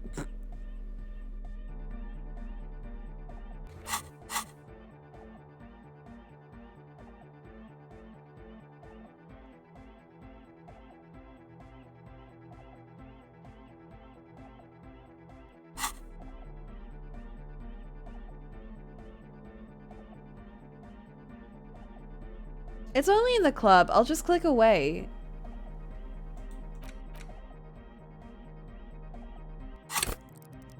What? How did I get 3 points? What? Insanity. I think I needed 1 point in composure.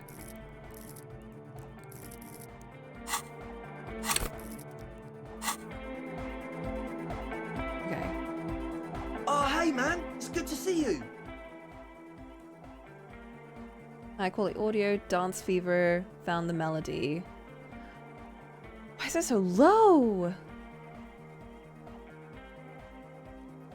Come on, fuck. You close your eyes and dream of the shapes your body should form to bring this strange music into life. For now, such ferocity of motion is beyond you. But just imagine the moves you could pull to this futuristic beat. Puts a grin on your face just to think about it. Even a failed attempt gets the juices flowing and repairs some of the damage done by battles lost. Ooh. If you up the dose and truly dance, who knows what will happen? Salvation. Oh, fuck. Goodbye, officer. My clipboard. What's my clipboard doing? Oh, that just takes away my authority. It's fine.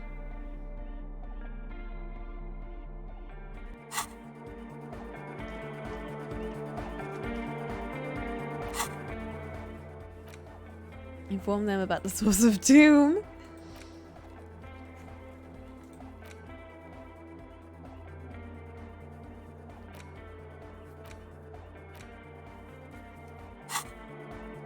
This is insane. We've just discovered so much.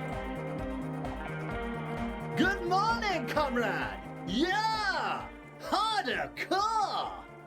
That was a crazy sound. Yeah! It was awesome and scary. Very hardcore. Very. Too hardcore, in fact. I couldn't control it at all. What happened? It sucks up all the air in the mix until it's the only thing left. Starts compressing itself and everything around it. Completely fills up the headspace. Extreme!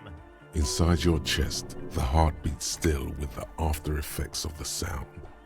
Imagine if you could harness that power, making it pulse. What if This is the answer to Van Eyck's jam. We could use that sound. Oh! But how? What about the compressor?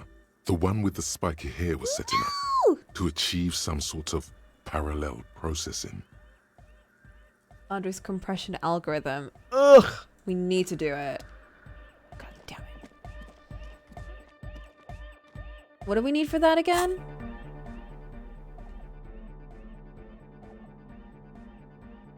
Was it savoir faire? No, it wasn't. What was it? Was it? Bro. Oh, hey man, it's good to see you. It was. Goodbye, officer. Goodbye. We need it! We need to find the beat, bro! Wait, what did I just put that in? No. We don't need more drama. I think we got plenty. Jesus Christ, we put so much into rhetoric!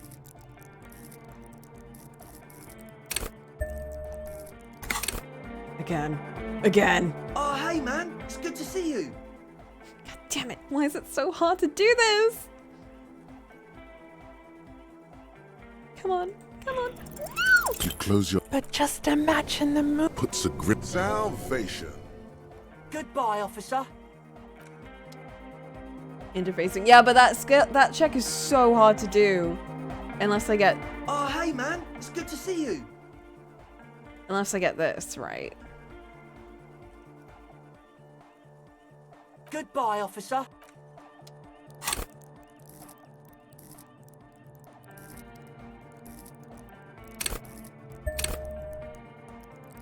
Oh my god, we'll have 7 in total. Ah. Oh, hey man, it's good to see you. Impossible. We've got an even chance now.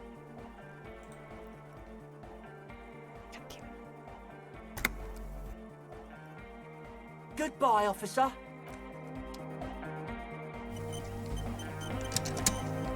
Oh, hey man, it's good I will to see do you. this. You close your eyes and dream of the shapes your body should form. But just imagine. Puts a grip... Salvation. Damn it. Goodbye, officer. They're gonna eat up everything, aren't they? This is insane. Oh, hey man, it's good to see you. Bruh. If this doesn't work, I give up. I give up. You No! close your eyes and dream of the shapes your body should form. But just Puts a grip... Salvation. Goodbye, officer. I don't even know what to do with savoir faire. It's such a useless skill for me. Good morning, comrade! Yeah! Harder car! Bzz, bzz, bzz, goes the track in the background, never ending. You can't grasp what's missing, but you can try to make something up anyway. Can we forgive save scumming for this?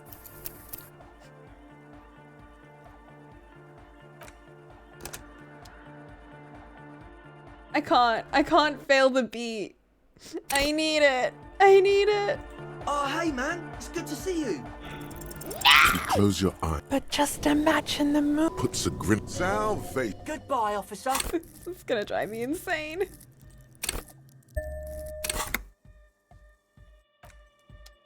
Oh, hey man, it's good to see you. You close your eyes and dream of the shapes your body should.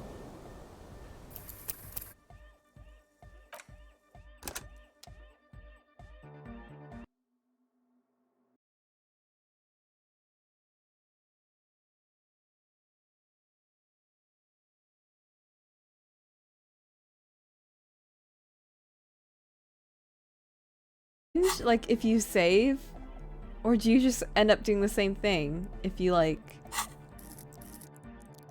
if you go through the, you know, the same checks?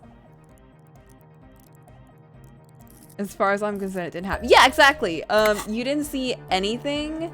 Oh, hey man, it's good to see you. But actually, I your didn't eyes do and dream of any the shapes checks. your body None of this is happening right now. You're literally not seeing anything. Andre! Andre, you fucking... Oh, hey man, it's good to see you. I've helped you so much, bro. I've helped you so much. Why the fuck aren't you giving me this?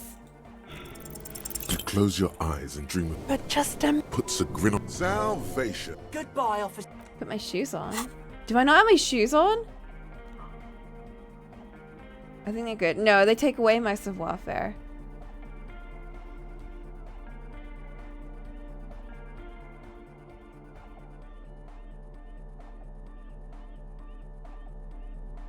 I don't think I have any good ones.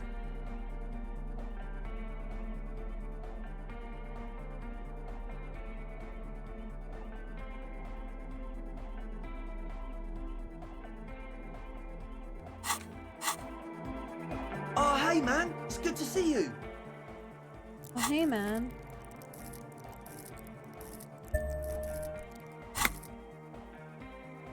Gimme. Goodbye, officer. Oh, hey, man. It's good to see you. You close your eyes and dream of the shapes your body should form to bring Why? this strength. Why isn't it working? Is it impossible? Can I just not do it? Can you actually save scum with skill checks, or do they just like remember? Oh, hey, man. It's good to see you. Like, is it already set from the start? My original shoes would be disco. There must be some disco shoes out there. You close your eyes and vacate your skull, leaving Oh my god, I can't believe we did the Reduce that check! little flutter Bros! We're just so good at the game.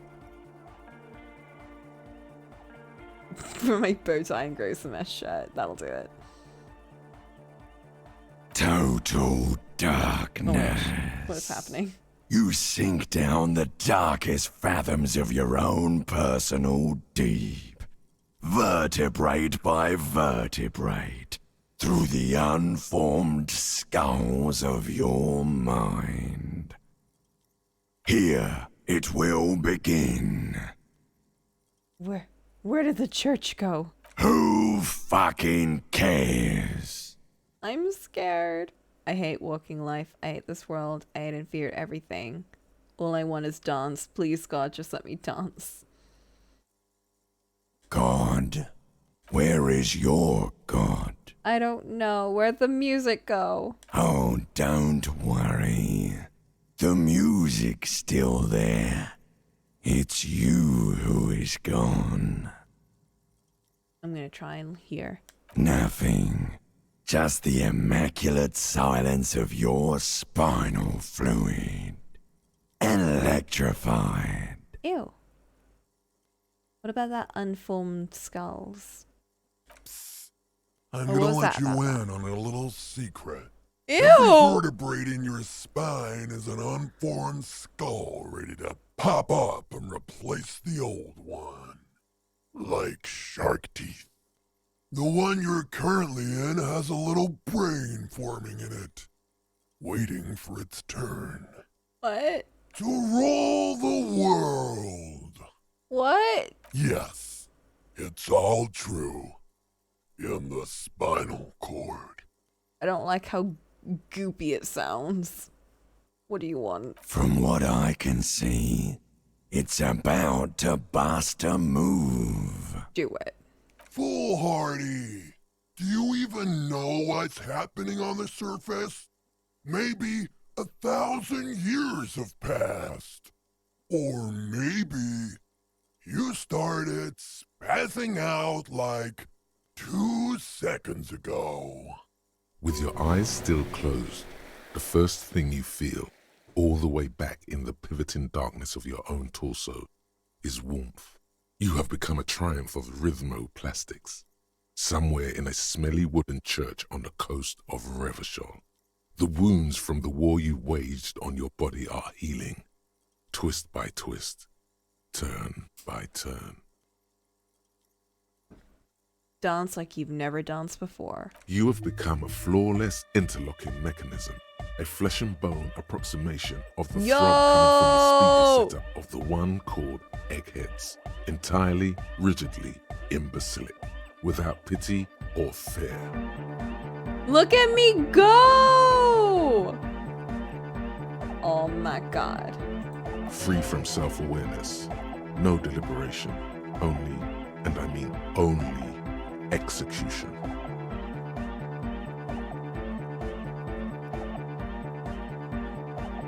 Oh my god! No way! Yes, way. With his reel-to-reel mixer blasting the anthem of a future that will never come, the young man observes your moves for a second.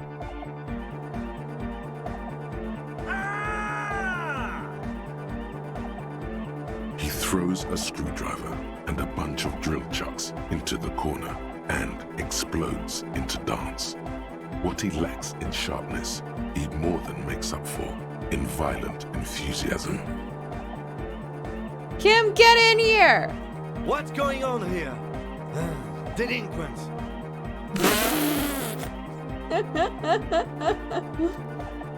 This is clearly a Code 31 emergency. Code 31! The lieutenant squeezes the bridge of his nose. The lights reflect off his glasses. He's obviously having trouble adjusting to this new reality. A Code 31 emergency? Really? Yes, officer in need of assistance. On the dance floor! The lieutenant crosses his arms with a bemused look. Come on, Kim! You know you wanna. What's happening? Lieutenant's forced to yell over the futuristic music blasting from the speakers. I'm not doing anything. The music made its mind up a long time ago. I'm just implementing. Help, Kim. I think I'm turning into some kind of superstar. Good for you. Rock on, then. We ain't going anywhere before we tear shit up. What? Oh my god. Oh no. I don't have authority. Fuck! Respects you. Outranks him.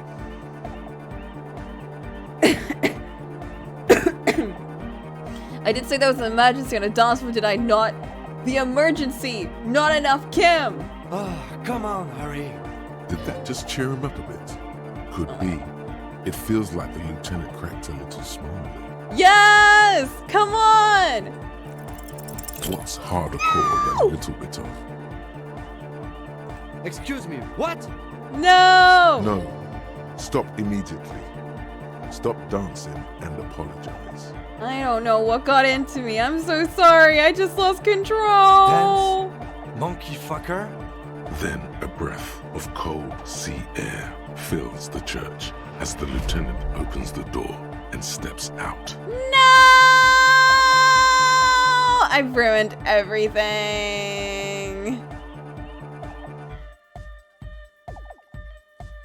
I'm out of juice. You might be imagining it, but it feels like Egghead turned the volume down. Such is his respect. Man! Now, man! Now...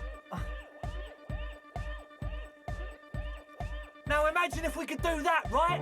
But with like 1,000 people. End of human development. Mission complete. My mission here is complete. Hope I remember those moves, man. Don't worry, man. That was awful. No! What have I done? I've ruined everything. Kim hates me. No!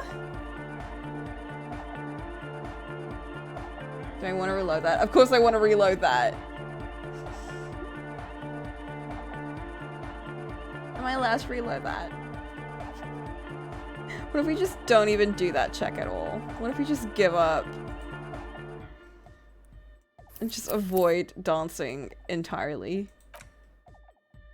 I don't think dancing leads to anything good. I'm just gonna give up disco.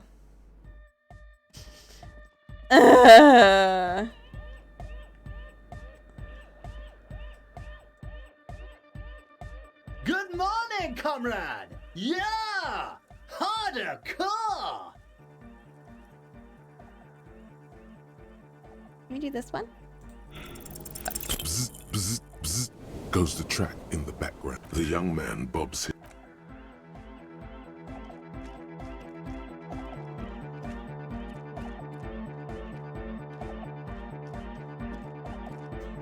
Oh, hey, man. It's good to see you. Can we do that without, like...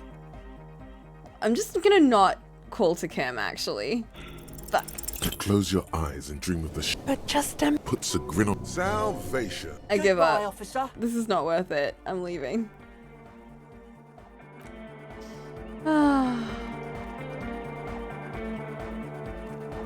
Yes, what is it?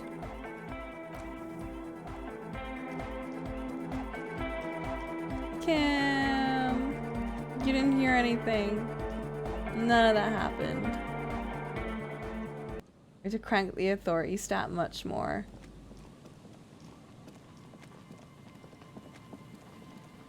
Well, the thing is, just take up that -4. Oh yeah, we do have this, which is a bit... I don't think we need that much authority, actually. Let's try it again.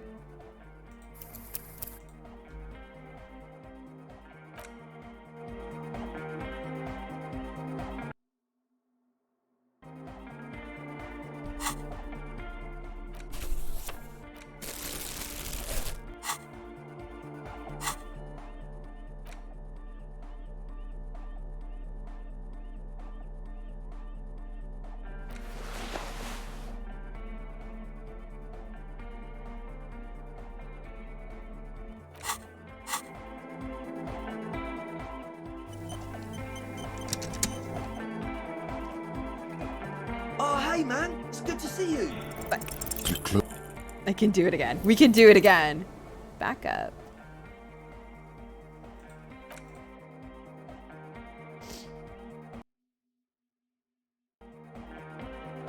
Oh, hey, man. It's good to see you. You close your... This is like the only time I've ever quick saved in the game. Oh, hey, man. It's good to see you. You close your... There we go. Total darkness. There we go. No, I remember you sink hinting down at the it. Here, it will begin.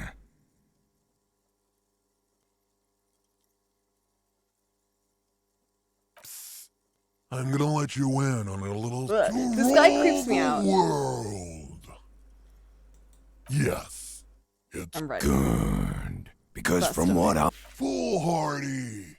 Do you even know? With your eyes still closed, the first thing you feel, all the way back in the pivoting Hell darkness yeah. of your own torso, is warmth. Yeah, I just You want have to become a dance with triumph no of original slurs. plastics. Somewhere Why? in a smelly wooden church on the coast of... You have become a flawless and free from Yes. self-awareness. Oh, my God. With his reel-to-reel mix-up, Let's go! he throws a screwdriver and a bunch of drill chucks into the corner and explodes into dance. Kim! What's going on here? This is clearly... Code 31! Lieutenant is obviously having trouble. The Code 31 emergency? We need you on the Really? dance floor! The lieutenant, What's happening? I'm turning into a hyperstar! Good for you. Rock. What? Oh my gosh, okay. Ah, come on, hurry. did that just cheer him up a bit? Could be. It feels like the lieutenant cracked a little smile there. See, this is what it should have been like.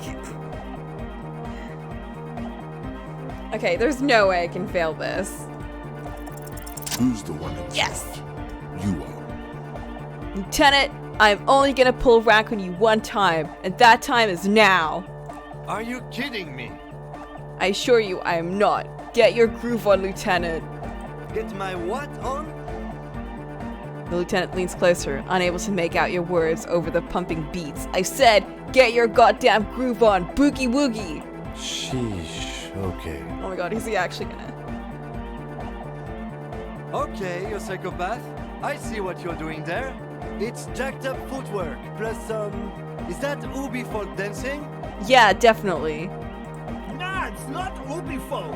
It's hardcore. Yeah, whatever. Say nothing. Push the footwork extra hard. That all you got? I did 15 years in the juvenile crime unit. I can't do age inappropriate. Oh my god. Now, check this shit out. Yo, let's go! The lieutenant begins to heel kick the church floor with such intensity, it's reasonable to fear he'll kick a hole right through it, causing the floor to crack and the pillars to collapse, bringing the church roof down on all of you. It doesn't look like he'd give a shit either. Oh my god, let's go! Turn to Assault, what are you doing? The young woman lifts her headphones up slightly and raises her chin, looking at you expectantly. Asil, aren't you going to dance? No, recording. She turns to Suna, then back at you. She briskly shakes her head and puts her headphones back on.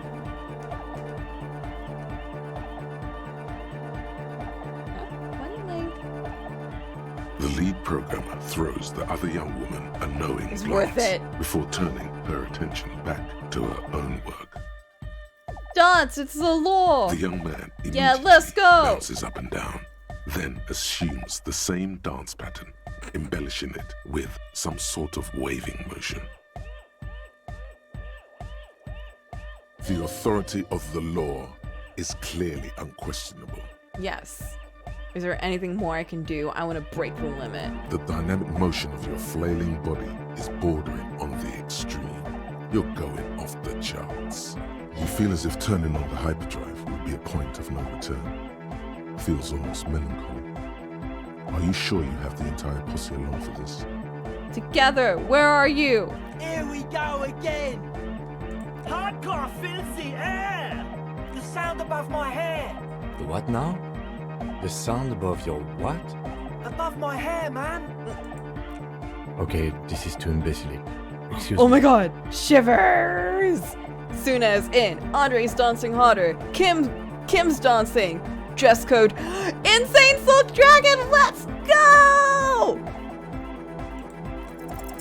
On the coast of the Fuck Martinez yeah. Inlet, in a small weather-beaten stave church built 380 years ago by settlers from the Occident, most likely to guard against an anomaly at its center, an officer of the RCM is contorting his body into idiotically rigid shapes as he invents the future of dance music.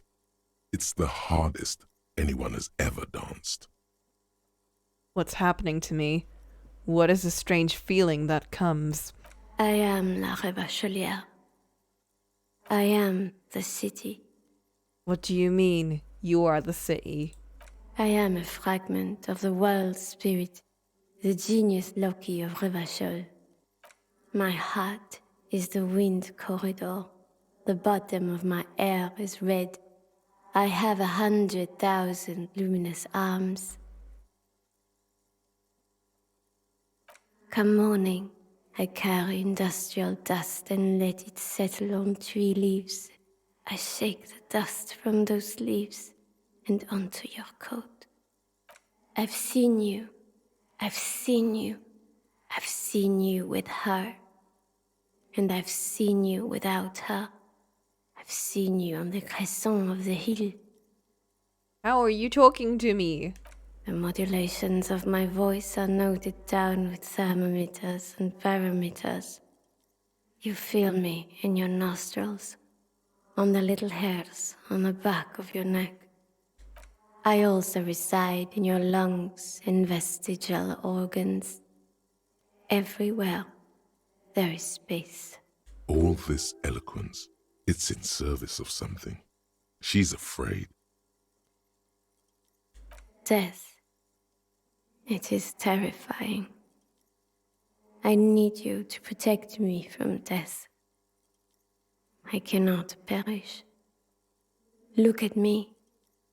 I cannot end. In 22 years, the first shot will be fired. Not a shot from a gun. An atomic device that will level all of me. All of me. Revachol? What can I do about it? You are an officer of the citizens' militia. You move through my streets freely in motor carriages and on foot. You have access to the hidden places. You also circulate among those who are hidden. I need you You can keep me on this earth. Be vigilant. I love you. An officer of the RCM is lying on the floor of a small church with his eyes rolled back and his tongue lolling out. Several others are standing around him. He slowly comes to. Had a good rest there? I spoke to the city of Revachol. Fuck yeah! I bet you did. Those were some advanced moves, man. That's all great, but we should really get going. We spent enough time doing aerobic exercise for today. Okay, let's leave. You might be imagining it, but it feels like Egghead turned the volume down. Such is his respect. Man! Now, man! Now... Would-be leader stutters with excitement. Now imagine if we could do that, right? But with like 1,000 people. End of human development. Mission complete. Right? Ecstatic. All right. You're absolutely beat. Muscles relaxed and feet like noodles underneath. Goodbye, officer. Okay. Let's go. I'm gonna save.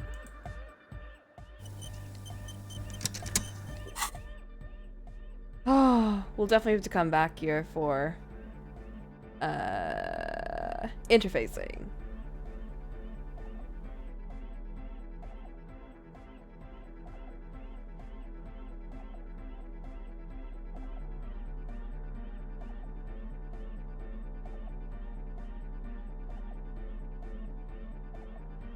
I'll probably watch someone do a playthrough, to be honest.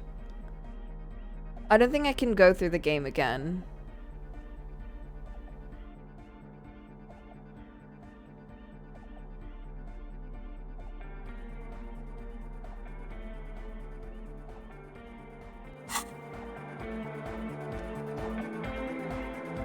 I would need to like see someone going through it for the first time and seeing them like experience everything like their own way, because that will make it more interesting for me. But also like when you go through a game once, it's really hard to like go through it again and feel the same kind of excitement over everything. But I definitely have people I want to watch play this game, so I'll definitely do that.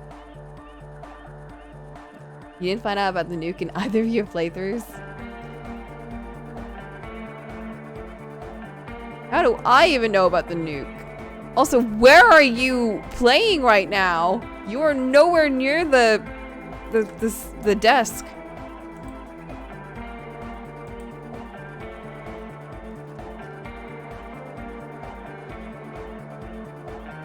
Bro.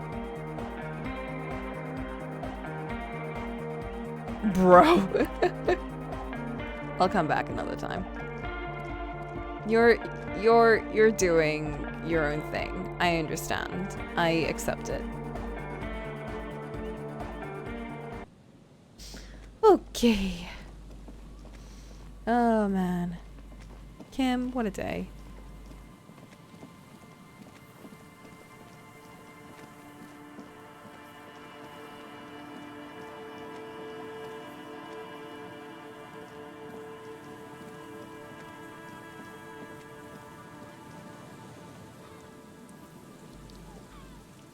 I got blown back by my moves. My rhetoric was good enough to find out what the city was afraid of. Ooh. Well, it would better be, because I put so many points into rhetoric. Rhetoric's like one of those skills that I didn't think I would ever need, but because I really wanted to open that door, I just pumped it, you know?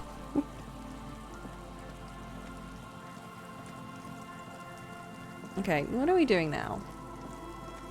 Ooh, we should actually wrap up soon.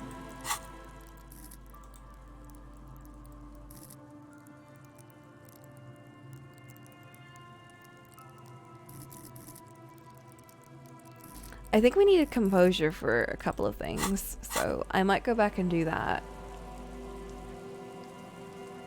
Shivers is really interesting, though. I think there's a couple of skills in this game that I really want to see a playthrough of that just has, like, really high levels of it. Like, I would love to see a playthrough that's maxed out visual calculus and maxed out shivers. Maybe Half-Light. I don't know what the fuck Half-Light is, but sure. Thank you, mega rich light bending guy. If only he gave me some money.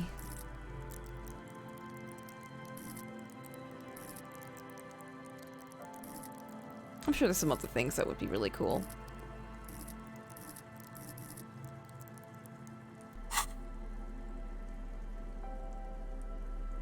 But yeah. I'm gonna end here. We'll see if we can play some tomorrow. I might be able to, but tomorrow's also my last day, so I don't know what I want to do. But we'll see. I'm very happy with what we accomplished today, though. We found out that there's a giant nuke heading towards the city in 20 years. That's great. I need to put that down, actually. Giant nuke.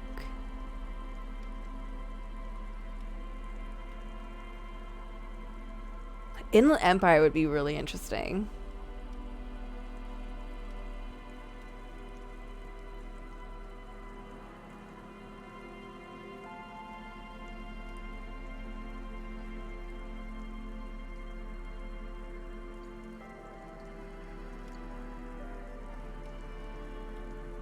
Yes.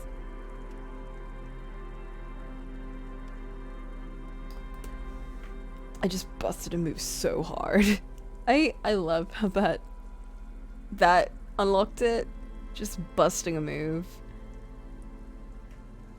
Oh, what a game. I love it. I love how you just get these absolutely wacky side quests and they just reveal so much about the world. And you're like, that is not what I expected in the side quest. But alas. Okay. Good night, guys. I'm not going to bed, but I have to say good night because it is like 2 a.m. So good night, guys.